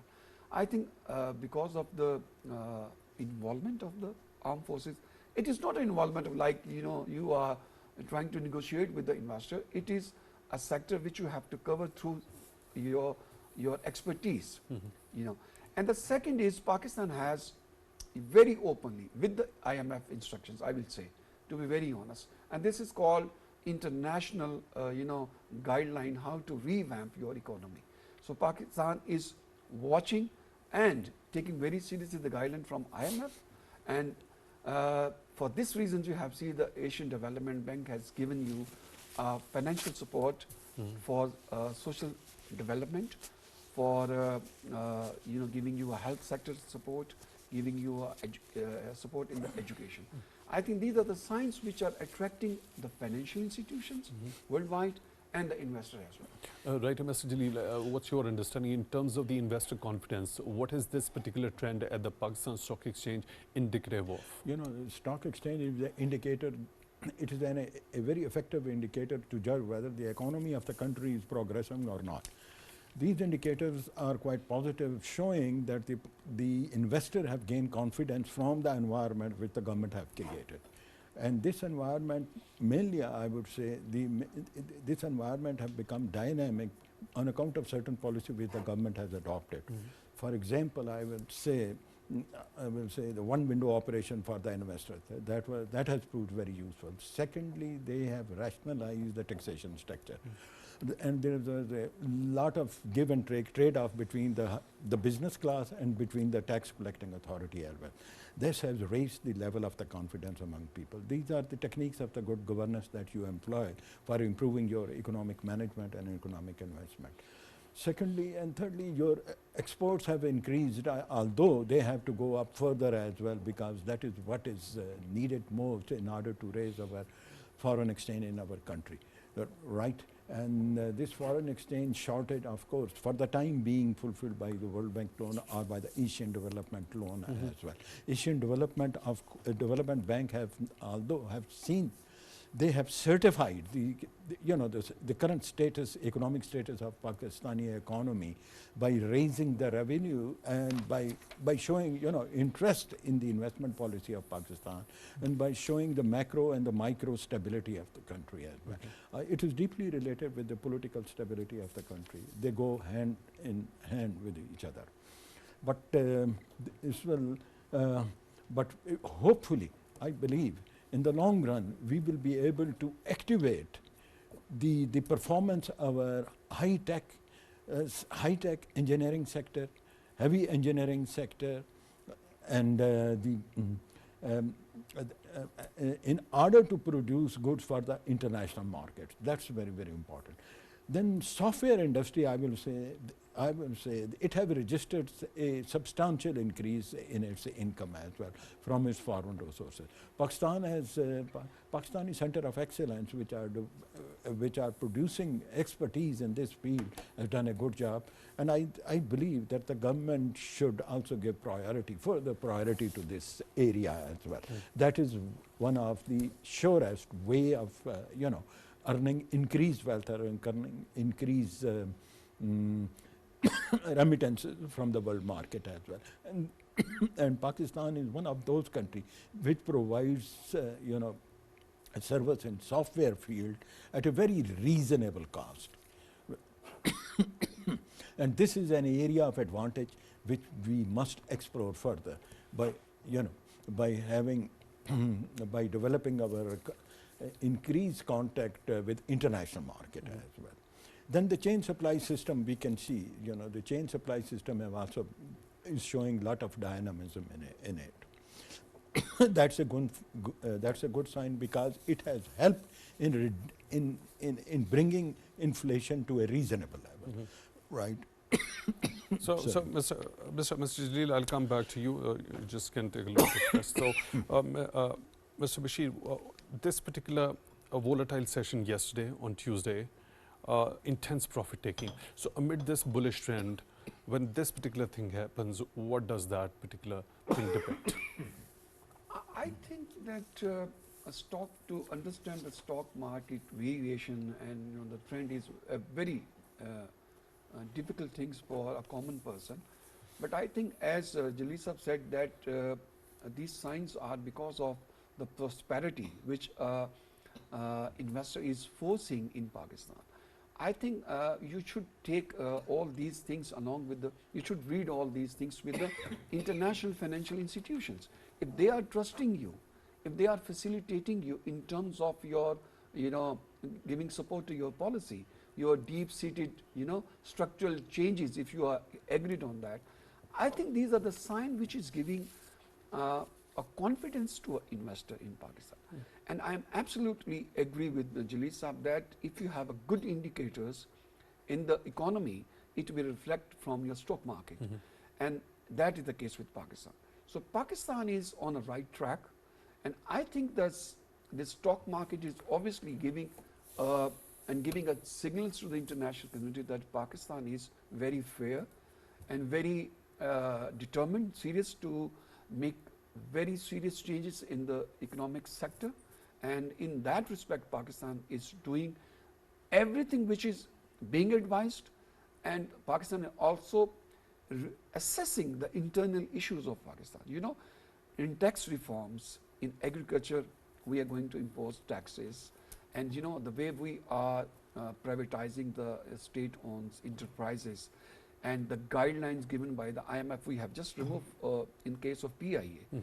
And yesterday, you know, international investors delegation met with the Chief Minister of Sindh. Afghan traders, investors are in Pakistan. And recently you have hosted Shanghai Cooperation Organization. It's another sign that Pakistan is moving toward the right direction. And I think these are the signs which are giving a space. Pakistan is not an ordinary country.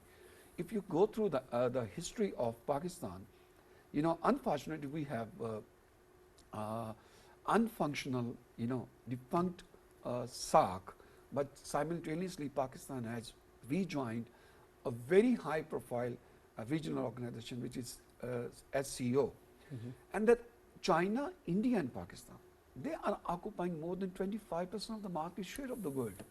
I mean, Pakistan is very serious that how we can make changes, and I think Pakistan is, you know, taking lead to initiate all these economic measures which are required to Pakistan, very seriously. Right, you already also mentioned, Mr. Jalil has also mentioned the one window operation. Now this one window operation under the SIFC, in order to attract the foreign investment here in Pakistan in key sectors that come under the umbrella of SIFC, how important and crucial is the functioning of that one window operation in order to give more confidence to the investors from the international arena in order to come and invest in Pakistan in those particular key sectors? Pakistan is a very potential country for investment. First thing, we have 22 crores people here in Pakistan. We have a huge market, especially in IT, especially in agriculture, especially in mining, especially in livestock. Pakistan have a great potential to attract the international investment. The drawback was that Pakistan was not in the list of favorable countries few years back.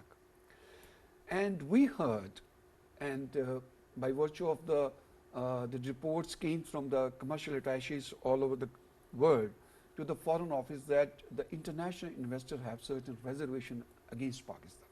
And that reservation was the law and order situation. Obviously, because Pakistan was in a regional, you know.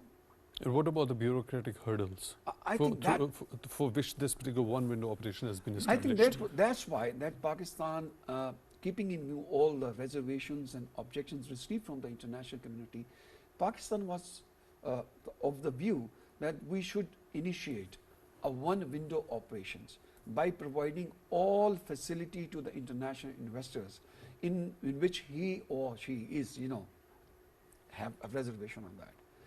One window operation means that Pakistan initially has launched 5-6 major sectors.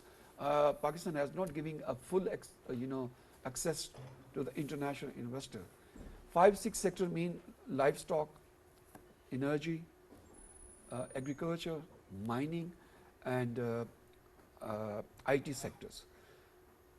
If you see the composition of the council, you will see that it's a combination of different expert and protections agencies.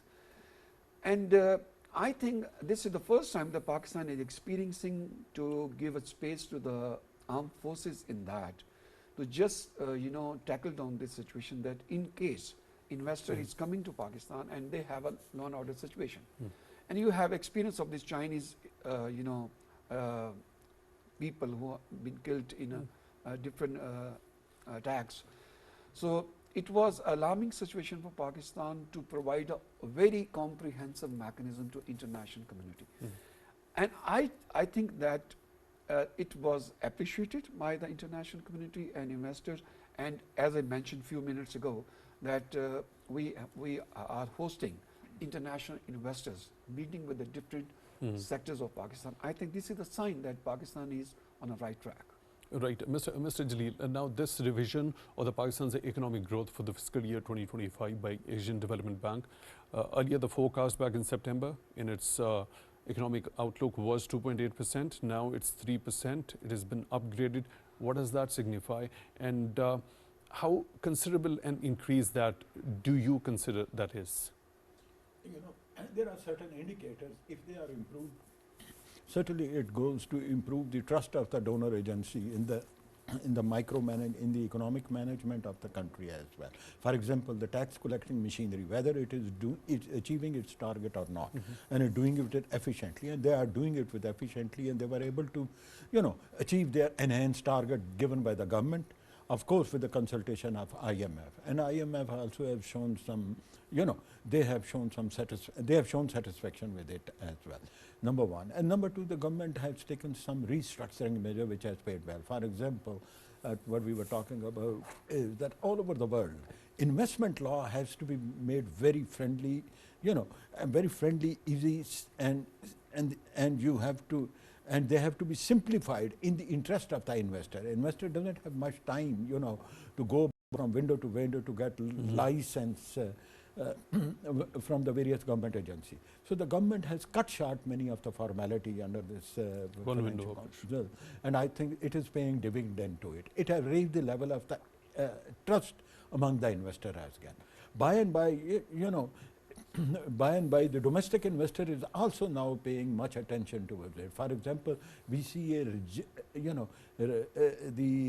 the construction industry has shown some remarkable progress in this field, and it is now showing some dynamism. Construction activity has increased in this country, despite certain handicap. For example, construction material is quite expensive, and but if the construction industry have become activated, it means there are 28 other industries which are linked with it would become active as well. So we need to keep this dynamism alive, by giving further gestures. For example, I would say the chain supply system, of course, is working very well, and the food prices right now, there is a it is stable, but it needs to be brought down. Food prices have gone up in major cities as well. That is something which the government have to take some measures, especially district administration and other, to keep a check on those who are hoarding the food material to raise the prices. This is one of the problems as well. Secondly, I would say that our new generation, it is the new generation which is well qualified in field of business management and IT and other, now have joined the market, the business market, very effectively, and it is showing some response now. This is what we have seen. For example, IT profession and its activity are increasing in the market. Reliance of the business sector on IT skill is growing up, right? And they need educate, highly qualified young people to man their, to man their information management system as well. What is required, Mr. Jaleel, in order to inculcate those skills that are required for the young people in that particular IT sector? IT sector, information management, software industry is very important. Software engineering, software technician. The government have taken some step for producing, you need on both ends. You need highly qualified professional in software, for example, software engineer, but you also need software technician as well. The government have set up a university institute in Haripur as well, which is also producing, professional in both of these fields. Software professional and software technician as well. And there is a tremendous demand within the domestic market for their absorption. And the market is responding well to their expectation, and I would say. But the, right. And secondly, and for example, now this cash payment system is, slowly and slowly being, replaced by, it is being placed by a documentation system, for which FBR have taken a lot of steps in this respect, with the help of NADRA, as and documentation of economy is very important. Not only because it will raise taxes, but it will also help us to bring transparency in the economic system. Right. So it is also paying dividend to it. And documentation has, this documentation have also increased an appetite for modern professions, especially related to information management system and IT skill. They need it because they have to maintain record for every financial transaction which is made. So even in the small shops or in the those people who are doing business at a moderate level, even they have employed some IT expert in it. So this is a good beginning as well. Right. Mr. Bashir, what's your understanding? We'll talk about the potential, the software industry, the kind of youth bulge that we have got here in Pakistan, also the kind of efforts that are being put in by the incumbent authorities in order to inculcate and impart those skills among the young generation regarding improving the skills in the IT sector, and also this particular sector being one of the key areas under the umbrella of SIFC. Now, I just want you to elaborate on two fronts. We understand there is a huge potential when it comes to the IT exports to the outer world itself is concerned. And what about when we include the advancement in the IT sector with the trade with the outer world?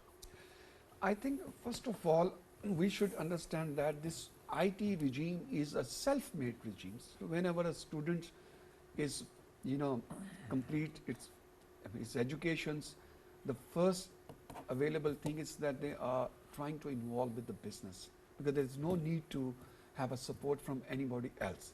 So that is the first thing. This is, you may say that this is the first hand information to a graduate, IT graduate, that he is in a position to do something by, enter into a software industry. First. Second is that it has a link, direct link with the international investors.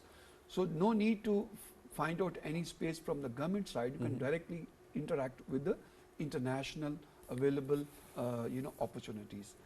And now they require few things domestically to protect this and to flourish this business by giving support from the financial institutions first, legal regimes, providing them electronic or digital informations for transactions, because this is entirely depend on how you are responding to the employer-employee relations.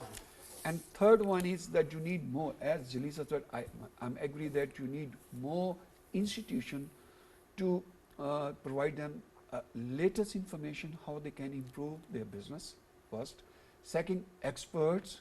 And fourth, you need to give more awareness by creating IT hubs, IT cities, IT villages, attract more people to work over there. Right.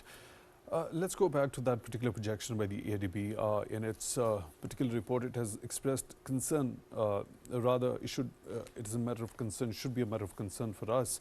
There are positive things that have been said in this one, but specifically talking about a key sector under SIFC, Pakistan is actually look up to, largely that is agriculture.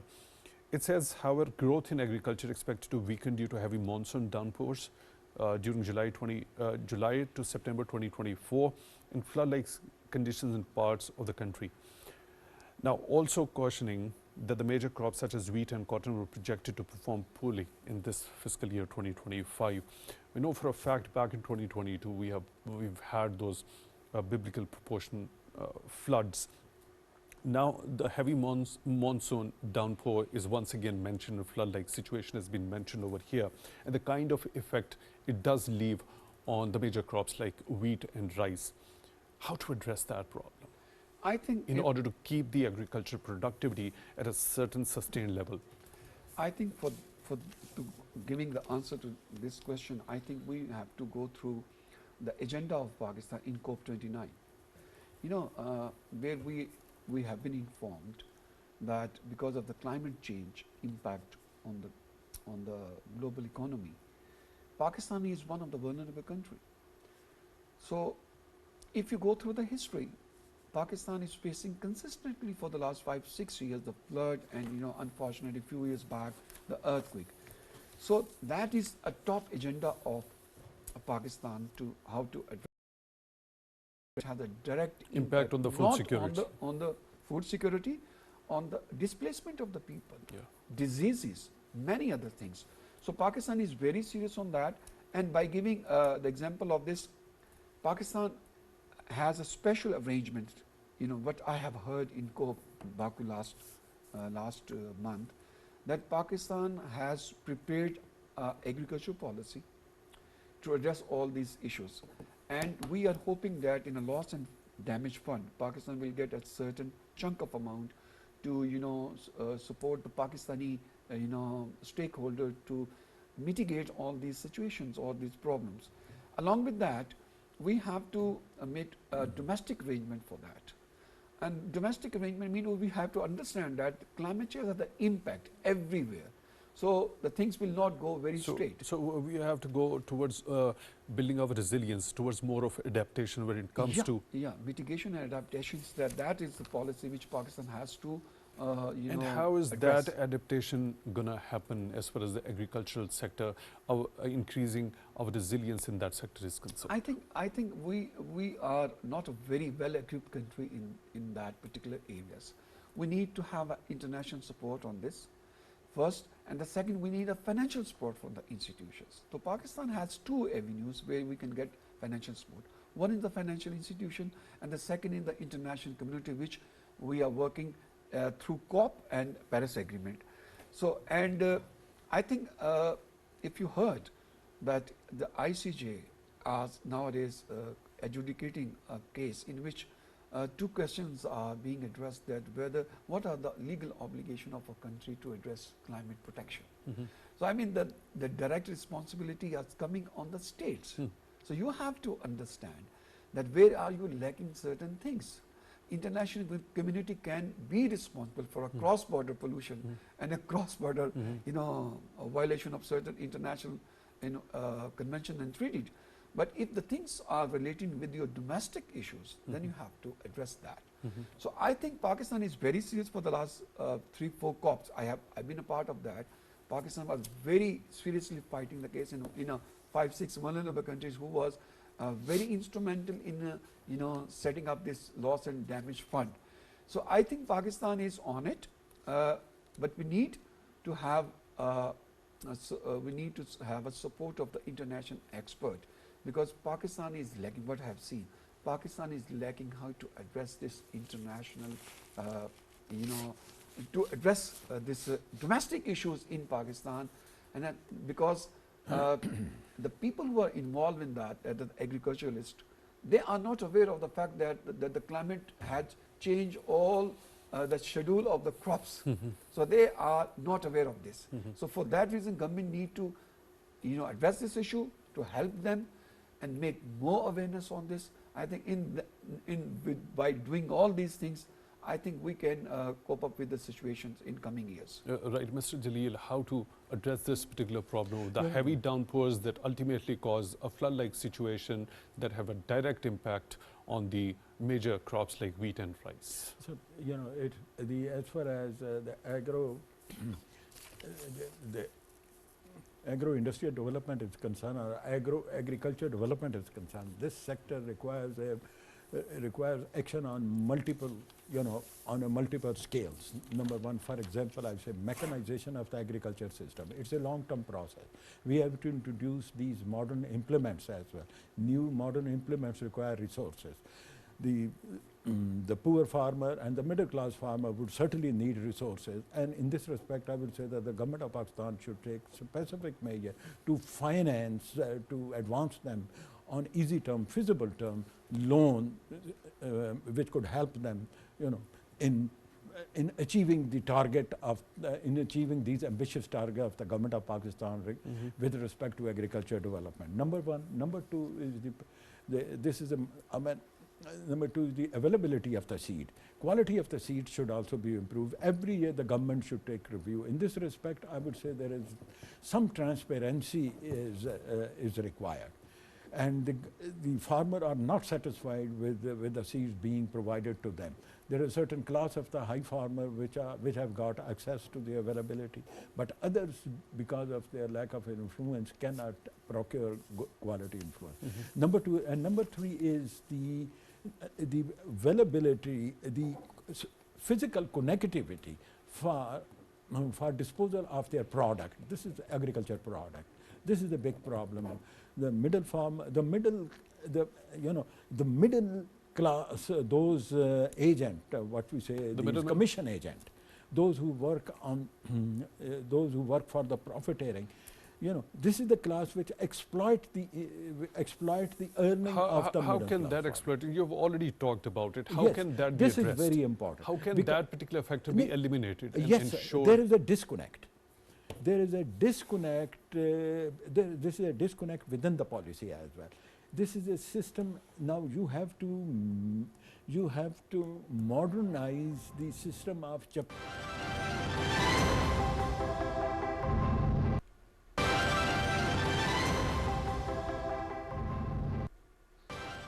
Viewers, this just in from the studios of PTV World here in Islamabad.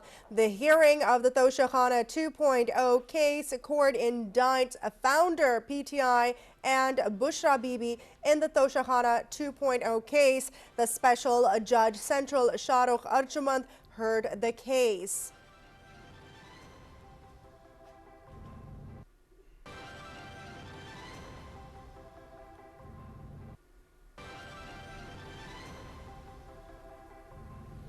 Viewers, again, this just in from the studios of PTV World here in Islamabad. The hearing of the Toshakhana 2.0 case, the court has indicted founder PTI and Bushra Bibi in the Toshakhana 2.0 case. Special Judge Central Shahrukh Arjumand heard the case. Again, viewers, the hearing of Toshakhana 2.0 case, court indicts founder PTI and Bushra Bibi in the Toshakhana 2.0 case. Special Judge Central Shahrukh Arjumand heard the case.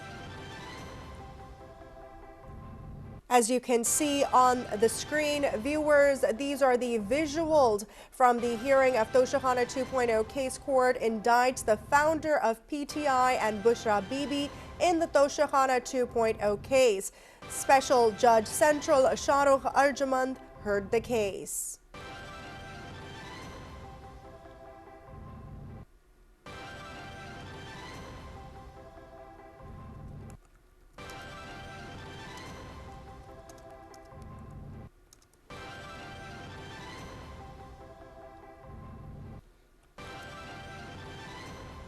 Again, viewers, this just in from the studios of PTV World.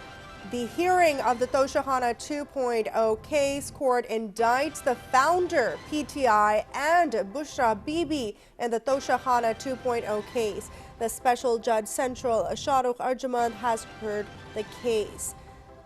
This just in, viewers, this is the news from the studios of PTV World here in Islamabad, where the hearing of the Toshakhana 2.0 case and the court indicts founder PTI and Bushra Bibi in the Toshakhana 2.0 case. Special Judge Central Shahrukh Arjumand heard the case. These are the visuals that PTV World is providing to you on this update. For more news and updates, stay tuned, or you can follow us on our social media at world.ptv.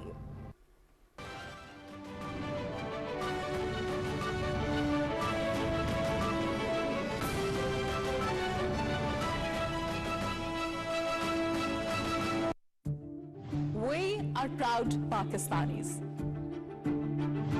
We are the healers and bring hope to those in need. We are the builders. We are the engineers who create the infrastructure of our country. We are the artists who bring joy and beauty to your faces. We are the dreamers and the doers. We are the champions, the athletes who bring glory and pride to our nation. And we are the storytellers. The journalists that bring you stories and news that matter. Meet the team that brings you the latest news from all over the world. Join us as we continue to write our story. And every day, we strive to make Pakistan stronger, brighter, and more prosperous. We are PTV World.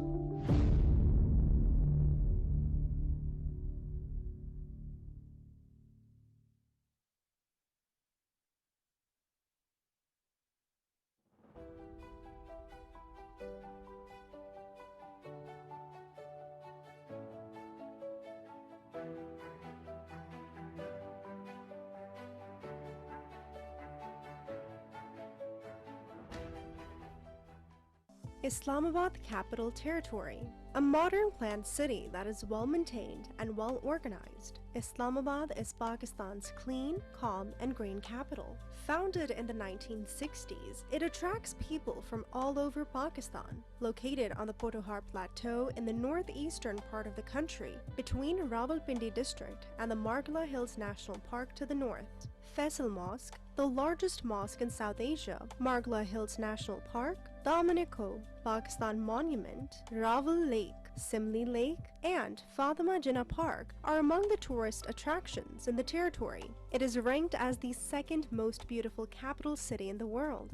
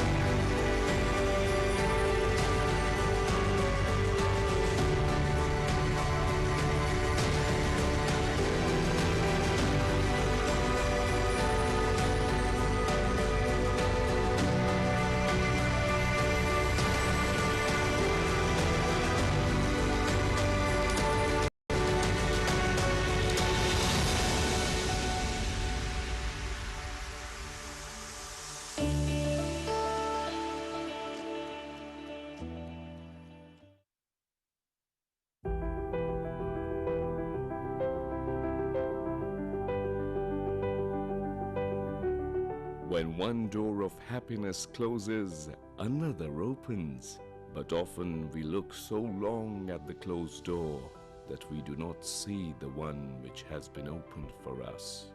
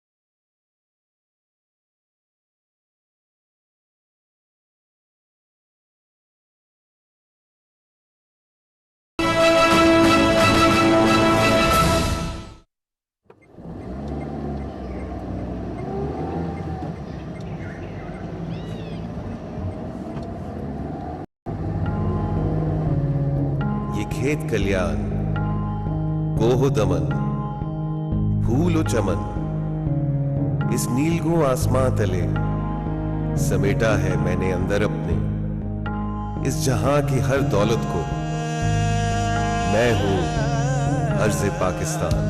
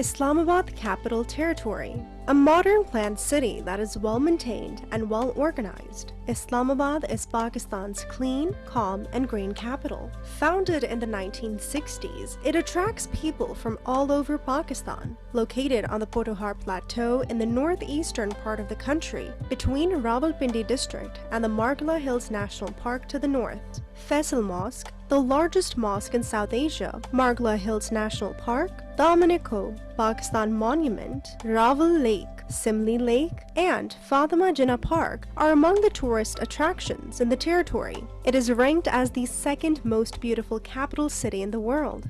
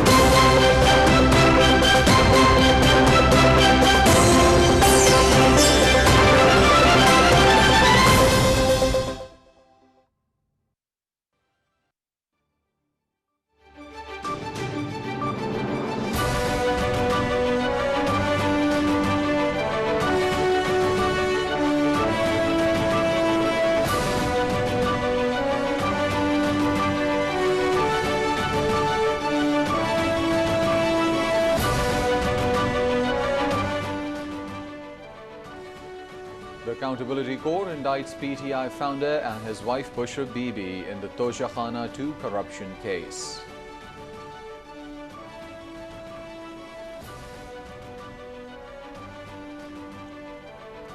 Anti-terrorism court Lahore indicts PTI leaders Shah Mahmood Qureshi, Yasmin Rashid, and others in the 9th of May violence.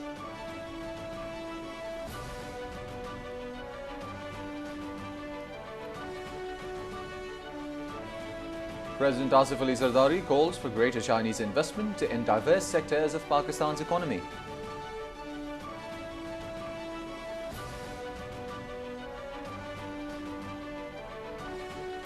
Interior Minister Mohsin Naqvi meets founder of PTI parliamentarians Parvez Khattak discussing the overall political situation of the country.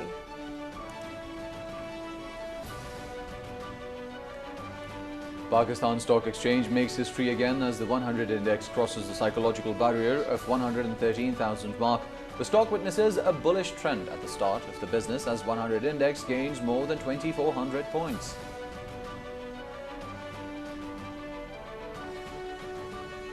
Foreign Office spokesperson Mumtaz Zahra Baloch says Pakistan welcomes the United Nations General Assembly resolution demanding immediate ceasefire in the Gaza Strip and removal of restrictions against the UNRWA and its aid operations in Gaza Strip and the West Bank.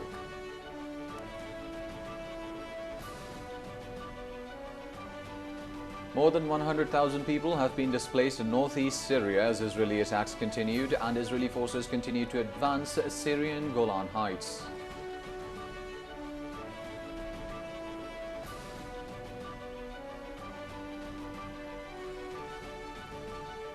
U.S. President-elect Donald Trump invites Chinese President Xi Jinping to his inauguration scheduled to take place in Washington on the 20th of January 2025.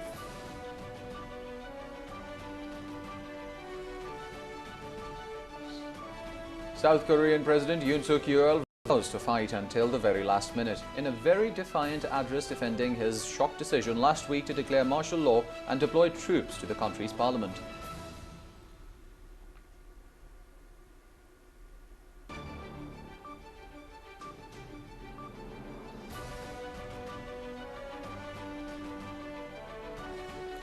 Pakistan will take on South Africa in the second T20 match at Centurion tomorrow.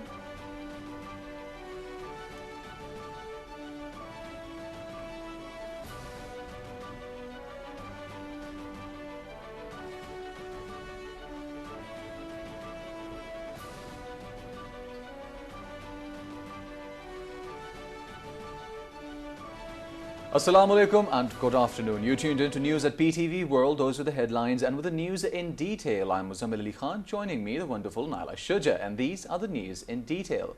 The Accountability Court has indicted PTI founder and his wife Bushra Bibi in the Tosha Khana 2 corruption case. The accused were indicted by Special Judge Central Shahrukh Arjuman during today's proceedings. According to the Challan, both PTI founder and his wife received gifts from Saudi Arabia during their visit in 2021 and failed to deposit those gifts in the Tosha Khana in violation of the rules. Gifts to Bushra Bibi include a jewellery set of Bulgari, a highly luxurious brand worth 71.5 million rupees, which was gifted to her by the Saudi Crown Prince Mohammed bin Salman. The accused fixed the price of luxurious jewellery brand at 5.8 million rupees through a local firm and paid only 2.9 million rupees. The Islamabad High Court, while hearing the Tosha Khana case, has declared that if founder PTI's spouse Bushra Bibi does not appear before the trial court, the judge has the authority to cancel her bail. The court made the observation while hearing FIA's request to cancel the bail of Bushra Bibi. Justice Mia Gul Hassan Aurangzeb told Bushra Bibi's counsel Salman Safdar that you should take these cases seriously, and if Bushra Bibi does not appear in the trial court, the bail will be cancelled.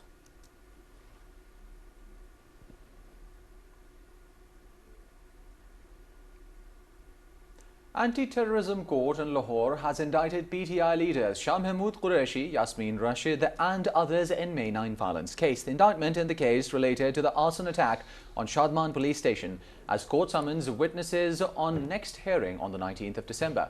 While the anti-terrorism court has adjourned the hearing of Askari Tower arson case attacks until the 23rd of December.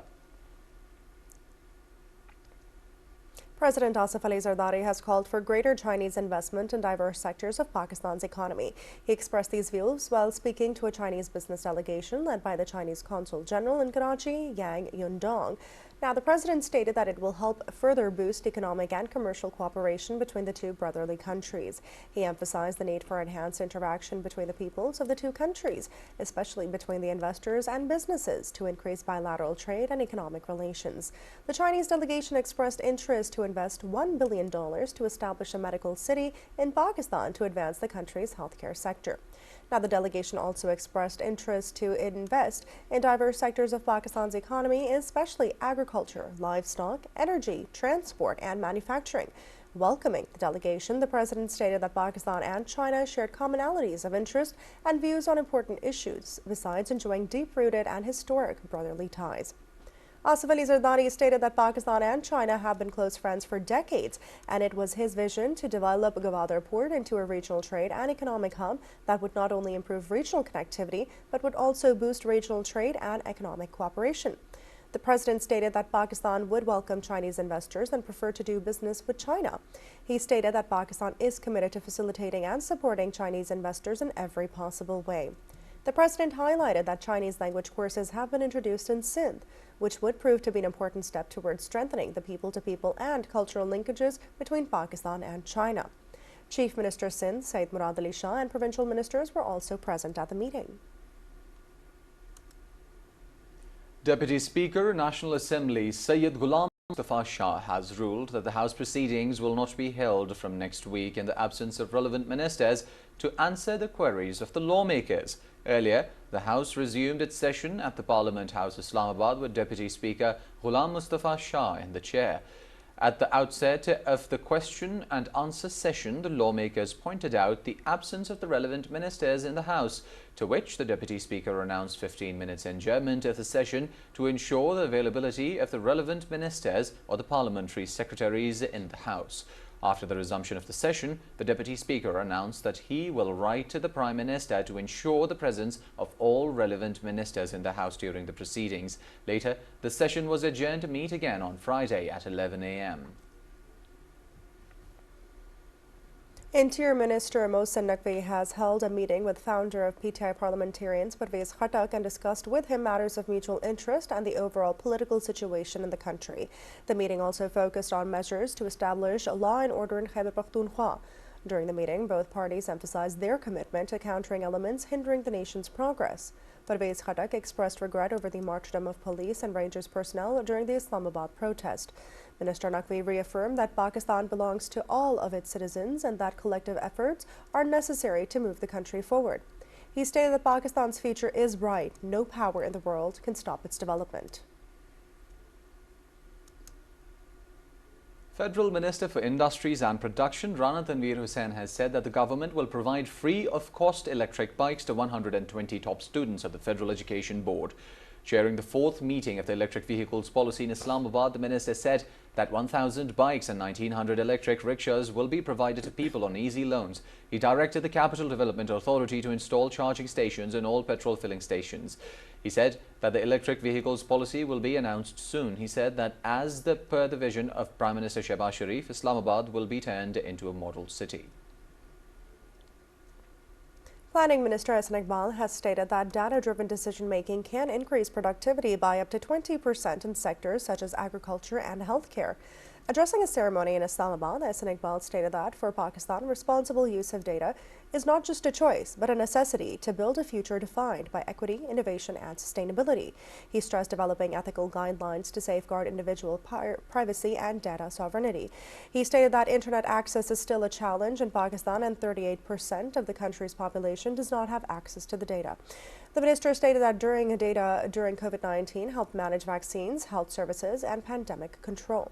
He said that the UN report suggests that 86% SDGs rely on high-quality data, but developing nations like Pakistan face significant challenges in data management.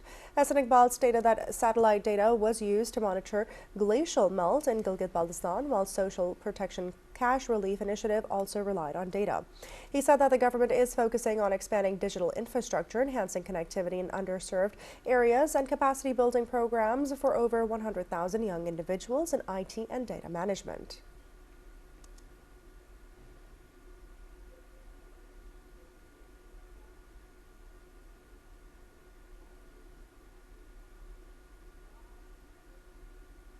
Pakistan Stock Exchange makes history again as the 100 index crosses the psychological barrier of 114,000. The stock exchange witnessed a bullish trend at the start of business in the morning session as 100 index gained over 2,600 points and surged over 113,000 earlier and then crossed 114,000 points. This is a great omen for the business community of Pakistan and Pakistan Stock Exchange, along with the banking sector and other sectors seeing an inflow of investment from investors inside of Pakistan and from investors that are foreign. This proves that the prudent policies by the government and the efforts done by SIFC have bared fruit, and PSX has crossed the psychological barrier of 114,000 points. This is a good omen for Pakistani business community because the inflow of investments has increased quite a few times over in the past few months, and as we saw the stock market surge from 85,000 starting where it was trading at 85,000 points to then surge over 90,000 and then to 95 and then to 114,000. We are joined by Ali Asghar Arbab. Yes, Ali, what are the details regarding Pakistan Stock Exchange today?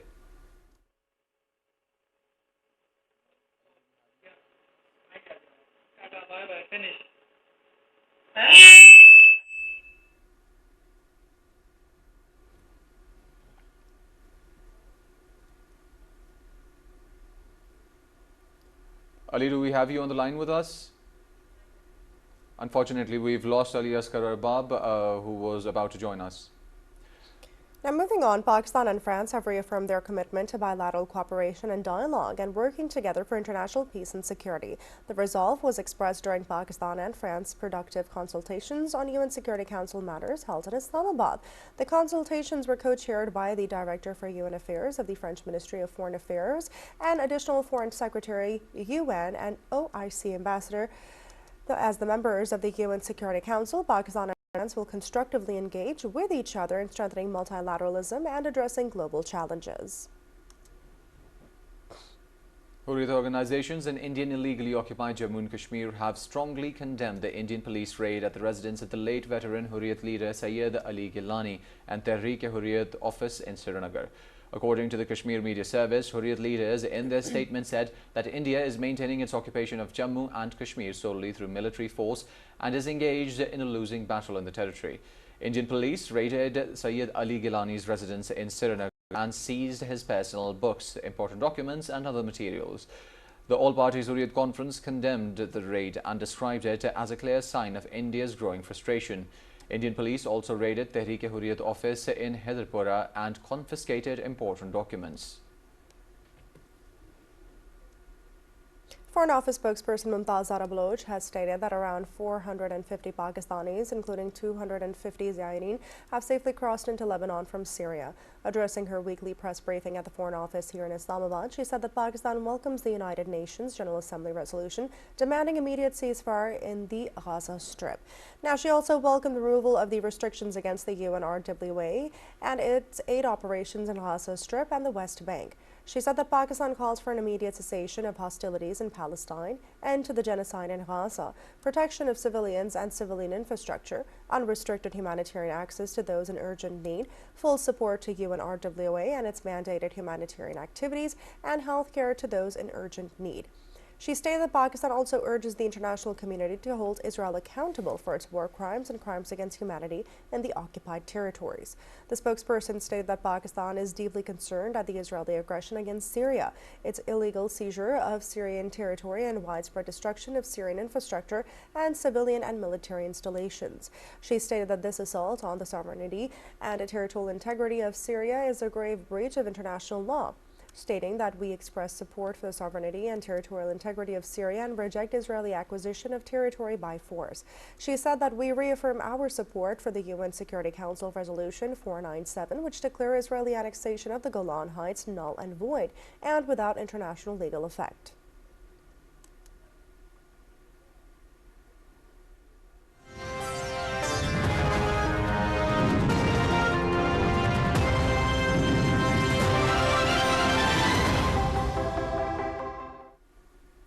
More than 100,000 people have been displaced in northeast Syria as Israeli attacks continue in the region. Israeli forces are also continuing their advance in the Syrian Golan Heights.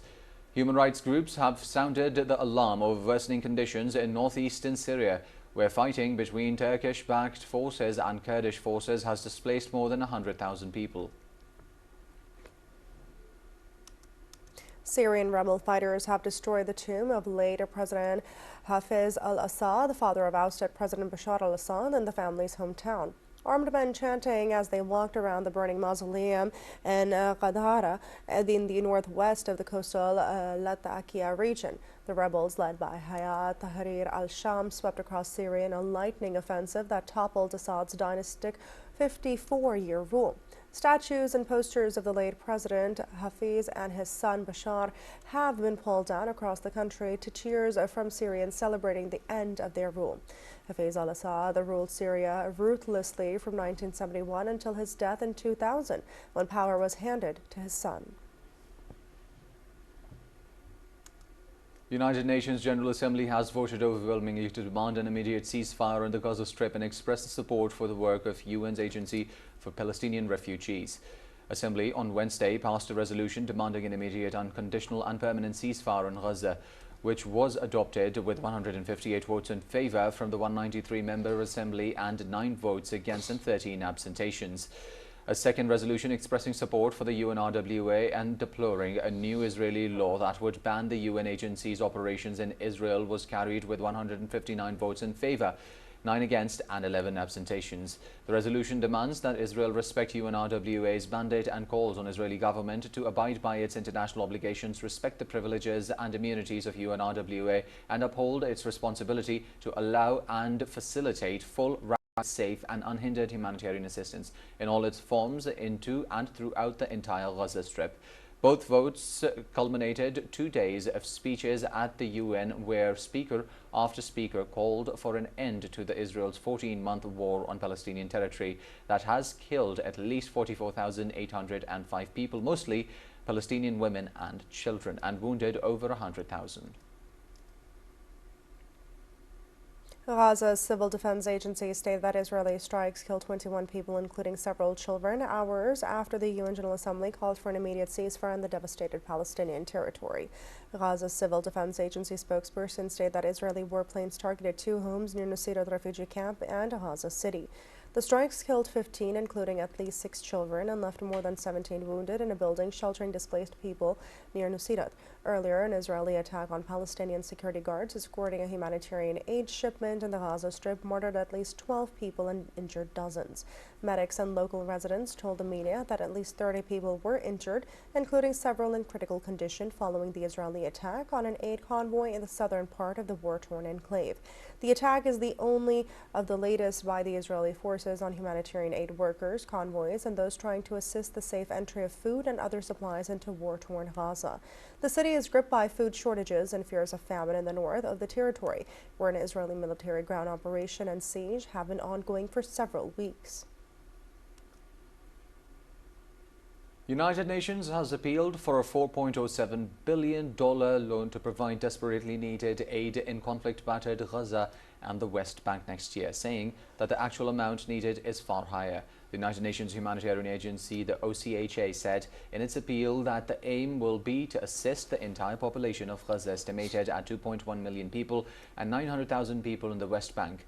It said that the actual needs amounted to at least $6.6 billion, but suggested that Israeli constraints placed on aid delivery meant it would be difficult to scale up operations to that level. The appeal said Israel must take immediate and effective measures to ensure the essential needs of the civilians are met to be able to implement the full scale of what is urgently needed. National Disaster Management Authority sends a second aid consignment of relief assistance to Malaysia's flood victims, with a chartered plane carrying 40 tons of supplies departing for Kuala Lumpur tonight. Now, following the Prime Minister's directive, a chartered plane carrying essential supplies such as tents, blankets, quilts, mats, sleeping bags, and life jackets will from Islamabad International Airport for Kuala Lumpur, Malaysia. The initial consignment of equal volume sent on the 8th of December for flood affectees in Malaysia, bringing the total volume to 80 tons of relief assistance from Pakistan. Federal Minister for Kashmir and Gilgit-Baltistan Affairs, Engineer Amir Muqam, and officials from the Malaysian Embassy in Pakistan attended the farewell ceremony at Islamabad International Airport. A software technology park has been inaugurated in Bhimber with the collaboration of the Special Communications Organization. The park is aimed at transforming Azad Jammu and Kashmir and Gilgit-Baltistan into an IT-linked region. It reflects SCO's commitment to creating a digital ecosystem in Azad Jammu and Kashmir and Gilgit-Baltistan, contributing to the region's transformation into an IT hub by Vision 2025. The Director General of the SCO formally inaugurated the Software Technology Park in line with the SCO's vision of empowering youth through providing a sustainable IT environment to them in Azad Jammu and Kashmir and Gilgit-Baltistan.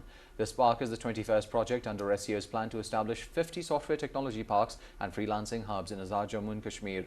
Each park or hub offers offices, high-speed internet and uninterrupted power supply. Bhimber Park has already attracted 6 startups and 24 freelancers. Pakistan has presented an outline of the serious effects of climate change on its population and economy at the International Court of Justice.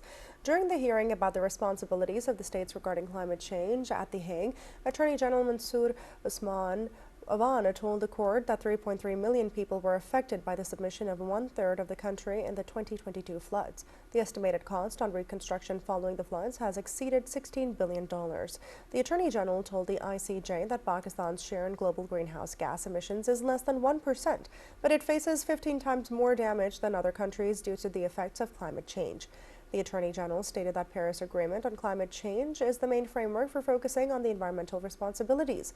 He said that the obligation to prevent climate change applies to various damages such as the emission of greenhouse gases, so disputes related to treaty obligations should be resolved through a mechanism established within these treaties. Mansoor Usman Awan told the ICJ that we are the first generation to feel the effects of climate change and undoubtedly the last generation to do anything about it. Ambassador Rizwan Saeed Sheikh held a meeting with the U.S. Congressman Robert B. Anderholt to discuss enhancing the Pakistan-United States relations. Both leaders exchanged ideas on key areas like trade, investment, climate change, extractive industries and IT. The meeting also focused on strengthening security cooperation, counter-terrorism and defence ties. Ambassador Rizwan Sheikh highlighted the potential for collaboration and reaffirmed Pakistan's commitment to deepening ties with the United States. The ambassador also invited Congressman Attaholt to visit Pakistan to strengthen bilateral relations.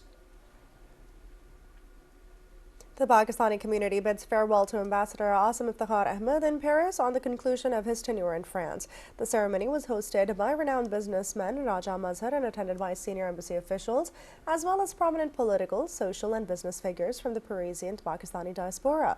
In his address, Ambassador Asim Iftikhar Ahmed expressed his gratitude, calling his tenure in France an honor. He highlighted his efforts to strengthen Pakistan-France relations during his tenure, focusing on defense, business and political cooperation. He emphasized the pride he felt in representing Pakistan, promoting its positive image and fostering agreements to solidify ties between the two nations. Asim Iftikhar Ahmed was presented with the honorary shields by the Pakistani Business Forum, France, Pakistan Press Club Paris, France, and Muslim Hands International. Human rights activists say women legislators in Pakistan have emerged as a strong voice for the marginalized segments of the society. Observation came at a discussion on the issue of gender-based discrimination held in Islamabad. More in this report by our correspondent Hassan Gilani. Right from the independence of Pakistan, women have played a crucial role in Pakistani politics. Independent human rights activists believe in the recent years, women legislators seem to have played the most vital role in assemblies, raising voice for the marginalized segments of the society. These include the transgender, the minorities, the specially abled, and women affected by gender-based violence. Women parliamentarians have raised human rights issues concerning child rights, child marriages, violence against children, violence against religious minorities, and of course the rights of women. All these things, and even the rights for poor people. They have raised these rights, whether it's health or education, and women have raised these issues on. Experts believe that since women in the assemblies have limited control over legislation, it is incumbent upon their male counterparts to ensure success of the legislative processes initiated by them.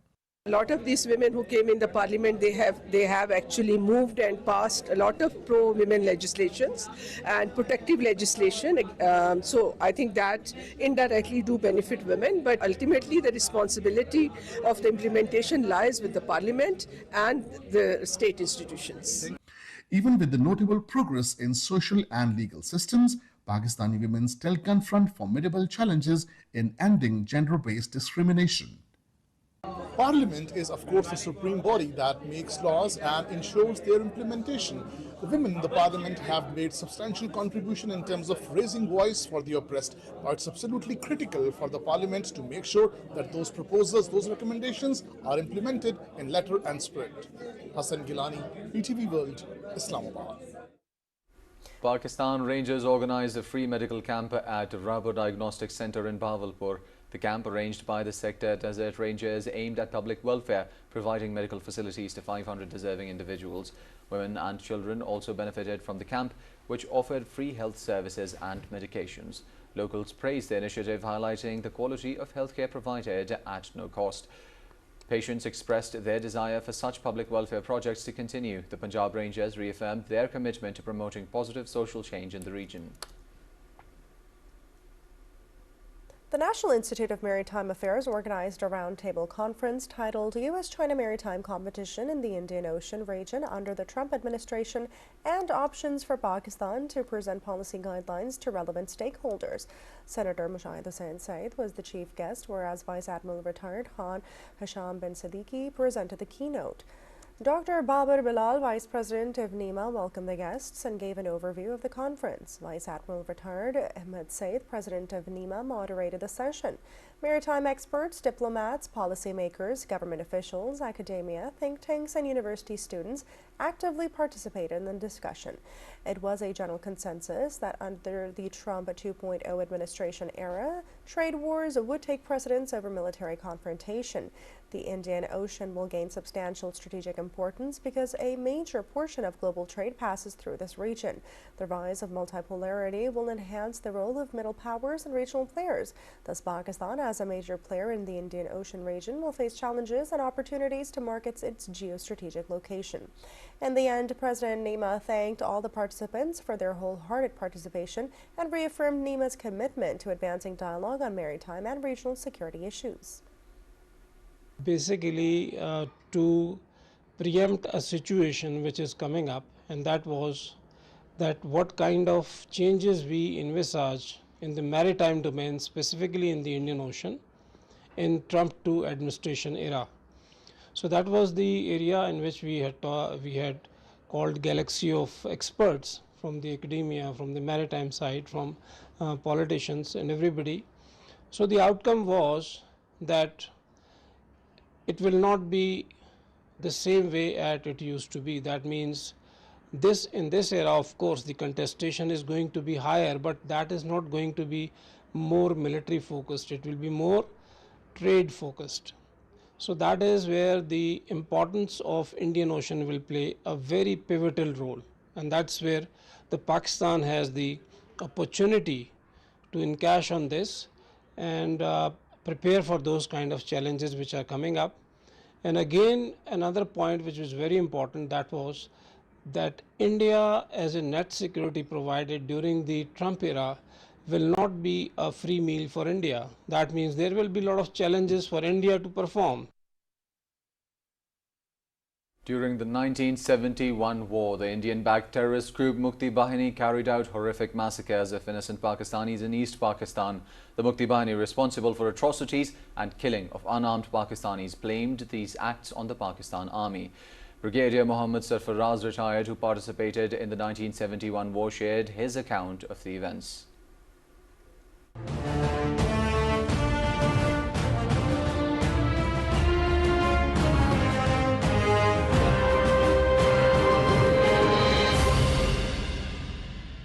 ये जुलाई 71 की बात है जब मशरकी पाकिस्तान में हालात ख़राब हुए। Early नवंबर में हम आगे मूव कर गए अपने डिफेंसेस के अंदर।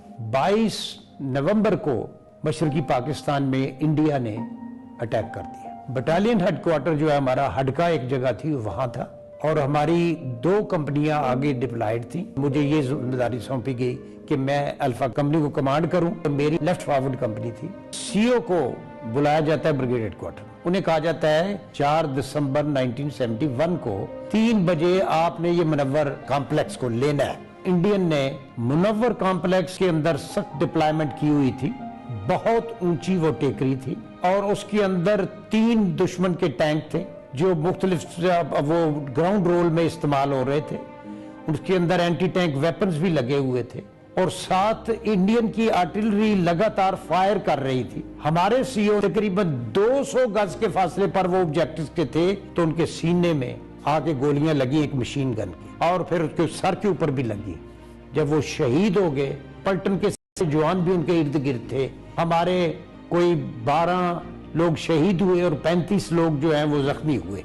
उधर मते वाला में डिस्कशन जारी थी, तो कमांडर ने मुझे कह दिया, how about you commanding? I said no problem, हम सारे जाएंगे। हम बचते हैं नहीं बचते कोई बात नहीं है। इस दौरान हम सारे इकट्ठे हो चुके थे। सबसे पहले मैंने खुद माइनफील्ड के अंदर जंप किया और तब मेरे ट्रूप्स ने मुझे फॉलो किया। Commander has to lead from the front. ये पर्सनल एग्जांपल, ये पाकिस्तान के जितने जूनियर कमांडर्स हैं, ये उनकी जहां जहां बहादुरी उन्होंने दिखाई है, उनके ट्रूप्स उनके साथ गए। हमने अल्लाह अकबर का जब नारा लगाया तो दुश्मन ने दे स्टार्टेड देयर व्हीकल, पहले उनकी LMGs ने और मशीन गनों ने और सब फायर उनका आ रहा था, but then after some time when we were जब हम तकरीबन 200 गज के फासले पर उनके थे, we could see them running away from Manawar complex. हमने उधर रुक नहीं गए, हम एक्सप्लॉइट के तवी के किनारे तक पहुंच गए और तवी में जाकर मैं दोनों कंपनियों को डिप्लॉय किया। और इसके साथ उनकी एक चिमरियाल पोस्ट भी थी राइट साइड पर, वो पोस्ट वाले भी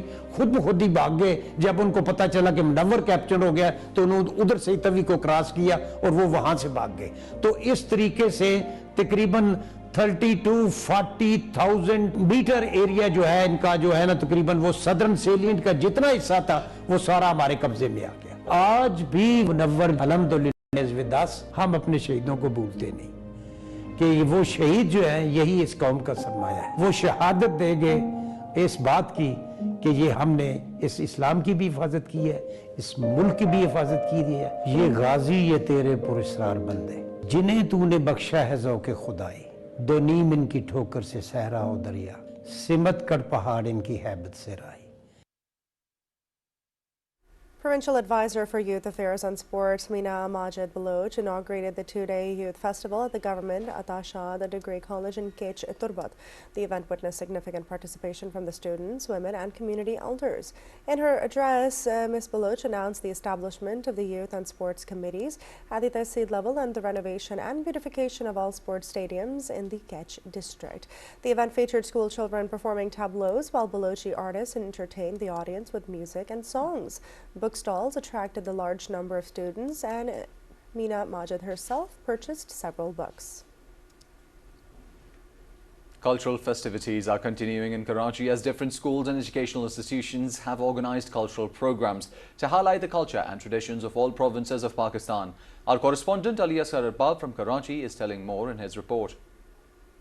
Pakistan is a culturally diverse country where different ethnic populations have a rich and beautiful culture which connects all the people to promote harmony, love, peace, unity, and integration in the society. Sindh Newspaper Society organized a cultural function in a private school in Karachi where the students presented songs in cultural dresses.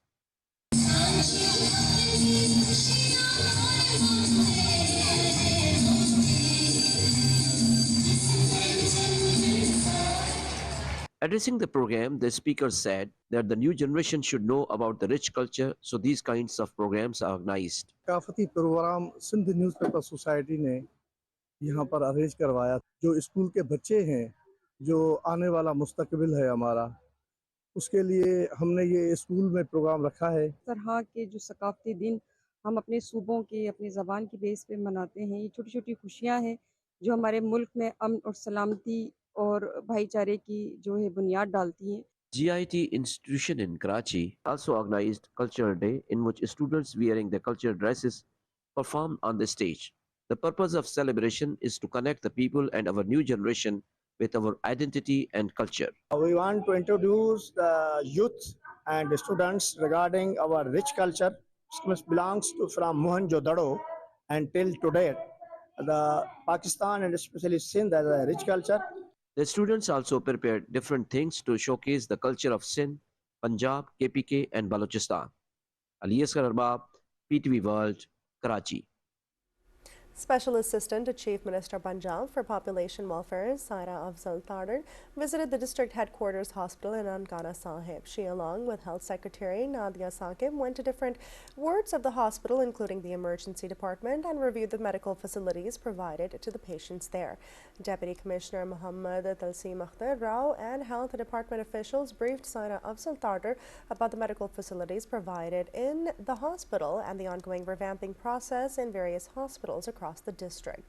Saira Afzal Tardar asked about the medical facilities and problems provided to the patients and their families in the hospital and directed the hospital administration to ensure the best possible medical facilities.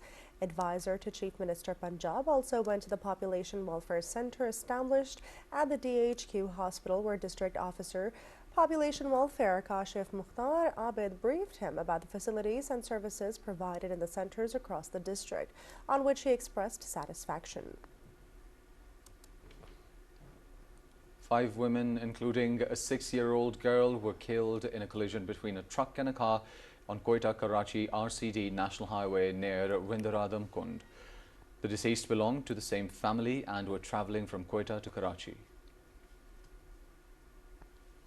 A ceremony was organized at the local schools in Mandi Baudin under the auspices of the Special Education and Social Welfare Department on the occasion of International Day of Persons with Disabilities. In the ceremony, special children presented cultural dances, tableaux, singing songs of national anthems as well, which were highly appreciated by the audience. Addressing the ceremony, Deputy Commissioner Dr. Faisal Salim stated that special persons are an important part of the society who deserve special attention and love. He said that the purpose of the event is to recognize their abilities on an equal basis and to provide them with all rights of the society.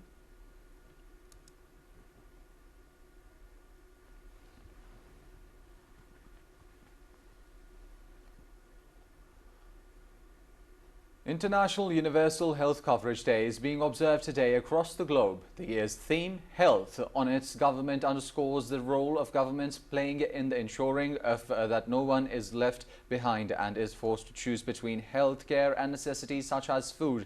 International Universal Health Coverage Day aims to provide everyone, everywhere, with access to quality health services without facing financial hardship. The World Health Organization has called on the governments worldwide to address urgent need for the financial protection to be put in place. Prime Minister Shehbaz Sharif has reaffirmed Pakistan's commitment to the advancement of the global momentum towards universal health coverage. He expressed this commitment in a message on the Universal Health Coverage Day today. The Prime Minister stated that this year's theme, Health, It's on the Government, underscores the pivotal role of the governments in ensuring that no one has to choose between essential health care and basic necessities such as food, shelter, or education. He said, as a government, we need to recognize our duty as a moral imperative to make health care accessible to all citizens, regardless of socioeconomic status. He added that any compromise on health is a compromise on the security, prosperity, and the development of our nation, an area where no risks can be taken. Shehbaz Sharif said in pursuit of this goal, the government has introduced transformative initiatives such as Sehat Sahulat program. Now, this program, which has garnered international recognition from esteemed organizations like the WHO, provides free health coverage to millions of families, prioritizing the most vulnerable segments of society. Additionally, they have also made the significant investments in healthcare infrastructure and ensured to access essential life-saving medications, especially in rural and underserved areas. The Prime Minister stated that Pakistan remains steadfast in its commitment to achieving the health-related targets outlined in the Sustainable Development Goals by 2030. Further stating that we will continue to collaborate with the United Nations and other global leaders to develop and strengthen frameworks that prioritize the health as a fundamental human right. U.S. President-elect Donald Trump invited Chinese President Xi Jinping to his inauguration, scheduled to take place in Washington on the 20th of January 2025. According to the U.S. media, the invitation was sent in early November, soon after Trump's election victory, but it's unclear whether the Chinese leader accepted the invitation or not. Trump said in an interview with NBC News on Friday that he got along very well with Xi and they had communication recently as this week. Trump has named numerous China hawks to key positions and posts in his incoming administration, including Senator Marco Rubio as the Secretary of State. Trump has said he will impose an additional 10% tariff on Chinese goods and also threatened tariffs in excess of 60% on Chinese goods while the campaign was still on trail. In late November, China's state media warned Trump that his pledge to slap additional tariffs on Chinese goods over fentanyl flows could drag the world's top two economies into a mutually destructive tariff war. South Korean President Yoon Suk-yeol has lashed out at his political opponents as anti-state forces and defended his short-lived martial law order as a legal move to protect democracy. His comments came as the leaders of Yoon's own party said that the president had shown no signs of resigning and must be impeached. Now, near the end of a lengthy address broadcast on television, Yoon announced that he would fight till the end. Meanwhile, South Korean police on Thursday launched a second raid on the presidential office compound to obtain documents and materials, a day after a similar attempt was blocked by the security guards. Yoon faces a second impeachment vote in the parliament expected on the 14th of December, a week after the first one failed, because most of the ruling party boycotted the vote. Australia will force Meta and Google to pay for news shared on their platforms under a new scheme, threatening to tax them if they refuse to strike deals with the local media. Traditional media companies throughout the world are in a battle for survival as precious advertising dollars are hoovered up online. Communications Minister Michelle Rowland has said that it is important that the digital platforms play their part and support access to quality journalism that informs and strengthens our democracy. Australia wants big tech companies to compensate local publishers for sharing news links that drive traffic to their platforms.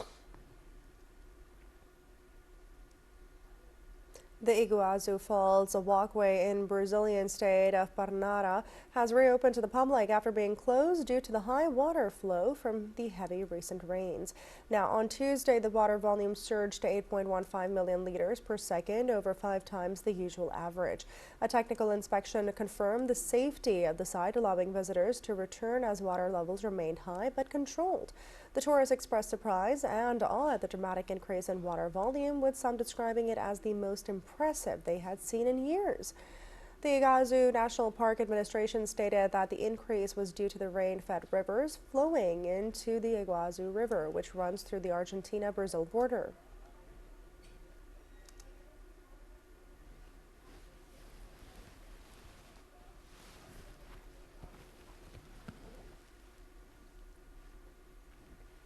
Now, 3 giant pandas born at Belgium Zoo began their long trip back to China, with hundreds of panda lovers gathered to bid trio farewell. Pandas 8-year-old Tianbao and 2 twins Bao Di and Bao Mi, born in 2019, completed a month-long quarantine period at the zoo ahead of their journey and were transported in Chinese-themed containers in a special vehicle bearing their names. The panda siblings will soon begin their new lives at the giant panda base in southwest China's Sichuan province, in an area known as the home of the giant panda. They will be quarantined for another month after arriving in China. China and Belgium have signed a 15-year international cooperation agreement on giant panda protection back in 2013. Researchers at the University of Sydney have created an autonomous robot, the world's first smart cow, which will make cattle farming more efficient and environmentally friendly. An AI-powered robot named Swagbot can determine the health, type, and density of the pasture and monitor the health of the livestock. It uses this data to autonomously herd cattle to the best pastures and move them before land is overgrazed and soil becomes degraded. According to Salah, who made the Swagbot, once the cattle are used to the robot, they will follow the robot around. Australia is one of the world's biggest beef exporters, with around 30 million cattle spread across the vast landscape, and that is often dry and whose pastures can be poor. Now, moving on to the sports section, where the second T20 match between Pakistan and South Africa will be played at Centurion tomorrow. South Africa has 1-0 lead in the 3-match series. In the first match played in Durban, South Africa won by 11 runs. South Africa scored 183 runs for 9 wickets in 20 overs. In response, the Pakistani team could only score 172 runs for 8 wickets in 20 overs. Third match of the series is scheduled in Johannesburg on Saturday.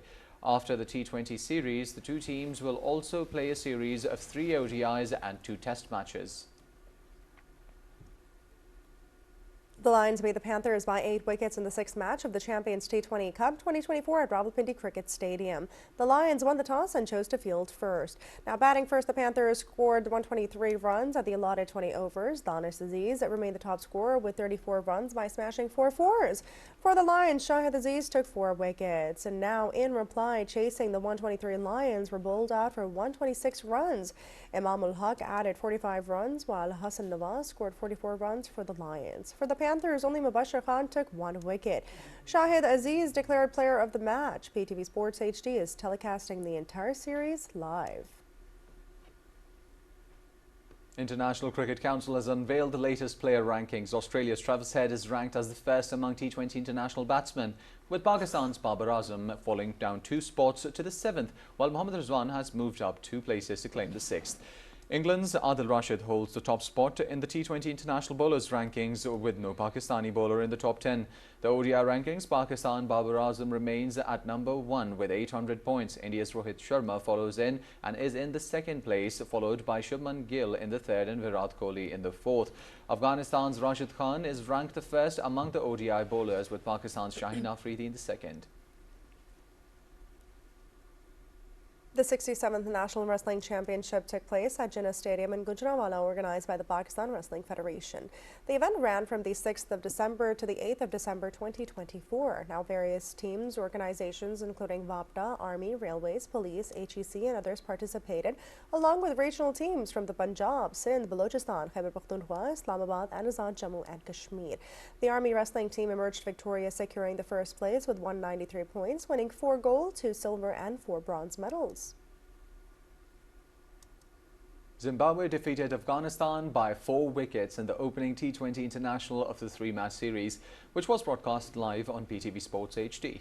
In the match held in Harare, Afghanistan batted first and posted 144 runs for 6 wickets in 20 overs. Kareem Janat remained unbeaten with 54 runs, while Mohammad Nabi contributed to 44 runs. Richard Nagrawa of Zimbabwe took 3 wickets. In reply, Zimbabwe successfully chased down the target of 145 runs, reaching it with the 6 wickets down on the final ball. Opener Brian Burnett scored 49 and number 3 batsman Dion Myers made 32 runs. Afghanistan Naveen ul Haq claimed 3 wickets. The 2034 Men's Football World Cup will be held in Saudi Arabia, while Spain, Portugal and Morocco will be the joint host for the 2030 tournament. World governing body FIFA has confirmed the 3 matches in the 2030 tournament will also be held in Argentina, Paraguay and Uruguay to mark the 100 years of the competition. The hosts for both the World Cups are confirmed at Wednesday's extraordinary FIFA Congress meeting, followed by a vote. Now, all 211 of FIFA's member nations were represented at the meeting over a video link. The hosts for both tournaments and of the 2030 century celebrations were confirmed via 2 separate votes. The first selected Uruguay, Paraguay, and Argentina as the hosts. The second confirmed the 3 hosts for 2030, as well as Saudi Arabia being awarded the 2034 tournament. Nations gave their votes acclamation, clapping in front of their cameras via their video links. Prime Minister Mohammed Shehbaz Sharif has extended his heartiest congratulations to the Saudi Crown Prince Mohammed bin Salman and Kingdom of Saudi Arabia for winning the right to host FIFA World Cup 2034. In his post on social media platform X, he said this landmark achievement is befitting recognition of Saudi Arabia's growing influence in global sports and is commitment to the vision of 2030. Prime Minister said he looks forward to a spectacular tournament. In the UEFA Champions League, the German club Bayer Leverkusen defeated the Italian club Inter Milan. In the match played, Real Madrid beat the host club Atalanta by 3 goals to 2. Kylian Mbappe, Vinny Jr. and Jude Bellingham scored 1 goal each for the winning team.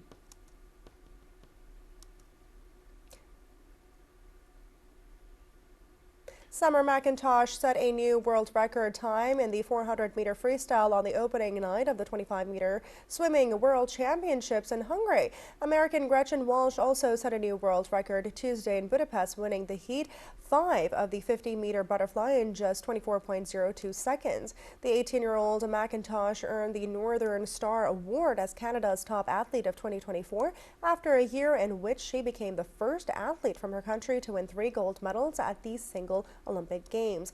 Now, her first major meet since Paris, McIntosh won the 400-meter freestyle final with a WR time of 3 hours and 50 minutes and 25 seconds. Australian Palster finished in a distant 2nd place, and Canada's Harvey placed 3rd.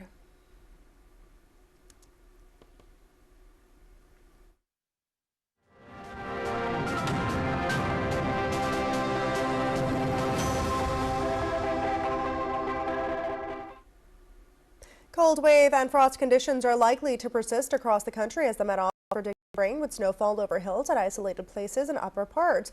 Now, according to the Met Office, mainly cold and dry weather is expected in most parts of the country, while very cold and partially cloudy in the hilly areas during the next 24 hours.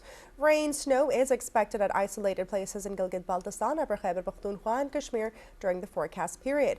Partially cloudy weather with light rain, snow is expected at isolated places in Mari and Galyat during the forecast period. The Met Office informed that continental air is prevailing over most parts of the country and a shallow westerly wave is affecting extreme northern parts. Light snowfall occurred in Skardu city and its suburbs. Due to the snowfall, the intensified cold has also increased in the area. The minimum temperature of the day in Skardu was recorded at -6 degrees Celsius. Due to bad weather and snowfall, air service between Islamabad and Skardu was also suspended. Well, viewers, that's all the news updates we have for you for now. But for more details and live streaming, you can log on to our website, world.ptv.com.pk. From Muzammil, myself, Naila, and the entire news team, it's goodbye. Take care.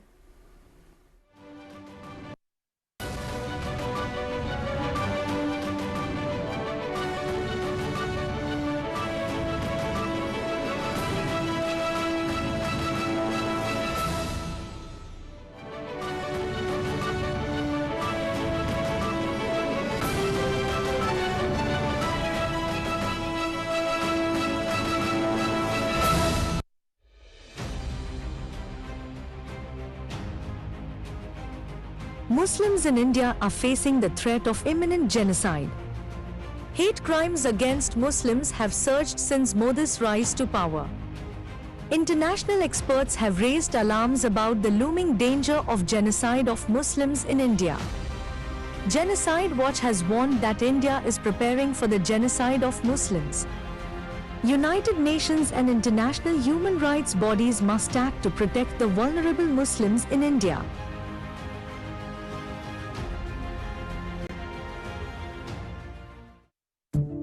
We are proud Pakistanis. We are the healers and bring hope to those in need. We are the builders. We are the engineers who create the infrastructure of our country. We are the artists who bring joy and beauty to your faces. We are the dreamers and the doers.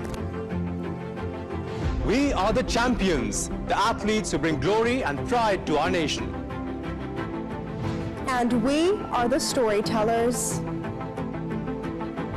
The journalists that bring you stories and news that matter. Meet the team that brings you the latest news from all over the world. Join us as we continue to write our story. And every day, we strive to make Pakistan stronger, brighter, and more prosperous. We are PTV World.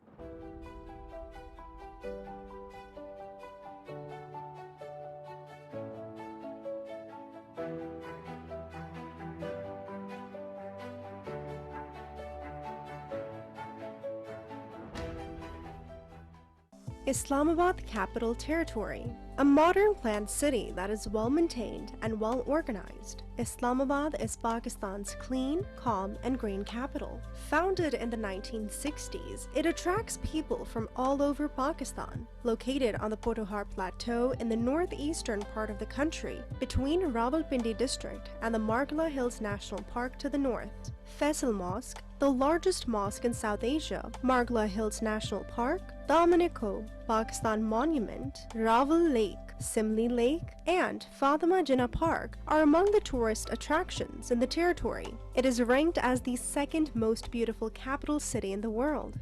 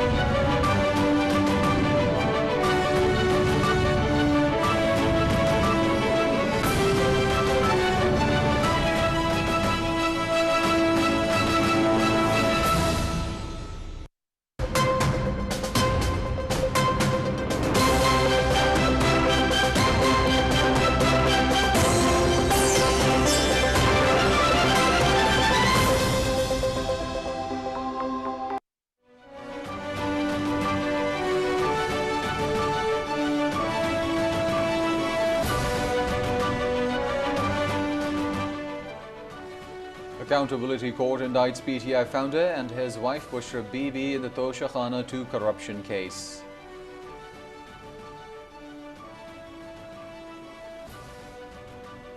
Anti-Terrorism Court in Lahore indicts PTI leaders Shah Mahmood Qureshi, Yasmin Rashid and others in the May 9 violence.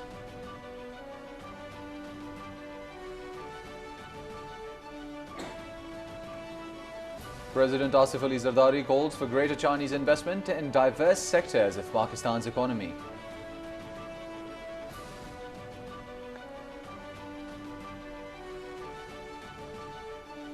Interior Minister Mohsen Naqvi meets founder of PTI parliamentarians Pervez Khattak and discusses overall political situation in the country.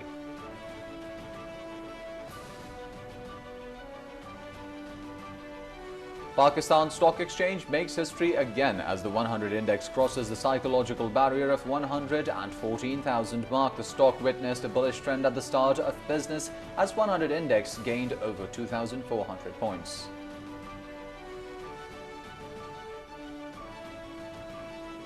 Foreign Office spokesperson Mumtaz Ara Baloch says Pakistan welcomes the United Nations General Assembly resolution demanding an immediate ceasefire in the Gaza Strip and the removal of restrictions against UNRWA and its aid operations in Gaza Strip and the West Bank. More than 100,000 people have been displaced in northeast Syria as Israeli strikes continue and Israel forces continue their advance into the Syrian Golan Heights.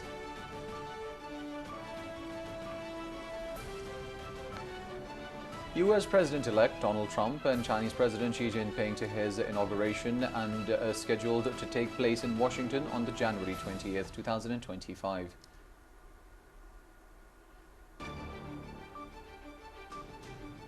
South Korean President Yoon Suk-yeol vows to fight until the very last minute in a defiant address defending his shock decision last week to declare martial law and deploy troops to the country's parliament.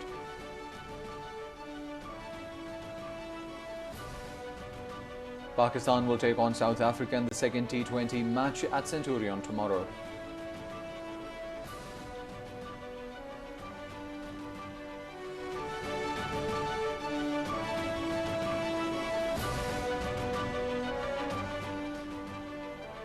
Those are your early updates. For more, you can log on to our website world.ptv.com.pk. Our social media handles for Facebook and Twitter @WorldPTV. I'm Muzammil Ali Khan signing off. Take care.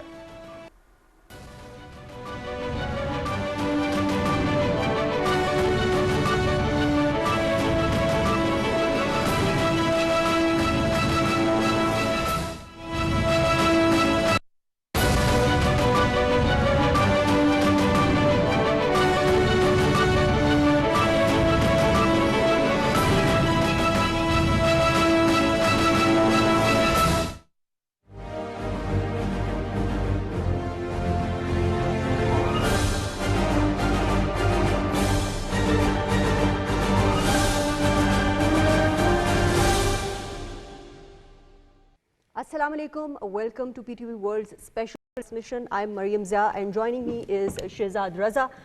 We are going to be talking about terrorism, which has left, of course, scars in Pakistan. And when we talk about the lost lives, thousands of lives have been lost so far, and the economic impacts cannot be understated. In today's program, we'll be talking about different dimensions of terrorism, especially the direct and indirect cost of course, terrorism. And when we talk about the economic toll, Shehzad, it cannot be understated. Very, very rightly said, Mariam, and it's an honor to be part of the Pakistan PTV World transmission on this terrorism. We, the Pakistani nation, we are resilient people. We rendered so many sacrifices, as rightly pointed out by Mariam. Since 9/11, we lost thousands of people in this war against terror, lost billions of dollars in terms of economy, but we stood fast, and we already have won this war. And rest assured that whatever is left of these militants and animals, and these days we call them the Khawarij, we will snuff them out. We are winning this war, but there is very important that we should give our people the hope. And that's why the PTV World has brought you this transmission along with several eminent panelists, the experts who will tell us that which phases we have passed through and exactly where do we stand at the moment. So without any further ado, Mariam, with your permission, I would like to introduce our guest today in our panel. We have General Zahid Mahmood with us. He's Tamgha Bisalat, a known soldier, and has supervised so many operations against the militant. Thank you so much, General, for joining us in the studio. And we have Dr. Jassim Anwar. He's a member of the Planning Commission, development expert, economist, and wearing so many hats. Thank you so much, Dr. Shah, for joining us in the studio. And along with these two gentlemen, we have Faisal Raza Khan, our own PTV anchor, analyst, and the journalist, and my dear colleague. Faisal, thank you so much for joining us as well. With your permission again, Mariam, I would like to ask the very first question from Faisal. Faisal, very quickly and briefly, tell us, when we talk about our losses, the human loss, the economic loss, how would it translate in terms of words? How would you describe it, that how many losses we suffered so far since 9/11? Shahzad, thank you very much, first of all, for having me, and thank you very much, Mariam, and salam to all panelists who are there in the studio. So, literally speaking, Pakistan is fighting this menace of terrorism from the last 2 decades, and our valiant armed forces stood firm and fighting this menace bravely as we are laying down lives of our not only our security forces, intelligence agencies, but also the police and law enforcement agencies for the last 2 decades. And fortunately, that as you have rightly said, that Pakistan is winning this war, but this is a very hard battle we are fighting right now. From the last at least 10 years, we have started our first major operation, although the operation started back in 2008, 2009, but Zarbe the first ever large-scale operation in which Pakistan has got numerous successes, and after that, Operation Radul Fasad. And so far, from the last 2-3 years, unfortunately, ungoverned spaces in Afghanistan and lots of terror over there. Most of the terrorist organizations have already over there. And we will go into the details of these operations at the later part of our program, but at the moment I would like to ask you to tell us exactly the number of casualties we suffered since 9/11, and as we are... Of course, when we talk about the direct and indirect human cost of terrorism in Pakistan specifically, Faisal, can you share the figures? Huge human cost in terms of our security forces, as civilians, the law enforcement agencies, the police, and all others. So far, at least 81,000, more than 81,000 of the civilians and the armed forces personnel laid down their lives fighting this menace, and also more than 10,000 of the Pakistani valiant security forces personnel, in which officers and soldiers, the Jawans of Pakistan Army, are also included in that. More than 10,000 casualties we have. And from the last year, I mentioned here that at least 645 terrorist attacks happened, in which at least more than 800 of the soldiers and our civilians were martyred. Then during this year, the first 11 months, so far at least 856 terrorist attacks happened, in which more than 1,000 of the people, including the security forces, their personnel martyred. These terrorist attacks are surged by at least 22% this year as compared to the last year. Just in the last month of November, we have 71 terrorist attacks. Those were surged by at least 3 attacks, and in October there were 68 attacks. And unfortunately, most of the victim is the prevention of terror. 50% of the attacks happened in Khyber Pakhtunkhwa and then in Balochistan. Right. Point taken, Faisal. Right. Thank you for sharing these figures. And of course, Shahzad, these are heart-wrenching figures. But let's bring in General Zahid into the discussion. General Saab, you have, of course, served in the areas as well. Let's talk about the communities and the social fabric that is damaged when we talk about these terrorist activities. Thank you very much, Mariam and Shahzad, for the invite. Let me begin by making a fundamental statement that Pakistan in this global war on terrorism has sacrificed the most and Pakistan has suffered the most.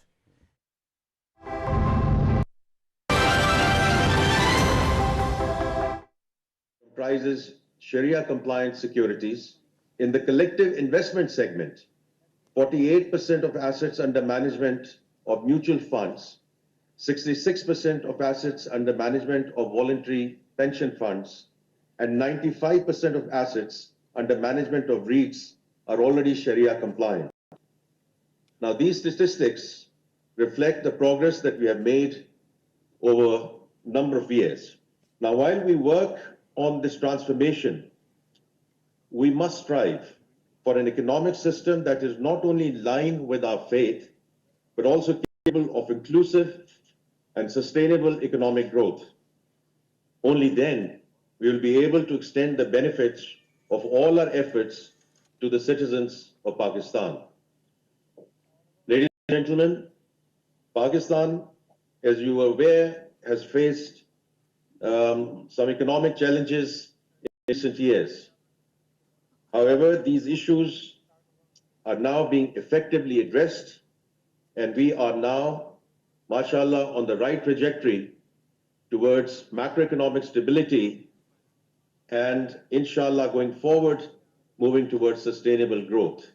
Islamic finance and specifically Islamic capital markets can and should play a pivotal role in this road to market. Instruments such as sukuk, equity funds, and Sharia-compliant investment vehicles not only attract investment, but also reduce reliance on interest-based borrowing. They are vital tools for mobilizing resources for critical sectors, including infrastructure development and poverty alleviation through Islamic social finance, while maintaining adherence to ethical and transparent principles. With these mechanisms in place, Pakistan has the potential to emerge as a leading global hub for Islamic finance. The growing interest in Sharia-compliant investment products is a testament to the increasing global demand for ethical and sustainable financial solutions. The steady and healthy growth of Islamic finance, both in Pakistan and internationally, reflects the shifting preferences of investors towards value-based financial systems. This demand has spurred interest from market participants across sectors, both within and outside of banking, which is contributing to the creation of a comprehensive Islamic finance ecosystem. I must commend the efforts of SECP in advancing Islamic finance in Pakistan. Its initiatives in creating an enabling regulatory environment to support Islamic finance in the non-bank financial sector are indeed commendable. While it is establishing Sharia-compliant indices, introducing Sharia governance frameworks, or developing guidelines for offering Islamic financial services, SECP has consistently remained a proactive regulator. Moreover, its commitment to capacity building is evident, as yesterday 4 international workshops were conducted to enhance industry knowledge and skills. SEP should continue to make dedicated efforts to bring further innovation and inclusivity in Islamic capital markets. Now, having said this, we all know well that to fully realize the potential of Islamic finance, this journey requires a collective effort. Scholars, financial institutions, regulatory bodies, and industry practitioners must collaborate to address the existing challenges and also going forward develop innovative Sharia-compliant financial products and build public trust. We must ensure that Islamic finance is not only rooted in Sharia principles, but also practical, transparent, and capable of meeting the evolving needs of our people. Now, I would have really liked to join you in Karachi in person, but certain commitments came up here in Islamabad, and therefore my apologies that I could not be there in person. but just looking at the entire schedule, it looks very promising, and I'm sure you will all have productive deliberations and look forward to the impactful outcomes of this gathering. I would like to again thank you all. I would specifically welcome all the delegates and all the senior practitioners who have come from outside the country. Special welcome to them from myself as well. With that, ladies and gentlemen, again, thank you, wish you all the very best, and Mr. Akif Saeed, back over to you. Thank you. वफाकी वज़ीर ख़ज़ाना Mohammad Mr. Aurangzeb was addressing a conference. These visuals were from a conference that was being addressed by the Finance Minister, Mohammad Aurangzeb. He said government is committed to transforming the financial systems in accordance with the Sharia principles. He also mentioned that economic issues are being effectively addressed. Along with it, he said that I commend the efforts by the SECP in advancing initiatives of Islamic financial services. He said SECP has done a great job in providing Islamic financial services. These are all the details we have for you for now. For more, stay tuned to PTV World.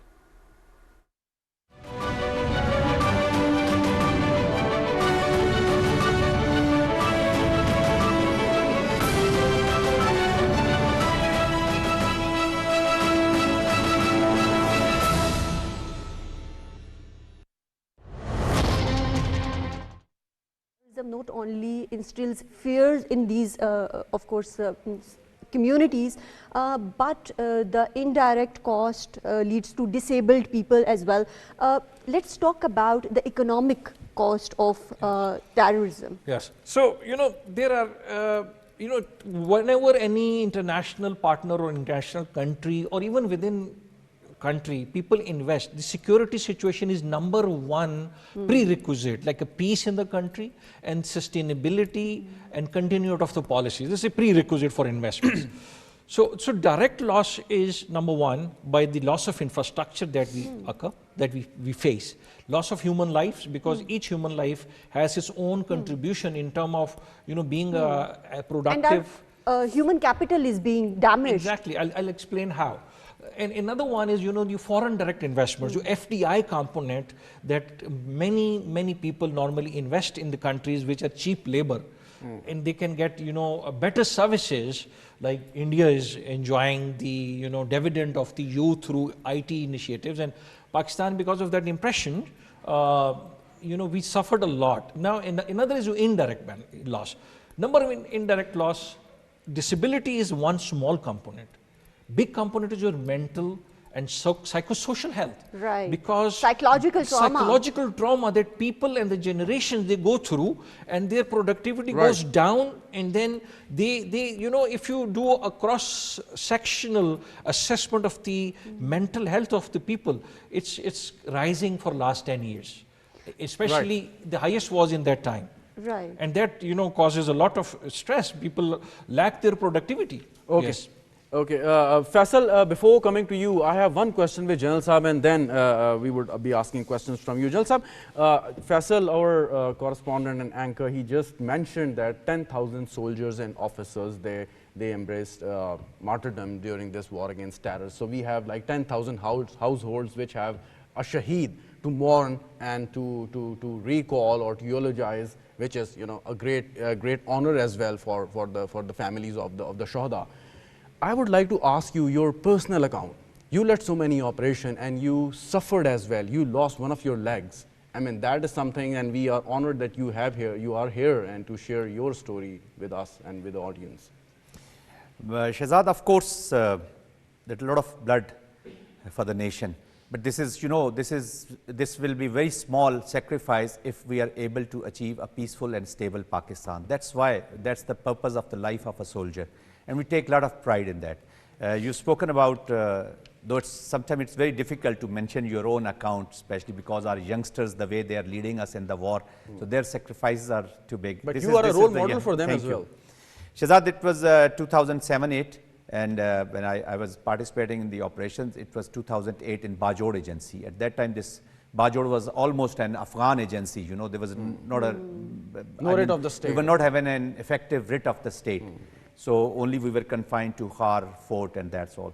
So we were clearing that compound at that time. We were there were a lot of terrorists and Khawarij from Taliban's as well and IS, Al-Qaeda and groups, yeah. other Central Asian terrorists. So we were carrying out the compound clearance operation. Compound clearance means that if you're in one compound, so next compound is occupied by the terrorists. Okay. So I was Lieutenant Colonel commanding my unit. Close pitch battles. It was close pitch battles. I mean, on the other side of the wall of your house is occupied by the terrorists. Oh. So it was almost extraordinary close combat battles. So I was Lieutenant Colonel. I was commanding my unit, 63 Frontier Force. So in that operation, once we were clearing these Khawarij from that area, a mortar shell. I was hit by a mortar shell, and when I fell down after that shell strike. So that place was raided. It was an open field also. Then when I was injured, so that was raided, and I received 6 bullets in my right leg. 6. After the 6 bullets, and bullets. you survived. Wow. Alhamdulillah, that's amazing. There is someone who is bigger than you, who protects you. And then I lost my I had this amputation. I lost my right leg, but 7 of my officers, and you remember, Shehzad, this was a small sacrifice because at that day I lost my 10 soldiers, 10 shaheeds. So their sacrifice is far greater, all right. So we have to, on the day of the judgment, we as a nation, we have to be answerable to those shuhada who have sacrificed their lives. True. And it is a salute to those guys Right. who no more with us. Right, but Alhamdulillah, General Saab, you are very much active and on your two feet. But let's talk about, since you served in the areas, how does this psychological trauma impact those communities and their societal behaviors and, of course, the economic activities as well? Mariam, I think this is a wonderful question you have asked. You know that when we talk of terrorism, the terrorist militaries or the security forces, they fight the terrorist and the nation fights the terrorism. So once we are fighting the terrorism, this is basically those people of those areas, they were already subjected by Khawarij. So they were not living their life as per their own aspirations or their own will. So they were under a lot of tremendous pressure. But once these operations started, unfortunately at that time, they had to leave their houses, they had to migrate. So it's very challenging, extremely challenging that you leave your house and, and then they were, it was kind of a catch-22 for them. Right, and when we talk about IDPs, I cannot help but ask you about the challenges that women and children in the areas face. Can you elaborate on that? Yeah, it's very challenging. It's a lot of trauma, You're not in a house, your children are not going to school. And I tell you, these people of especially Bajor and Kurram, and these are educated people. They send all their children to the schools. They have a very good school system, and they are extremely better educated than maybe North Waziristan or South Waziristan areas. So so the whole, fiber or the whole cycle of their life was highly perturbed. Then it is very challenging for your women, and especially the culture of these areas, these Pakhtun areas, Chadar and Char Diwari, and they have a lot of respect for their women. So once they're out of the house, you can understand, maybe we are unable to understand the trauma which they have gone through. That's why now if we talk about the operations in different, so there is a lot of resistance, because of these traumas. Because there is kind of generational trauma that they are dealing with. Exactly. You can understand. Now look at the Afghan people, look at the Afghan children who were born in the war. So other than war, they have seen nothing. Nothing. So anybody who is living in the far-flung area of South Waziristan, who has seen these traumas and all that war, if he comes here to Islamabad, all right, if he's here and he see people who are in F6 or F7, so once they start comparing, then they ask this question that where is the state, That's why I'm saying through whole of a nation approach, we have to win this war at all costs for the people of Pakistan. Exactly. Faisal, can you hear us? Definitely. Okay, so we are talking about the trauma these families faced, and especially children who had to suffer and endure the harsh circumstances in those areas. But now I'm talking about the priceless sacrifices and unprecedented examples set by the Shuhada and their families. And of course, they've been through a lot of trauma, Mariam, as we are discussing. We salute them. The government, of course, offered so much compensation in the past, and every year and every day, in fact, we salute their sacrifices. Let's talk about those. So exactly, those families, how do they think, and what narrative they have managed to build over the period of time against these Khawarij and militants and their anti-Islam and anti-state narrative. Shehzad, as General Sahab, first of all, I salute him as well, and all those officers and soldiers who laid down their life, because you know that during our journalistic career, we have covered all these operations, whether it was in Sawat, Operation Rahe-Nijat, Rahe-Rast, and lots of other operations, and we have witnessed all accounts when people displaced from South Waziristan, from North Waziristan, from Sawat, from all other areas, Bajor, Uruzai, and all that. So it was a very traumatic situation at that time, and no doubt that whole of the nation sacrificed for having peace and stability in this country, and no doubt about that.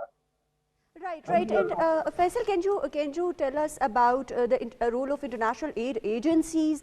Do you think they assisted the government of Pakistan in some initiatives to deal with these families who were affected by terrorism? Yeah, definitely. Earlier, during the early course of time, because when the operations were started back in 2007-8, international community was not much responsive. After 3 to 4 years passed, then in 2011 or 12, most of the United Nations aid agencies, particularly to the Afghan refugees, like UNHCR, Human Commission for Refugees, then to our IDPs, particularly when we are talking about the World Health Organization, then the World Food Program, the FAO, the Food and Agriculture Organization, and all others. They have assisted a lot to through their watch programs, through the shelter programs, through their food and assistance in that particular perspective. But a whole at that particular time, and a whole of the government approach, whole of the nation approach was there. Even people of those areas in which IDPs came to, they have given shelters. They sacrificed like our legacy of Islam, and as Muslims, as we have sacrificed for the Afghan refugees. So these people were our own people, and the local communities and the local population, they assisted. And that was again a prime example of the sacrifice made by the Pakistani people. And when we are talking about overall scenario, I think so that right now, as General Sahab rightly said, that whole of the nation approach right now is required, because in 2014, when we have carved the National Action Plan, and then afterwards we have initiated Operation Zarb-e-Azb, we have got those successes and unprecedented successes just because of the not only sacrifices of our armed forces, security forces, police personnel, intelligence, but also by the nation. And we have lost at least till today, as the Prime Minister Shehbaz Sharif rightly said, that at least $130 billion we have lost in economic terms. We have lost exactly from this figure, Faisal. I would like to go to Dr. Jasim, Mariam, with your permission. Dr. I mean, we got so many figures over the period of time, but we can safely say that we suffered at least more than $100 billion direct and indirect economic losses. We were promised, in Coalition Support Fund, several other funding facilities, but those promises were never fulfilled in real terms. And of course, we were not the one who waged this war against all those militants. I mean, they had their own interests, the Western and superpowers, and then Pakistan suffered a lot. So the question is now, the very critical one is, how would we recover from these losses? I mean, $100 billion is a staggering amount. Yes, very, very pertinent. Before answering to how or resilience and economic recovery will shape the coming years, I will link one more figure, and one statement that you mentioned is the trauma that family goes through. You know, this figure that is quoted by international and national medias on the loss that we have suffered, this is in terms of those direct building loss. Yeah, infrastructure Infrastructure losses, losses, yeah. or some services that were hired to clear those things and ABCD. Now I think I must quote that the trauma, cognitive development trauma, the child which is exposed to the trauma in first 5 years has its lifelong impact on the productivity. This is a literature published by Harvard and through international researchers. Yeah. And I also mention and want to thank also, McLean Harvard Initiative, that the Scott, his team, they are also supporting us in, making those policies that focus the child cognitive development and child trauma and how it affects the mental health.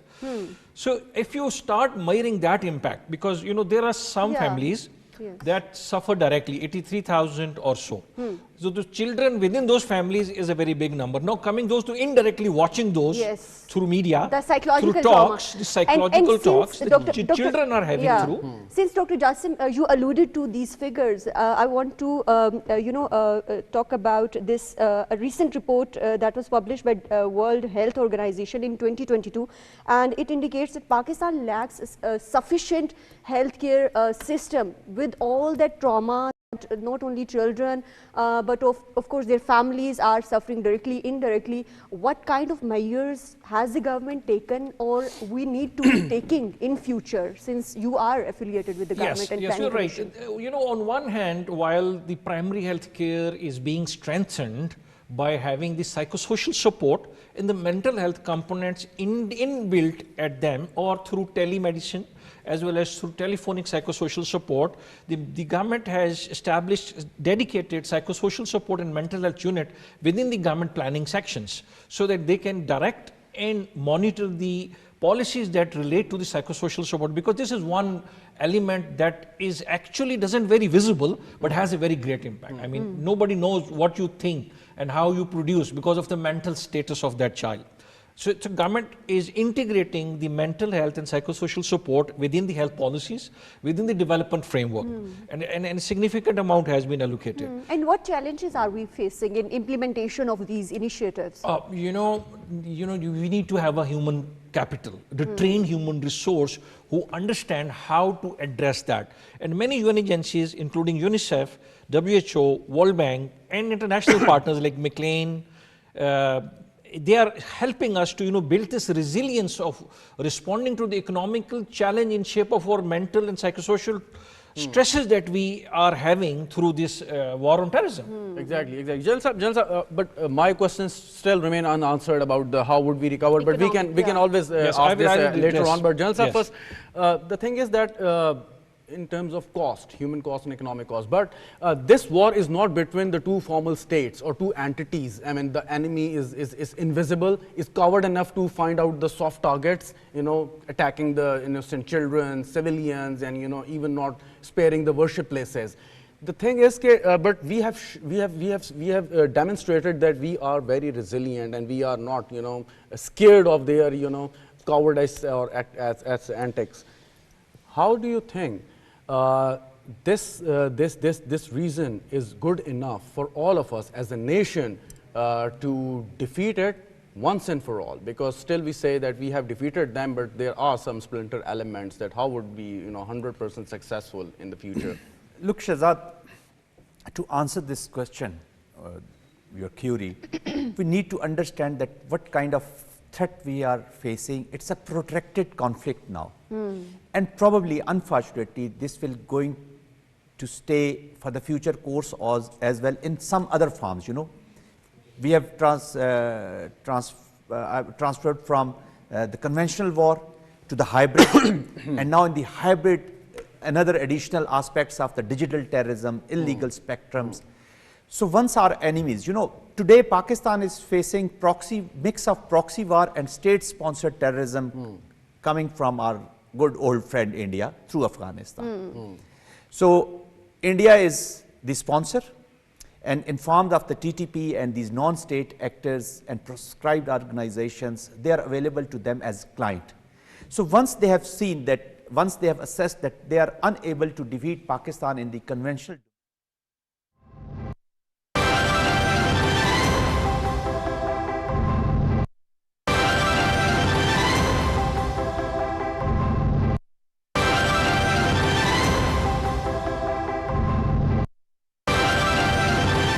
today, and on behalf of my country, on behalf of my province, on behalf of my government in Punjab and my delegation, I want to thank you profusely for your hospitality, for the time that you've given us today, and for hosting us. And Excellency, you just asked when I was here last time. It's been 32 years, and now that I came to China day before yesterday, I'm seeing a new China, which people call present-day miracle, and it has completely changed. It's a completely transformed place, and the success that China has achieved over all these decades, over all these years, is not only formidable, it is also an inspiration for countries like Pakistan and for a newcomer like me. And not only that, China is now an economic miracle, is now a miracle in every other sense, in terms of infrastructure, in terms of its trained human resource, in terms of industrialization, in terms of innovation. But I think China is now also a miracle in curbing the pollution, in smog mitigation, in smog eradication, and the steps that China has taken, not only an inspiration for us to learn from, but I must also commend Mr. Minister, His Excellency the Minister sitting here. I was going through his profile and I saw how learned he is, and he's got the requisite education in the environment and ecology, and how much he has contributed to making China a better place, a more breathable place, and improving the air quality index. Placing him as a Minister of Ecology and Environment, it connotes China's seriousness about its environment and how it wants to improve the air quality, the environment. So it shows China's commitment. And also, I want to mention here that President Xi's philosophy of shared destiny. So you're not only sharing the fruit of your labor with the world, with sharing your success with the world, but you're also a guiding light for countries like us who are also faced with environmental threat. Smog in Pakistan is a recent phenomenon. It's pretty recent. It was not there 10 years ago, but ever since it's been going from bad to worse. Like China has lifted 800 people out of poverty into the middle class. I have a shining example to emulate it back home. I am a chief executive of a province that has a population over 150 million people. It's big enough to be a big country. And we have our own set of challenges. Environment is one of them. I want to make Punjab into an economically viable, into a social welfare province where all the people, citizens of Punjab, have a sense of participation and have a sense of being looked after by the state and become the stakeholders. I'm also completely and absolutely committed to making Punjab into a climate resilient Punjab. And following in the footsteps of China, I have also striven to not only improve the environment, but also I've placed a person in the ministry as a Minister of Environment, the dynamic lady sitting on my left, who is very, very passionate about improving the environment, dealing with the environment-related issues, and she's very fervently and passionately following each and everything on minute-to-minute basis, daily basis, and the steps that she's taken, the agenda that she's following is very encouraging. I don't know what to put it down to, but usually in Pakistan, some 120 days are smog-ridden. We are surrounded in thick smog, but this time we have taken, obviously it's not something which happens overnight. So we have a short-term plan in place, we have a medium-term plan in place, and we also have a long-term plan in place. And there's nothing that improves environment over time, as China knows, because China set the bar high, and China's been at it since 2018. I know that because I went to the Blue Tech Clean Air Alliance that day, and I had a chance to exchange views with them and learn from what China has achieved over time. But the smog has literally disappeared in a few days' time. And I don't know what to put it down to, because there must be something behind it. But as I said, we are committed to contributing as much as we can, do everything under the sun to make air breathable for the people of Punjab whenever there's smog. We have to shut the schools down. We have to shut the industry down. Everything comes to a grinding halt. Everything comes to a standstill. And obviously, it is for the betterment of the people, but it does take a toll on your economy, on people's health, and the day-to-day affairs. So there is a complete plan that is in place, which is environmental conservation, biodiversity conservation, sustainable development, and most critical areas where we are working on daily basis is air pollution, improving the air quality standards, and eradicating smog.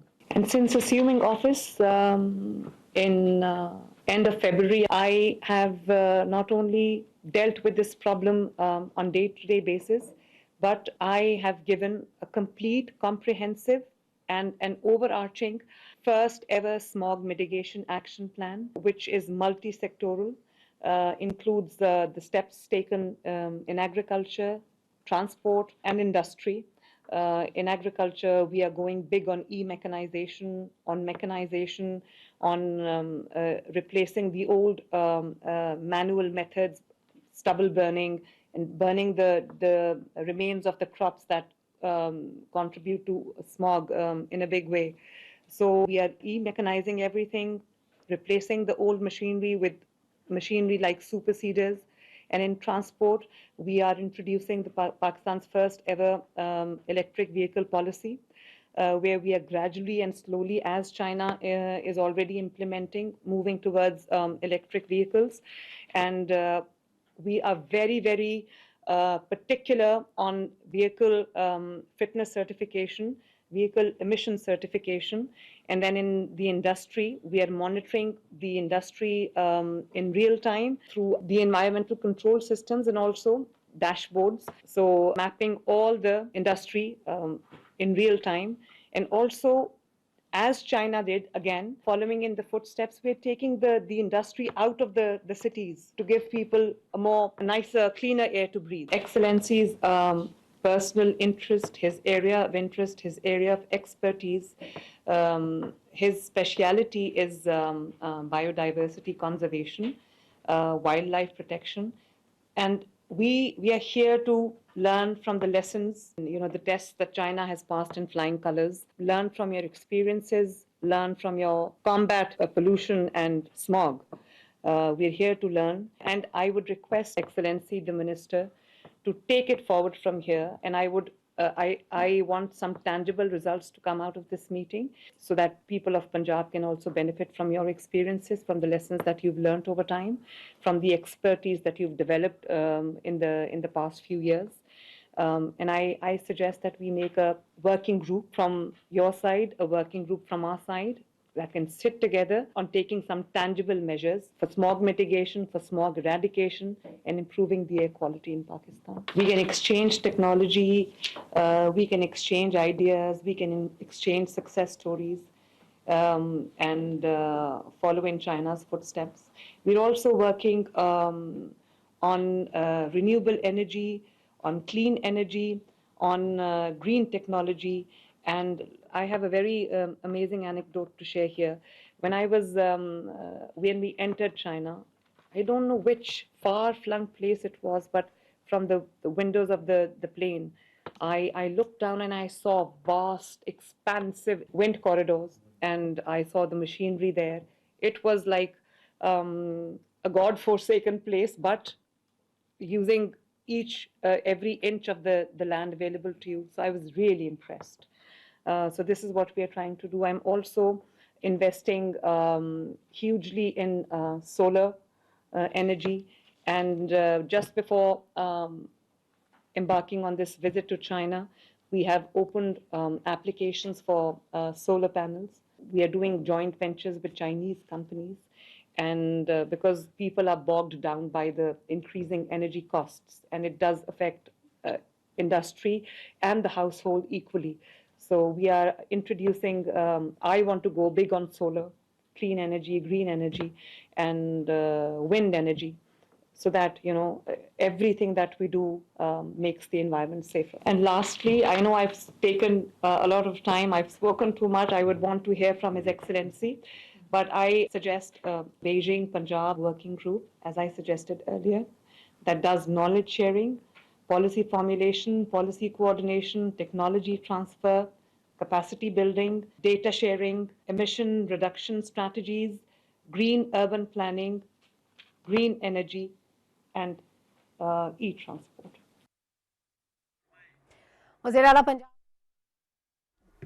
This is Chief Minister Punjab addressing in detail the conference on climate change in Shanghai. She praised Chinese commitment in mitigating climate change effects, working on smog, pollution and other threats. She says smog is a recent phenomenon in Pakistan and I want to make Punjab a social welfare province where people have this sense of being looked after. She also said we have a short-term, medium-term and long-term plan and we are working on environmental conservation, biodiversity conservation, eradicating pollution and smog, and we are replacing old manual methods in agriculture to mechanizing everything. And towards the end she said that we are working on a joint working group from both sides so we can bring together these ideas and implement these plans. These were the updates for now. For more updates, stay tuned to PTV World.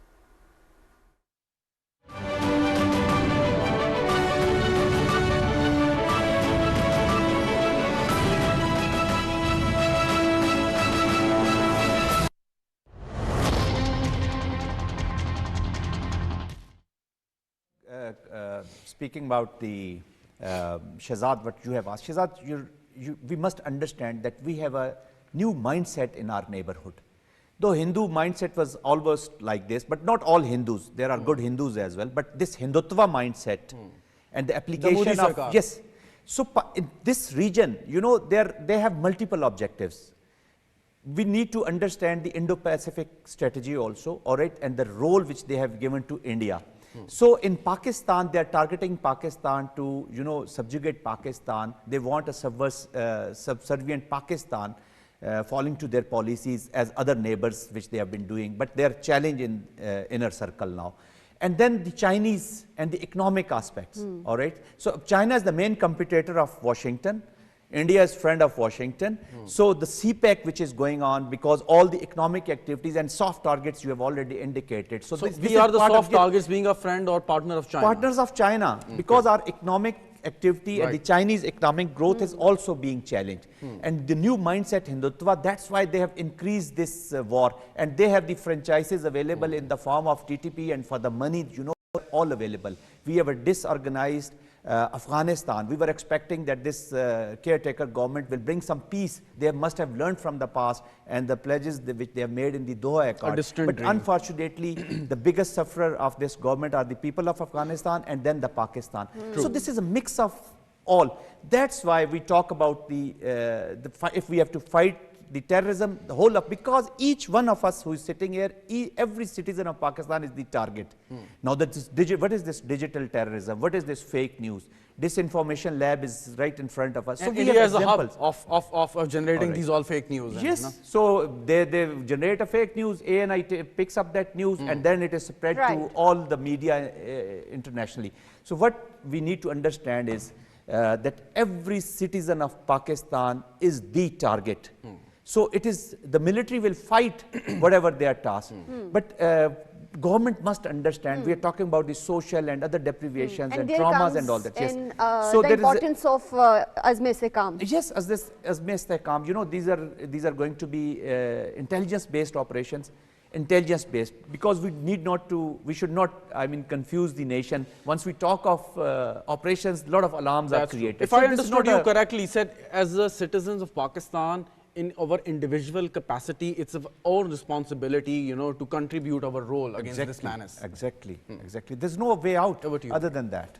Right. And Faisal, when we talk about, of course, terrorism, investment, foreign direct investment remains an important aspect, and like our guest also alluded to earlier as well, that this remains an important aspect. How do you think in the bigger picture, terrorism threats in Pakistan and resurgence of terrorism in the recent times is linked to CPEC?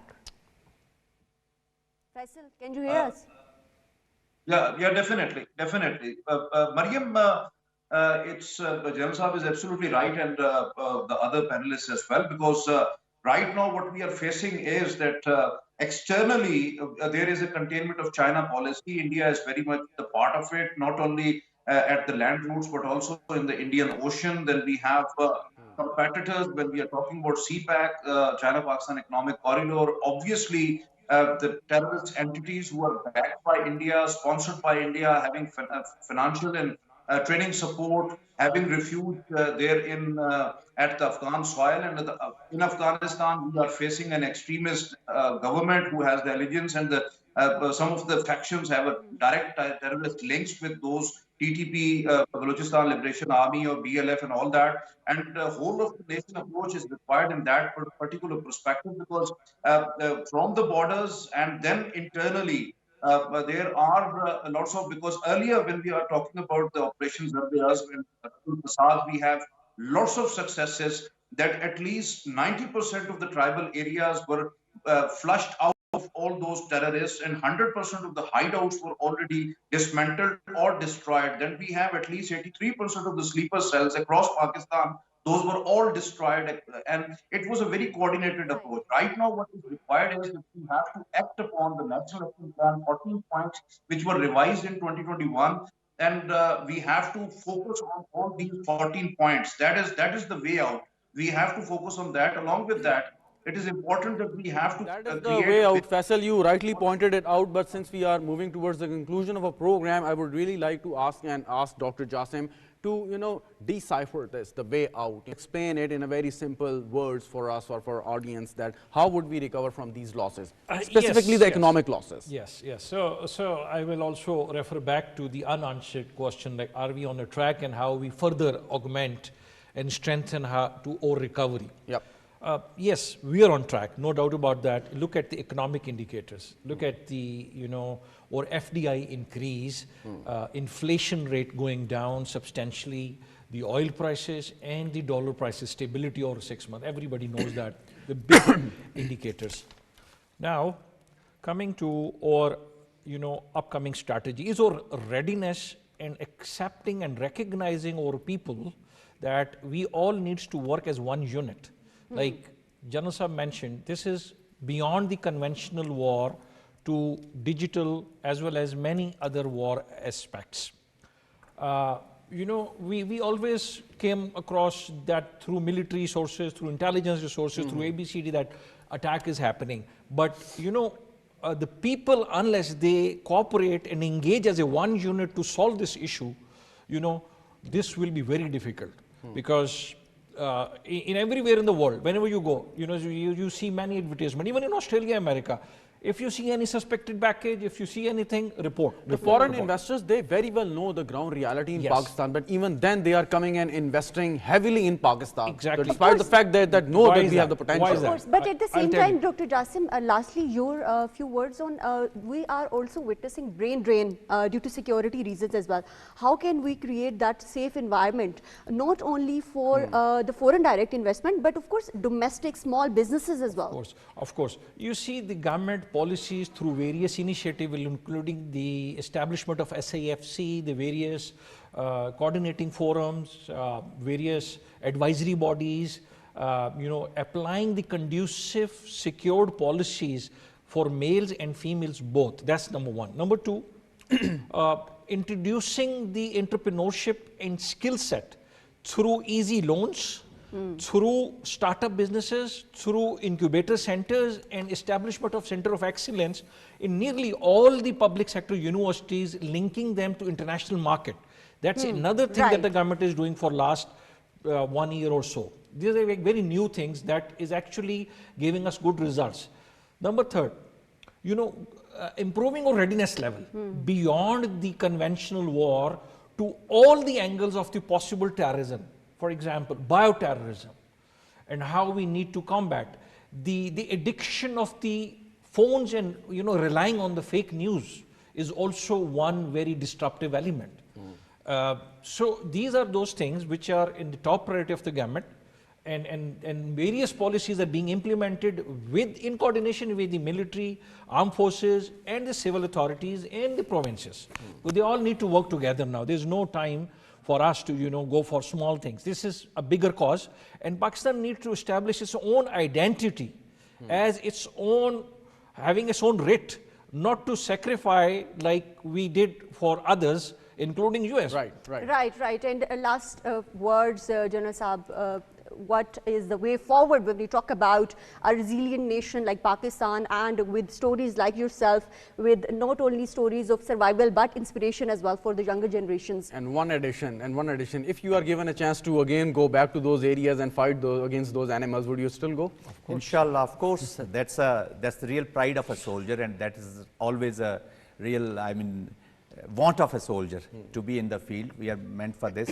And alhamdulillah, my son has also joined military, so I am already, But anyways, coming to Mariam's question. Mariam, look, I would like to conclude by saying that we have to adopt the whole of a nation approach. The military should strike precision kinetic application inside Pakistan and, if required, outside Pakistan as well, from where we are being targeted. And we have done it in the past. Yes, we have done it. We have already shown the will. And coming over to the government, superior foreign diplomatic maneuver to tell the world that we are aggressive approach. Right. And then extraordinary superior socio-economic maneuver. Once we talk of clear hold and build. So clear and hold is done by the armed forces, but the build is the responsibility of the government, and especially the provincial governments. So whole of a nation approach, every citizen is the target, and we have to, and inshallah, we were almost there, and again we will be there, inshallah. Inshallah. Thank you very much, General Zahid Mahmood, for joining us in today's program and for your valuable input. Thank you very much, Dr. Jassim, for joining us in today's program. Thank you very much, Faisal, for joining us in today's program, and thank you, Shehzad, for the wonderful discussion that we had on this special transmission of PTV World on terrorism. Of course, Pakistan is a resilient nation, and we are facing a dual threat of terrorism. It is not causing, of course, safety issues to citizens, but the economic losses are huge. And when we move forward, of course, we have to adopt a whole of nation approach. That's all from this special transmission. Allah Hafiz.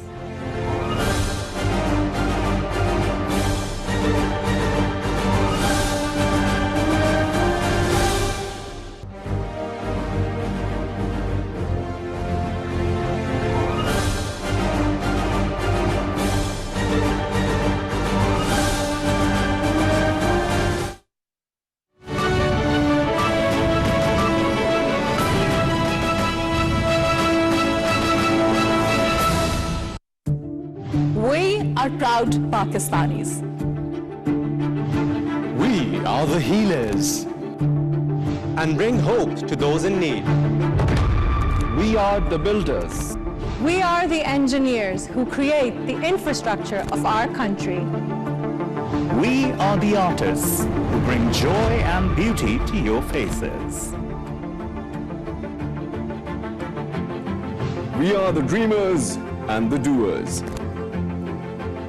We are the champions, the athletes who bring glory and pride to our nation.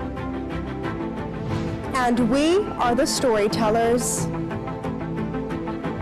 The journalists that bring you stories and news that matter.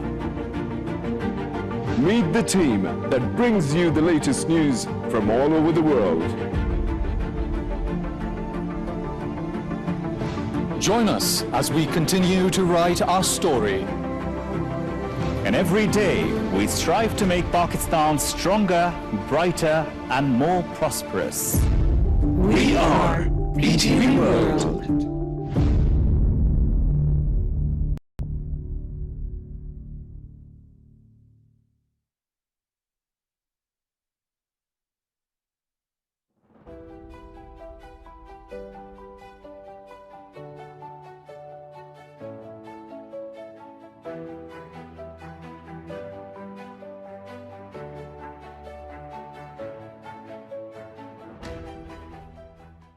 Islamabad Capital Territory, a modern planned city that is well maintained and well organized. Islamabad is Pakistan's clean, calm, and green capital. Founded in the 1960s, it attracts people from all over Pakistan. Located on the Pothohar Plateau in the